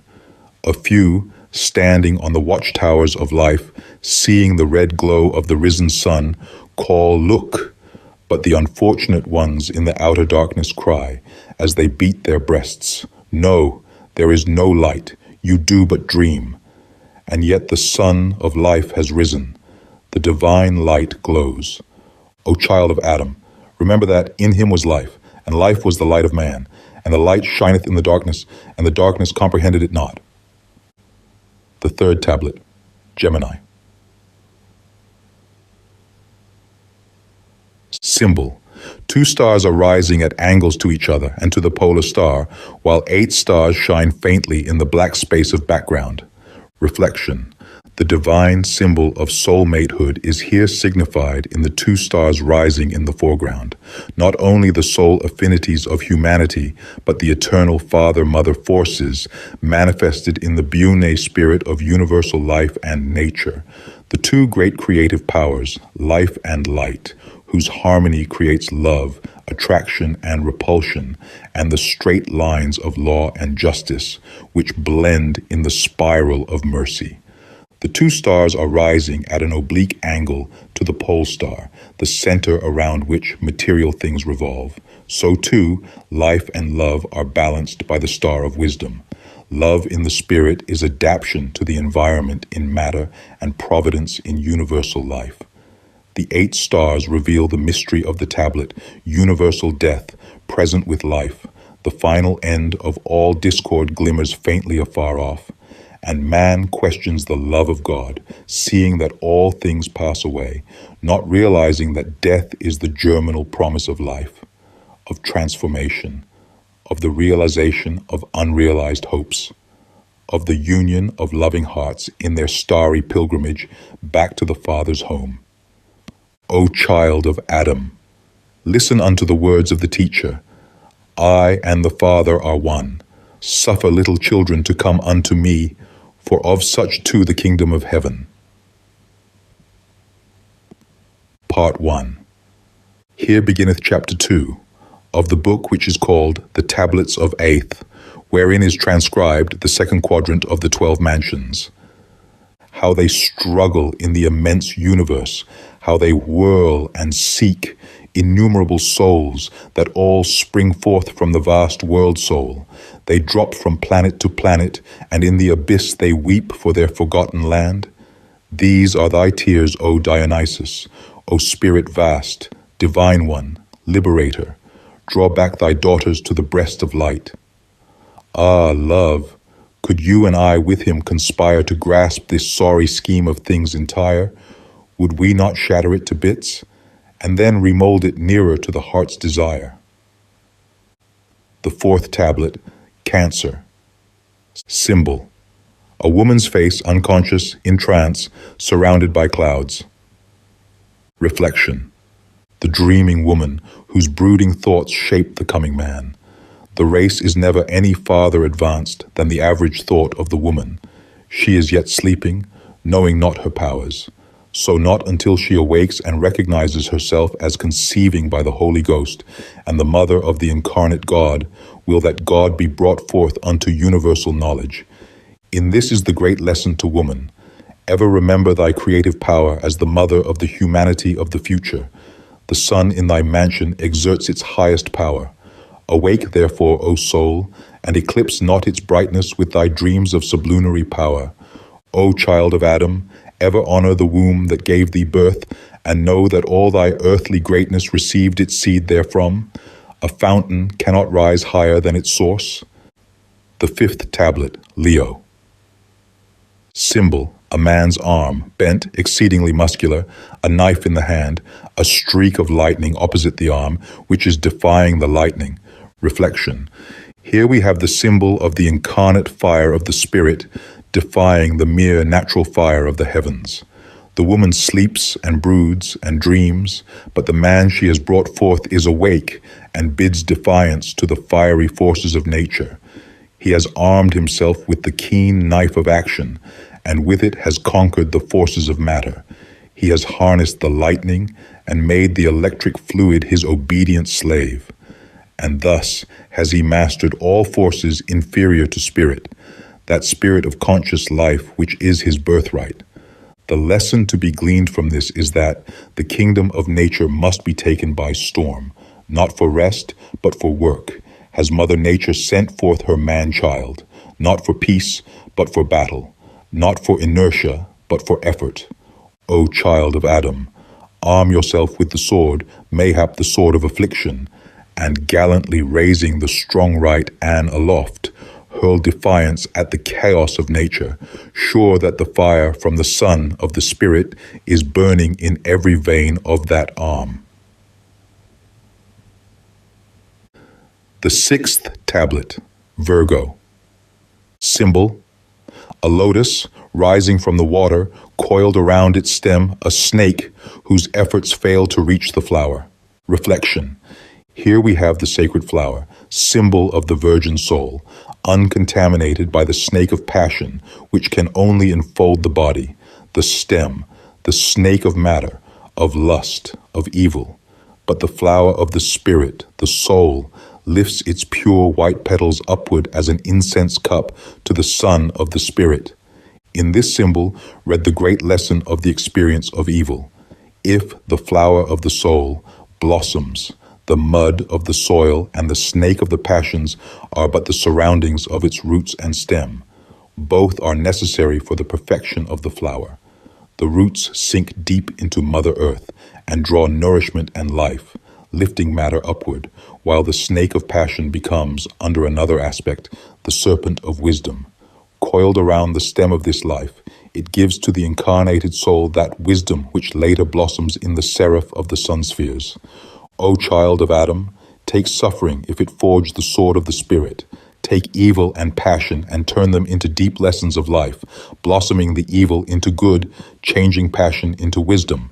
Only the pure in heart can see God. Part 1.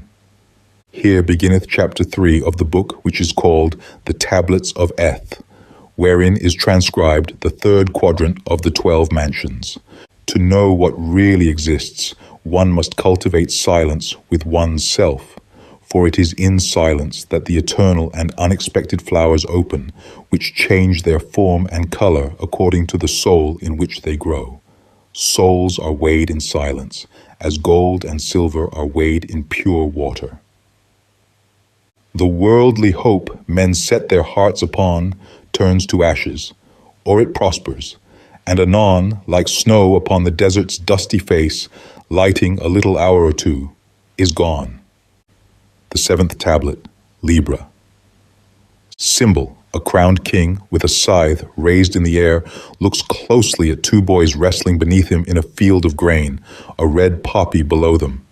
Reflection, the symbol of nature's eternal war for the impossible equilibrium between spirit and matter, the symbol also of time, which is but the illusion in which eternity clothes itself, forever putting on and forever putting off new garments of matter.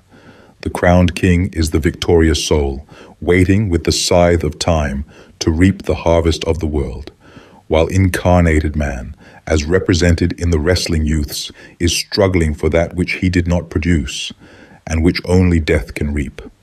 The poppy reveals the secret of the illusions of nature's master showman. All earthly things are unreal to the spirit, which is the only real thing. Man's effort to hoard and save the things of this world is injustice to others. The struggle is eternal, and no matter how careful or cunning man is to monopolize either power, truth, or wealth, swift-footed time will readjust all things without error. O child of Adam, lay not up for yourselves treasures upon earth, where moth and rust doth corrupt, and where thieves break through and steal. The eighth tablet, Scorpio. Symbol, a wide and plain. On it a skeleton. A dull gray sky in which an eagle soars, full-fed, it seems, from the flesh of the skeleton. Reflection, a significant symbol to the seer, showing forth the two ultimates of life and death, of earthly things and sex. Scorpio is both the eagle of the spirit soaring aloft, well fed with all that is worth carrying away from the earth, and also the scorpion, whose natural home is the desert. In sex, either way, life is given. Shall it be to your spirit making fat and full your immortal self, or will the other interpretation be yours? And will you leave yourself dead and annihilated, a skeleton, to the ego, the divine spirit? For sex is indeed the foundation of all. Raised to the region of Libra, it is power and magnetism. To the bosom it is love. To the brain it is enthusiasm. It is the Promethean fire of life, the creative force, giving vigor to whatever region to which it is raised, or lowered, to be spent with no returns. It debases and renders life a desert of dry bones. O child of Adam, reflect on the fall of man from spirit to matter, and combine the wisdom of the serpent with the purity of the dove, and lest ye partake of the tree of life, ye shall surely die. The ninth tablet, Sagittarius. As symbol, a child in a shell, holding in its hand a feathered lance, is drawn by 5 stars grouped in an underarc. Reflection, the symbol of the conscious soul. The shell is the body, drawn by the 5 senses, stars, which form an underarc to represent the world of material things and our relation thereto. The child, armed with the feathered lance, is the soul. Riding thus, fully armed, in the shell of the body, it realizes the duality of truth, that all things are changeable, and that each thing is true upon the plane of its manifestation, while an illusion to that which is interior to its life, while the soul is in its dream state. Sagittarius represents conservatism and the permanence of crystallized institutions. But when the spirit awakes and bursts the shell of matter, the senses, instead of being the guardians and jailers of its environment, become its servants, and the means by which, united as the one ego, sense perception, it races o'er the fields of Eth, a being of life and beauty, shining in the empyrean of God. O child of Adam!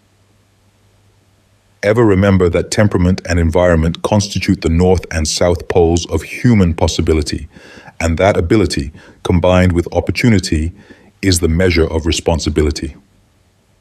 Part 1. Here beginneth. Chapter 4 of the book, which is called The Tablets of Eth, wherein is transcribed the 4th quadrant of the 12 mansions. A hair, perhaps, divides the false and true. Yes, and a single aleph were the clue, could you but find it, to the treasure house, and peradventure to the master too. Beware, O my son, of self-incense. It is the most dangerous on account of its agreeable intoxication. Learn, O my beloved, that the light of Allah's truth will often penetrate an empty head more easily than one too crammed with learning. The 10th tablet, Capricorn. Symbol, a deep black ground, o'er which shimmers a phosphorescent light. At each side, an aurora borealis rises, mountain-like. Above all, a tiny star. Reflection. Here is revealed the symbol of the messenger of the Most High. The star hovers over the phosphorescent light, cast on the darkness as the spirit hovers over the blackness of matter. The aurora borealis stands as the emblem for the magnetic attraction of earth on spirit, the Christ soon to be born in the manger of the goat, the descent of the Holy Ghost into material form so that heavenly truth may illumine the drear speculum of earthly thought with the divine iridescence of celestial light. It is the lowest arc of the cycle that reveals the new birth of death unto life, the divine egg of Brahma, containing the promise of the new law, peace on earth, goodwill towards men. O child of Adam! Be thou the star and not a dweller of the outer darkness, and let your light so shine before men that they may see your good works. The 11th tablet, Aquarius. Symbol. A stormy sea is seen. Above it the 8 stars shine, brilliant and clear. Reflection. This tablet symbolizes the complete materialization of man. Man, perfect on the earth and the Lord thereof, insofar as material forces are concerned. The storm is the tempest of life, the whirl of the elements of matter in their battle with the spirit. The 8 stars, brilliant now, for they are the same stars that were dimly seen in Gemini, show that the conquest of matter is complete, the great fall of spirit finished, the end of involution. And this would bring stagnation and death if peace now ensued. The lesson taught is that not in peace and rest can the soul grow, but amidst the earthquakes that shake thrones, the floods that overwhelm countries, the fires that reduce to ashes, has the strong man soul grown to its present state and power. So fear not the storm but the calm, not the unrest but the quiet. Fear not the battle, but the ignoble peace of the coward. O child of Adam, the astral soul must learn to do and dare. Not over the brave man's grave shall it be written, "Rest in peace, but I will arise and go to my Father." The 12th tablet, Pisces.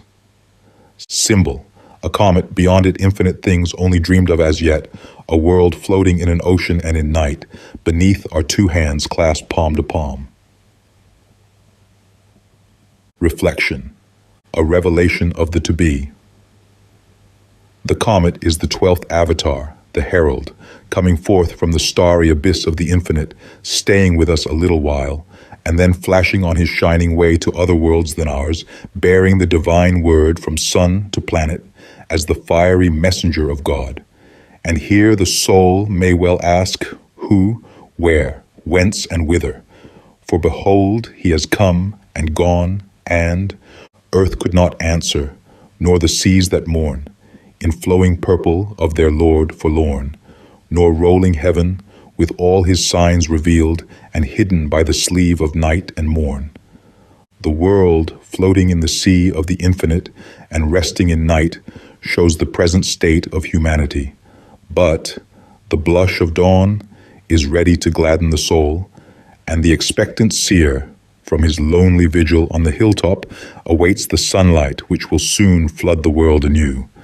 The two clasped hands point to many problems, chiefly soul, matehood, the message of the starry messenger, universal brotherhood, and the father-motherhood of God.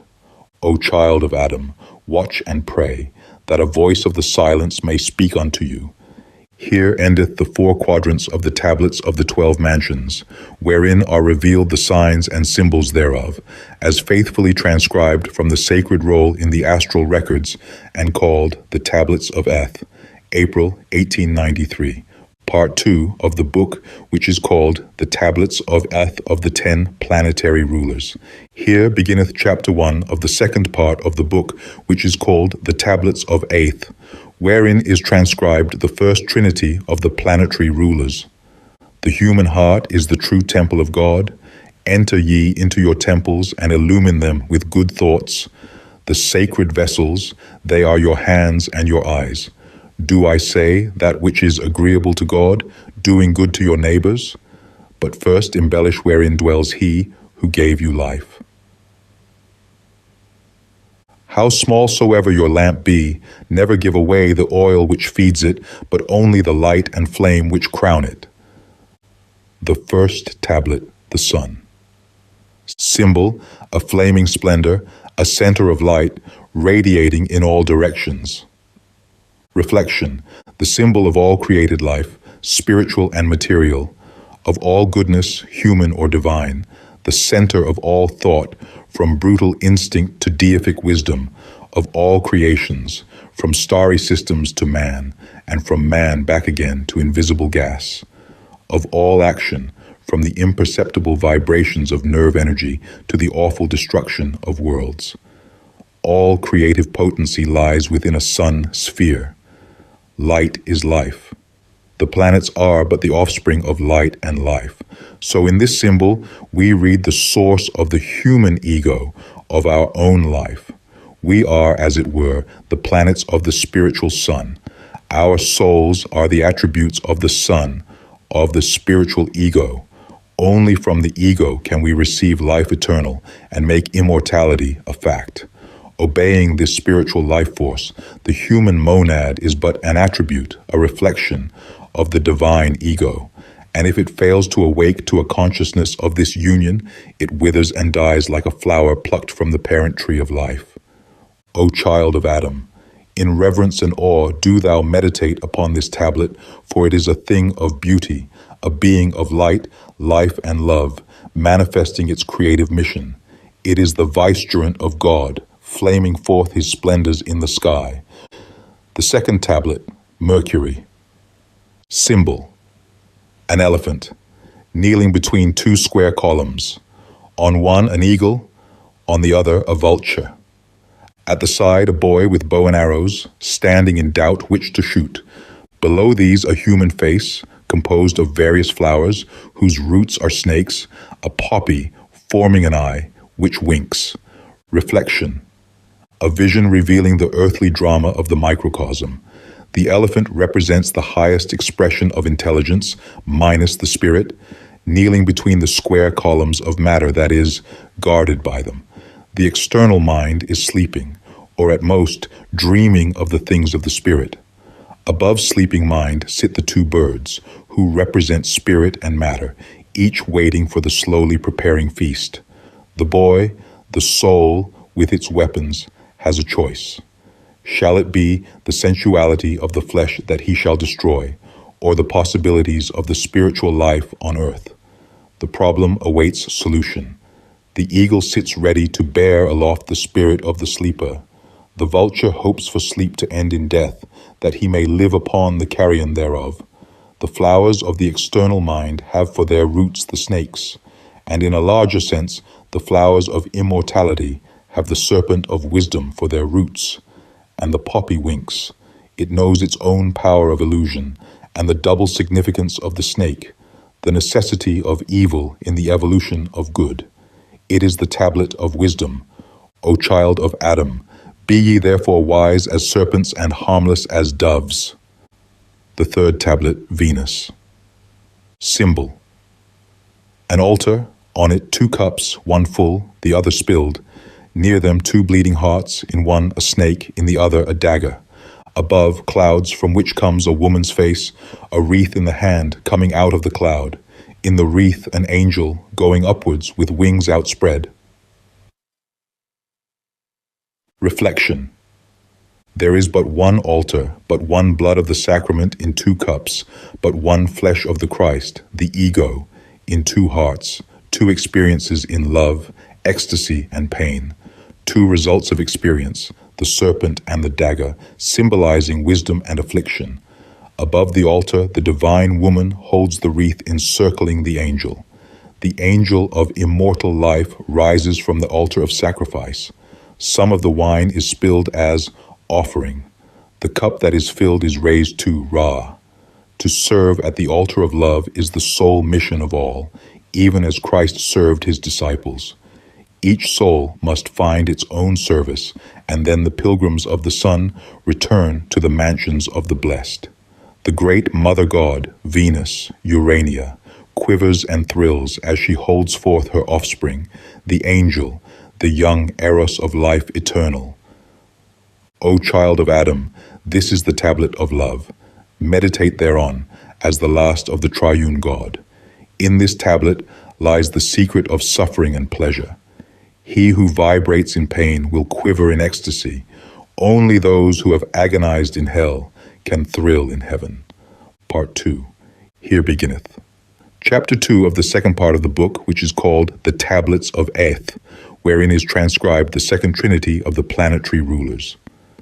Thou art called forth to this fair sacrifice for a draught of milk. With the Maruts come hither, O Agni, they who know the great sky, the V's of Devas without guile. With those Maruts come hither, O Agni, they who are brilliant, of awful shape, powerful, and devourers of foes. With the Maruts come hither, O Agni, they who in heaven are enthroned as gods, in the light of the firmament. With the Maruts come hither, O Agni. Let us meditate on the adorable light of the divine rulers. May it guide our intellects. The fourth tablet, the moon. Symbol, a wonderful spider's web. The web glitters in the faint moonlight against a dark background of blue, moon invisible. On the outside of web a star, in the center a spot of light underneath a coffin filled with stones. Reflection. The web of life has caught the monad of the soul and thus incarnated the universe. For each soul incarnates its universe at birth, each one's world being different and peculiar unto himself. At the first breath, the young child polarizes his relations to stars and earth, and it is the affinity and repulsion which make his life experience. And the stars weave the web in their lines of sextile, square and trine, of opposition and conjunction, thus enveloping the monad in the circle of necessity. Outside the star of the spirit, the ego shines clear, free from the entanglements of the web and unaffected by the magnetic glamour of the moon. And lo, the coffin is filled with stones, a symbol of death and the moon, which is but a casket of stones.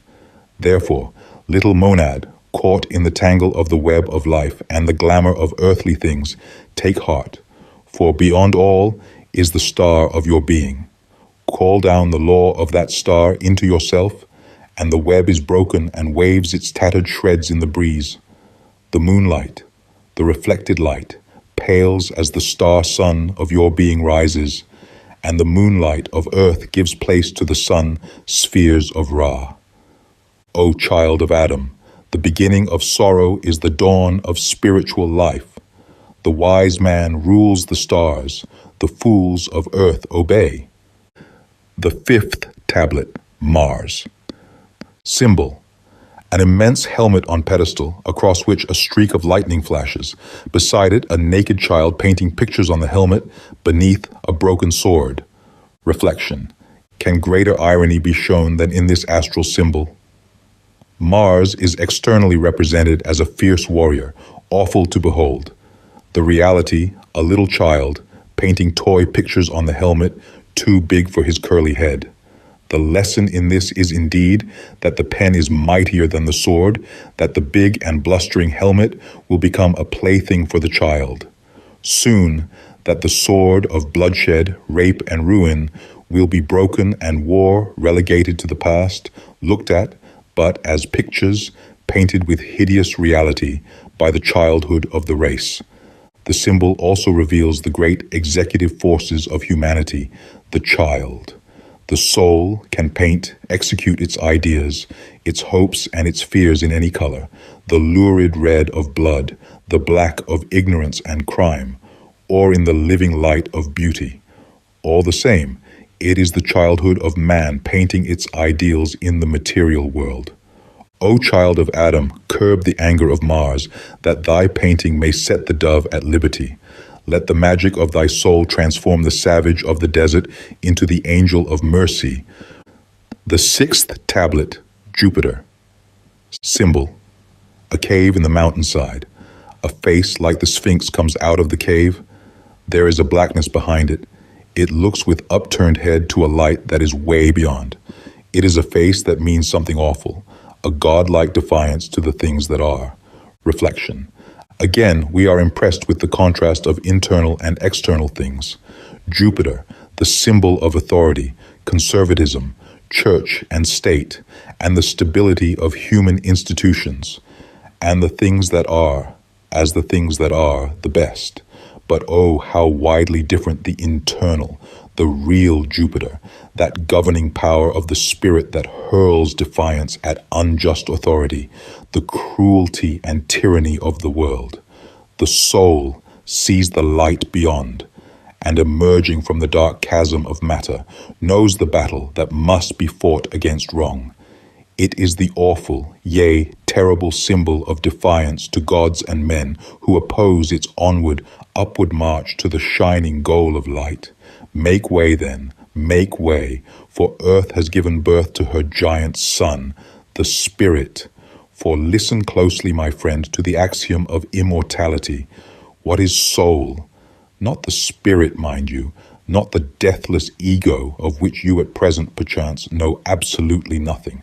Soul is mere memory, a scavenger in earthly states, and a gleaner, a hired help in the fields of heaven. And to become immortal, there must be something more than soul as the result. It must take such a vital interest in its Lord's work that, finally, it becomes too valuable to lose, and must be taken into partnership, so to say. The ego, Lord, has found a valued servant, a trusted steward, after much seeking, and at once adopts it as its very own.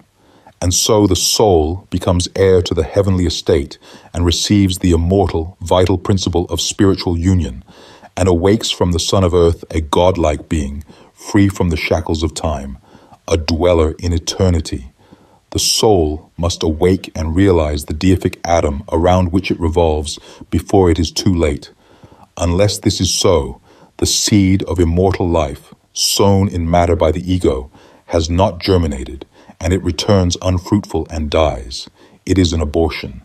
Many, many seeds never germinate. Many good orthodox but animal-like lives live, move, and die. Yes, die in very truth. Would to God I could make all mankind realize this awful, inconceivable privilege of life, that, Jupiter-like, they would turn and face the light. O child of Adam, it is easier for a camel to go through the eye of a needle than for a rich man to enter into the kingdom of God. Part 2. Here beginneth chapter 3 of the second part of the book, which is called The Tablets of Aeth, wherein the third and last trinity of the planetary rulers is faithfully transcribed. Thou hast entered the immeasurable regions. I am the dweller of the threshold. What wouldst thou with me? Dost thou fear me? Am I not thy beloved? Is it not for me that thou hast rendered up the delights of thy race? Wouldst thou be wise? Mine is the wisdom of the countless ages. Kiss me, my mortal lover. Thus man pursues his weary calling and wrings the hard life from the sky, while happiness unseen is falling down from God's bosom silently. The seventh tablet, Saturn. Woo. Symbol. A human figure with a scepter of power, a being of light, crowned with flames. Reflection. In the external, we remember Saturn as an old man, and as a skeleton with a scythe, as time, in fact. But see, O immortal soul, the real Saturn, as the angel of life, having from time gathered the experiences which crown him with light, holding the rod of power, the Christ born in the manger of Capricorn, the goat, life born of death, the conqueror of evil. He throws off the mask of age, and divine youth beams on us. He doffs the mantle of rags, and royal splendors clothe him. He lifts the hood, and behold the crown. He raises the crutch, and lo, the rod of power. He drops the scythe of death for the jewel of eternal life. O Mani Padme O the jewel in the lotus. O child of Adam, meditate on the transmutations of life. Behold the earthly miracle of the caterpillar and the butterfly, of the toiling mortal and the transcendent God. The eighth tablet, Uranus. Symbol, a human eye, from which darts lightning upon an ocean of matter.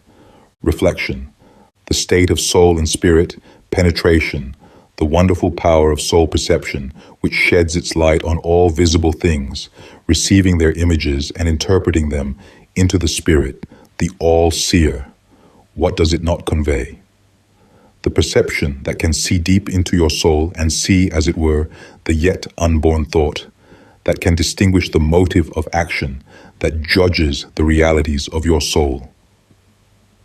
Such is the astral Uranian, for with us all are three planes of mind, the drift plane, the intellectual, and the spiritual or internal plane, and thought reading can be on one or all of these different states.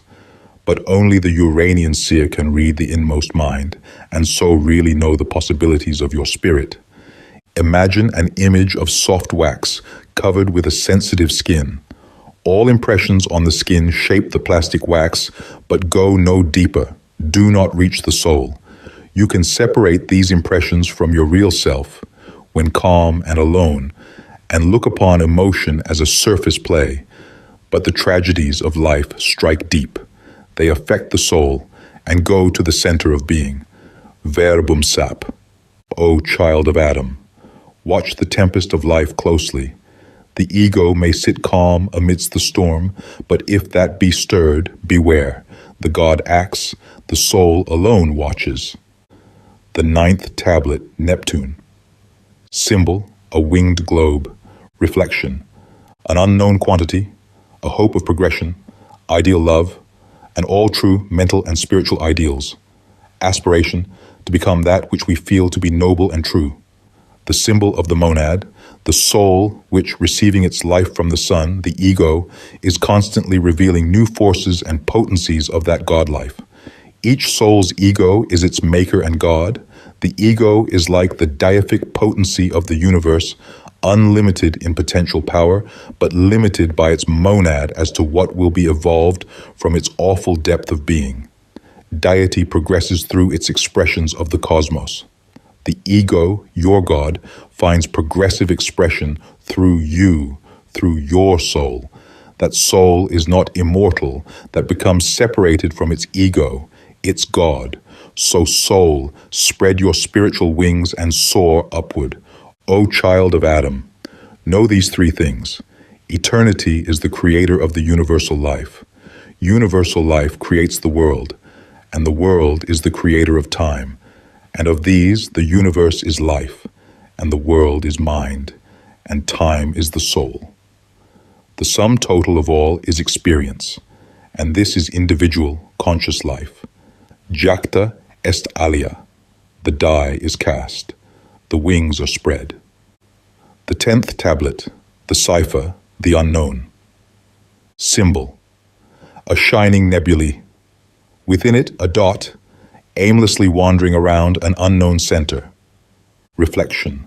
The unknown in very truth. It is everything. It is also nothing. Inconceivable visions arise within the mental universe, but nothing assumes definite form. It is all that is past. It is likewise everything that the future has in store. Amen.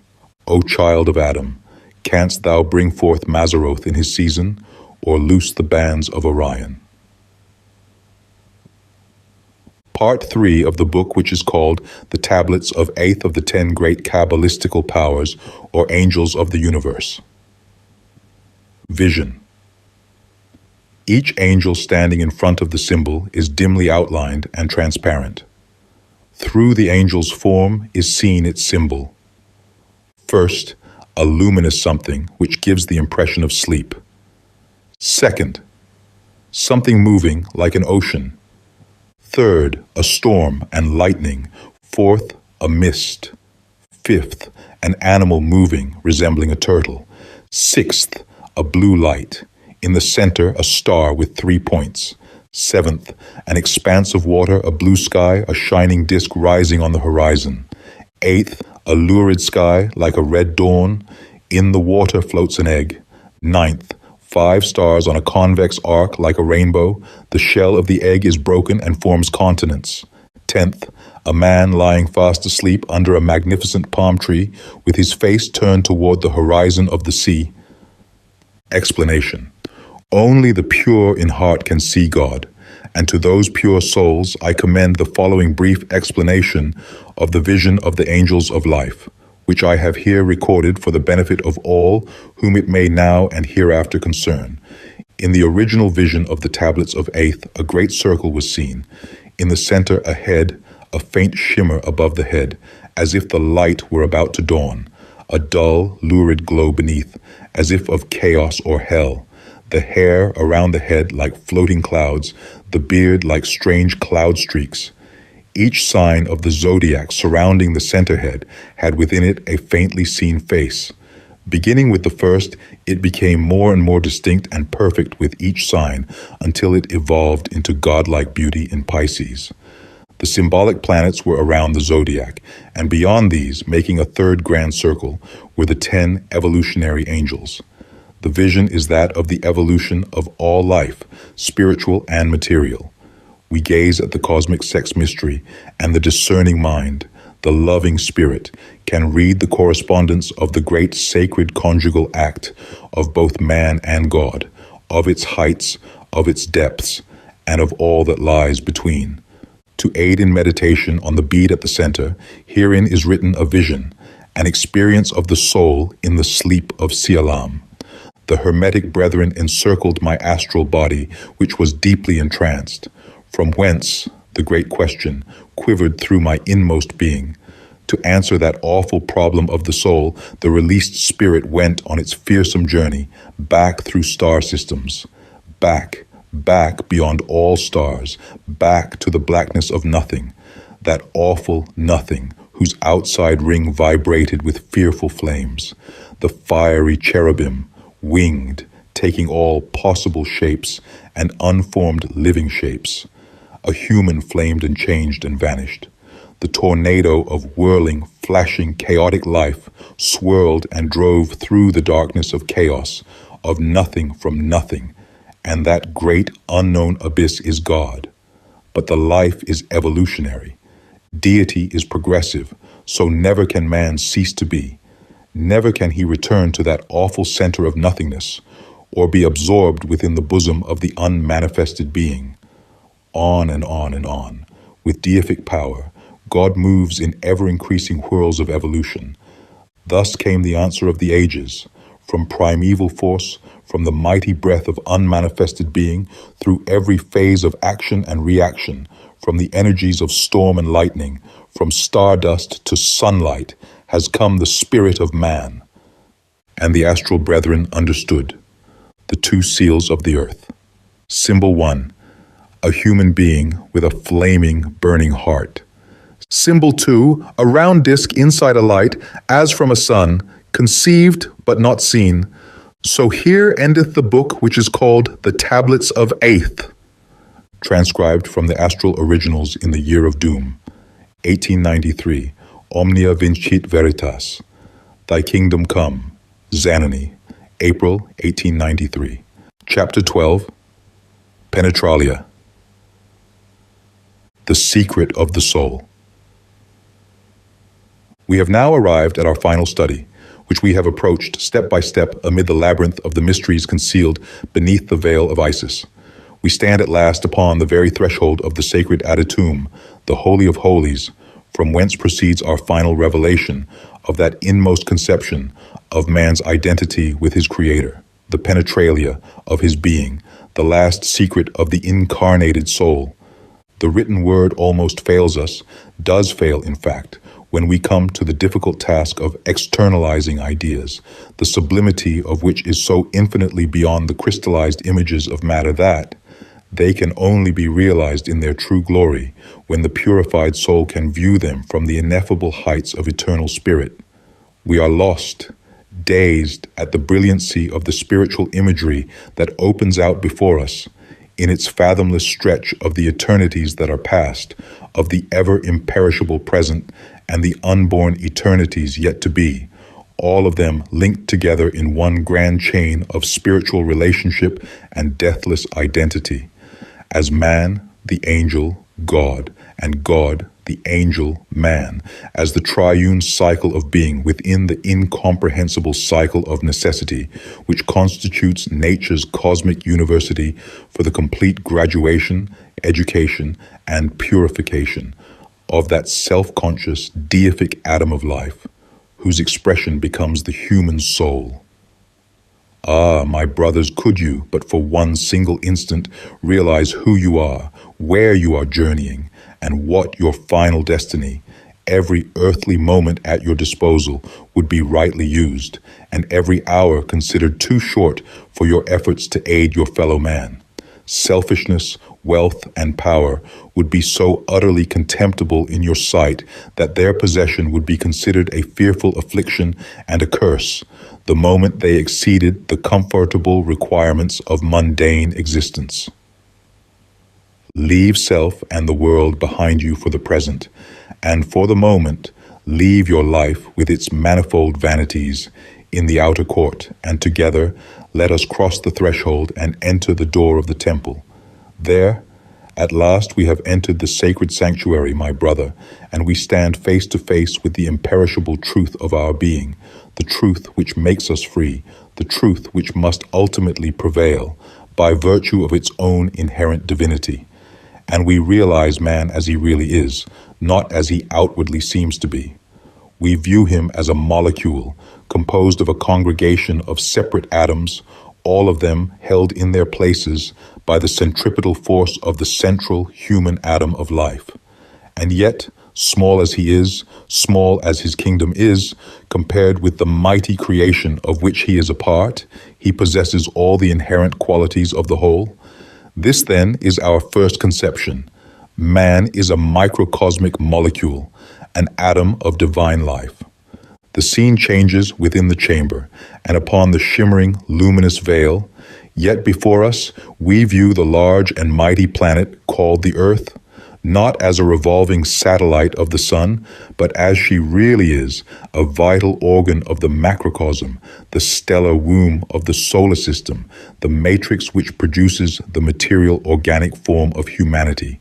When the earth was without form and void, as we are informed in the mystical language of Genesis, the human soul had not yet reached the state or grade in the celestial university that desired the earth and its temporary illusions. Hence this state was void, an unborn idea, the to-be, and darkness symbolical of complete lack of life and intelligence was upon the face of the deep, silent space. Again the scene changes, and one by one the numberless planets, planetoids, moons, meteors, comets, and other attendant bodies pass before the eye of the soul as we gaze upon the curtain of this sacred penetralia, each orb belonging to some portion of the astral man, each great planet constituting some vital function of the macrocosmic organism and conferring those qualities upon each and every single atom pertaining to that degree of life, so that the solar system becomes individualized as a grand cosmic organism, its attendant satellites constituting its vital organs, and the shining zodiac its outward form. So also, each planet is a living cosmic individual, intensely alive, living, moving, breathing, and bringing forth its offspring of like substance, matter, in obedience to the potential demand of incarnating spirit. The sun is alive, glowing with life, and constitutes the heart and arterial center of all the circulating fluids of the stellar anatomy. Scientists may continue to predict, as they have been predicting, the day when solar radiation will cease, but their predictions will prove as worthless as the sighing of the summer wind, so far as reality is concerned. It is an incomprehensible mystery to science, says Sir Robert Ball in his Story of the Heavens, how the sun has been able to maintain its heat with such regularity in the past, for there has been no appreciable change in the earth's temperature for thousands of years. What it is today, it was 10,000 years ago. Yea, Sir Robert Ball, and will be in 10,000 years to come. You may wonder, and the Royal College may wonder, but in the meantime, the mighty, pulsating sun continues beating out its rhythmic vibrations of spiritual and dynamic life, continues and will continue to send the exhilarating current throughout every atom to the remotest part of his solar dominions, and the same current returns to him again, undiminished, for the purification which his glowing, transmuting photosphere alone can give, to be sent forward again upon its mission of light, life, and love around the vital organic worlds of the astral organism. There is nothing lost, no radiation of energy dispersed upon the unformed, lifeless ether. From the radiating solar focus of divinity it comes, and to him, undiminished it returns, and so on, forever and ever, until the last deific atom has won its laggard way back to the shining throne of God. The sun breathes. The pulsating process of dynamic respiration, eternally repeated during the grand period of a solar lifetime, renews its vital energies and supplies itself with the full abundance of the ever-living spirit transmitted from the shoreless ether in which it lives. It needs no other food except the magnetic nutriment it receives from each vital organ or planet in return for the electrical life current it transmits to them. Just as the human lungs inflate themselves with the vital atmosphere, which is only the ether, dynamically diluted by the earth to harmonize with our conditions, to oxygenate the blood and add fresh fuel to the physical furnace or supply finer essences to the nervous centers. Just as the human heart, with its continual, rhythmic pulsations, propels forth the circulating fluid to every part of the human frame, so does the central heart and lungs of the grander man of the skies, the sun, send forth its vitalizing energy to every part of the universe. Such are the crowding thoughts born of interior knowledge that flood the mind as we view these sacred revelations within the sacred chamber of the soul. As yet, we are gazing upon the undulating flow of the astral light. We yearn within our utmost being to become the center of the Penetralia and gaze upon the glorious radiance of the Adonai, from whose ineffable presence we are only screened by the last shining veil of semi-transparent matter that waves and trembles with every spiritual aspiration. The soul sends forth its pleading cry for light. Who and what is God? Faintly, as the distant vesper sounds upon the cooling eve, comes the answer. Who and what art thou? What canst thou see? What delectable blessing does nature vouchsafe to the pure in heart? We tremble with the awful yet thrilling revelation. We know dimly, yet fail to realize in our outward consciousness the full import thereof. We realize wherein the mistaken selfhood hath become the only begotten of the Father, but the revelation is too much and too little. We know that, faint as the voice seemed to the yet unprepared soul, an echo only, it was the voice of the Adonai behind the veil. And now we crave the knowledge of the where and whither. Again, we see the earth as the vital function of the interplanetary being. It is composed of substance termed matter, which substance is the aggregation of countless atoms which science has not and never can resolve into their individual selves. These atoms are rings of the atomless ether, which, thus differentiated from the formless ether, become centers of force, the center of such force being a vacuum within the atomic ring, a center so small that a microscope with lens 1,000 times as powerful as the most perfect modern instrument would fail to reveal it.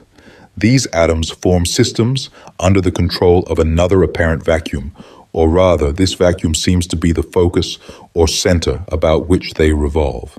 This system constitutes a scientific molecule of matter, and in response to the innumerable vibrations, they assume different forms or dimensions, and become, indifferently, molecules of oxygen, hydrogen, nitrogen, or carbon, as the case may be, all of which are but different modes of motion of the same primitive atoms.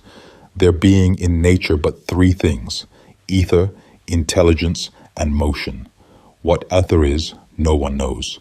We call it the formless spirit, the unmanifest, etc. But there can be no doubt but that motion is the product of intelligence, since we never see motion but as the manifestation of evolution, and this is the expression of mind. Therefore, we have a duality, ether and intelligence. One the living spirit, the other the eternal substance for its manifestation. Every molecule of matter is the outward form, the center of which is the incarnating spirit in some degree of progress. Man's physical organism is a system of life and development for countless billions of them. So the earth, in its functional expression as the womb of nature for the outward expression of man, is only so in a material sense. He is prior to the planet. He, man, is only the offspring of the planet by virtue of his material body being a part of the substance of the earth. This life is a stage only of his material journey, and just as man's body is continually throwing off useless dead matter and replacing the same with new life, so too the countless organic forms of earth are hourly returning to the ground from which they sprang, and new forms, rising from the same dust, are taking their places. Here, then, is the sum total. First is revealed to us the grand astral man, the zodiac being the outward idea or form, the sun and his system, the vital functions thereof. The earth, apart from its functional expression or place, is also an individual. Man, apart from forming a molecule of the planetary womb, by comparison is also an individual. And lastly, every molecule of man's organism is also in reality an individual, and small only by comparison with the human frame. And as there are the high solar archangels of the sun, and a chief amongst these seated upon his throne of fire, so there is an archangelic chief of the earth, surrounded by descending degrees of wisdom and power to man, who also in his turn stands as the deific center and chief of his being, his soul being the sphere of consciousness, which, when united to the feminine soul, constitutes the angel of life eternal. Down still we go, and find that this divine scale of life and being is, from the lowly molecule, system upon system climbing, sphere upon sphere, upward and onward, forever, evermore, and all eternity cannot bring nearer the end of man's glorious immortality. In the full revelation of this divine scheme of creation, so full of light, life, love, joy, and harmony, a scheme void of death and annihilation, the mind once more reflects upon the physical illusions of slowly advancing scientific thought. Camille Flammarion, the great psychomaterialist of France, has painted in his various novels a lurid, almost horrible picture of what the mighty universe must become from the logical deductions of his own school of thought, a school which would be best named as transcendental materialism. According to this conception, thousands, millions of worlds are rushing through space, inert, frozen, and dead. Suns have cooled down and ceased to give forth the life-sustaining element of light, but have still retained their mighty attraction upon their attendant planets, according to the laws of gravity, by virtue of their material mass, and thus hold their planetary offspring in the eternal, cold, icy grasp of death. Our sun, too, is cooling fast. The earth has already lost a great portion of her own internal heat. She has passed her prime of life, and death, cold, icy death, has already begun to encroach upon her extremities. The South Pole, the feet, is now practically lifeless in one perpetual covering of ice. So too her head. Her locks are the white of perpetual snow. No longer has she the blush and beauty of youth, no longer adorned with the healthy covering of verdure which youthfulness gives, and as our geologists prove was once the case, so that, although the time may still be long, according to our reckoning of years, it is only a brief moment in eternity when this fair earth, and also the beauteous splendor of the silent stars, will be locked forever in darkness and the final sleep of doom. If this be so, we ask of the inmost soul, if life be but the fitful awakenings of the indestructible spirit, ebbing and flowing in response to the rise and fall of nature's cosmic barometer and the transmutations of matter. If life is in reality but a brief and passing moment eternally repeated from the flush of youth, the gilded salon to the bier and the shroud, then why, oh why, should the spirit of mortal be proud? Why aspire to penetrate the inward realities of life and enter the Holy of Holies to seek and find out God? As the rushing torrent of this thought swept o'er the mental chambers of the soul and saturated the spirit with its icy sting, as it lay still chained within the prison house of matter, the higher self rose, sublime in its grandeur and consciousness of divine relationship, and in the last earthly appeal for light, for divine truth as to man and his immortality, it turned in reverence and awe before the still, shimmering veil of the sacred Penetralia. The trial had come, the crucial test, whether of life or death, the final revelation to man. In purity of heart and humility of soul, we await in agonizing suspense. There is a thrilling sensation, as though of 10,000 electric currents consuming the frame, and a swaying to and fro, as if drifting upon an ocean of fire. Then a dead silence, so profound that whole eternities seem to pass without either beginning or end. And the sight of the inward spirit is opened slowly. Who, where, what? For the shadows have fled, the luminous curtain fades, is gone, and flashing before the inward sight stands the ineffable Adonai. It is I, you.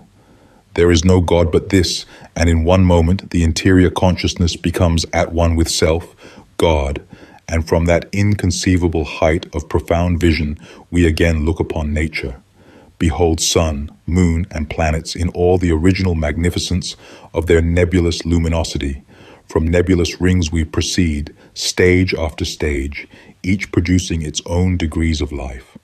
On we pass the ages, the geological cycles of inconceivable duration in time, but only a mere instant in eternity, and on as the changes roll, until we see Earth as she is now, still on, at the ever-urging desire of the triumphant soul, and a remarkable change is apparent. From forces at present latent, there comes a change, and instead of so-called physical, electrical races have superseded the present humanity.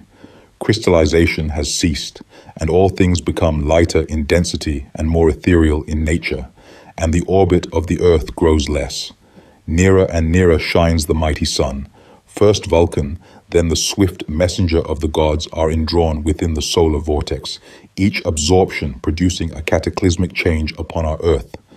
Then comes the turn of Venus, while slowly and surely the orbit of the earth contracts, and nearer shines the sun. And finally the beautiful earth, her mission over, the last atom of life beyond her rule, inward she sweeps, and is lost in the mighty ocean of fire as a stone is lost in the lake. Verily is the word of prophecy a literal truth. The earth shall be destroyed with fire. And so on with the rest, each planet in its proper turn fulfilling the functions at present performed by the earth, each becoming the grand theater of material and ethereal life. And the cometary bodies, today chasing unknown orbits in the realms of ether, gradually fall into line when their erratic cycle is ended, taking the places of the present outermost planets. No such thing as death, no such thing as the dark silence of eternal night, for any organic creation of the Most High.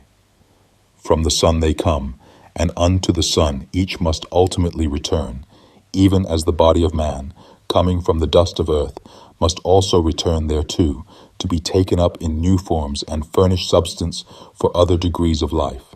And thus will it be until the sun, in its mighty solar heavens of purified spiritual life, will form the final battleground of matter, receiving its new life from a greater center than itself. A glorious solar world, well typified in the last battle of the gods, and the new earth, a world whereon the angels tread in superlatively beautiful forms, clothed with the ideals and emanations of their own divine purity, souls clothed in air, treading the ethereal realms of light as the children of God and the inheritors of the kingdom of heaven. Must the searching eye of the soul seek further? Must the insatiable thirst of the spirit launch out upon the trackless infinities of the yet-to-be? Must it still penetrate further in the profound beyond, where time ceases to be, where the past, present, and the future are forever unknown, but exist only as the deific consciousness of the eternal now? No. The soul at last rests satisfied.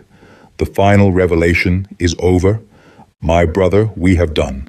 And in closing, have only to add that not until the speculating philosophy of earthly schools blends with the science of the spheres in the full and perfect fruition of the wisdom of the ages will man know and reverence his Creator, and in the silent penetralia of his inmost being respond in unison with that angelic anthem of life. We praise thee, O God.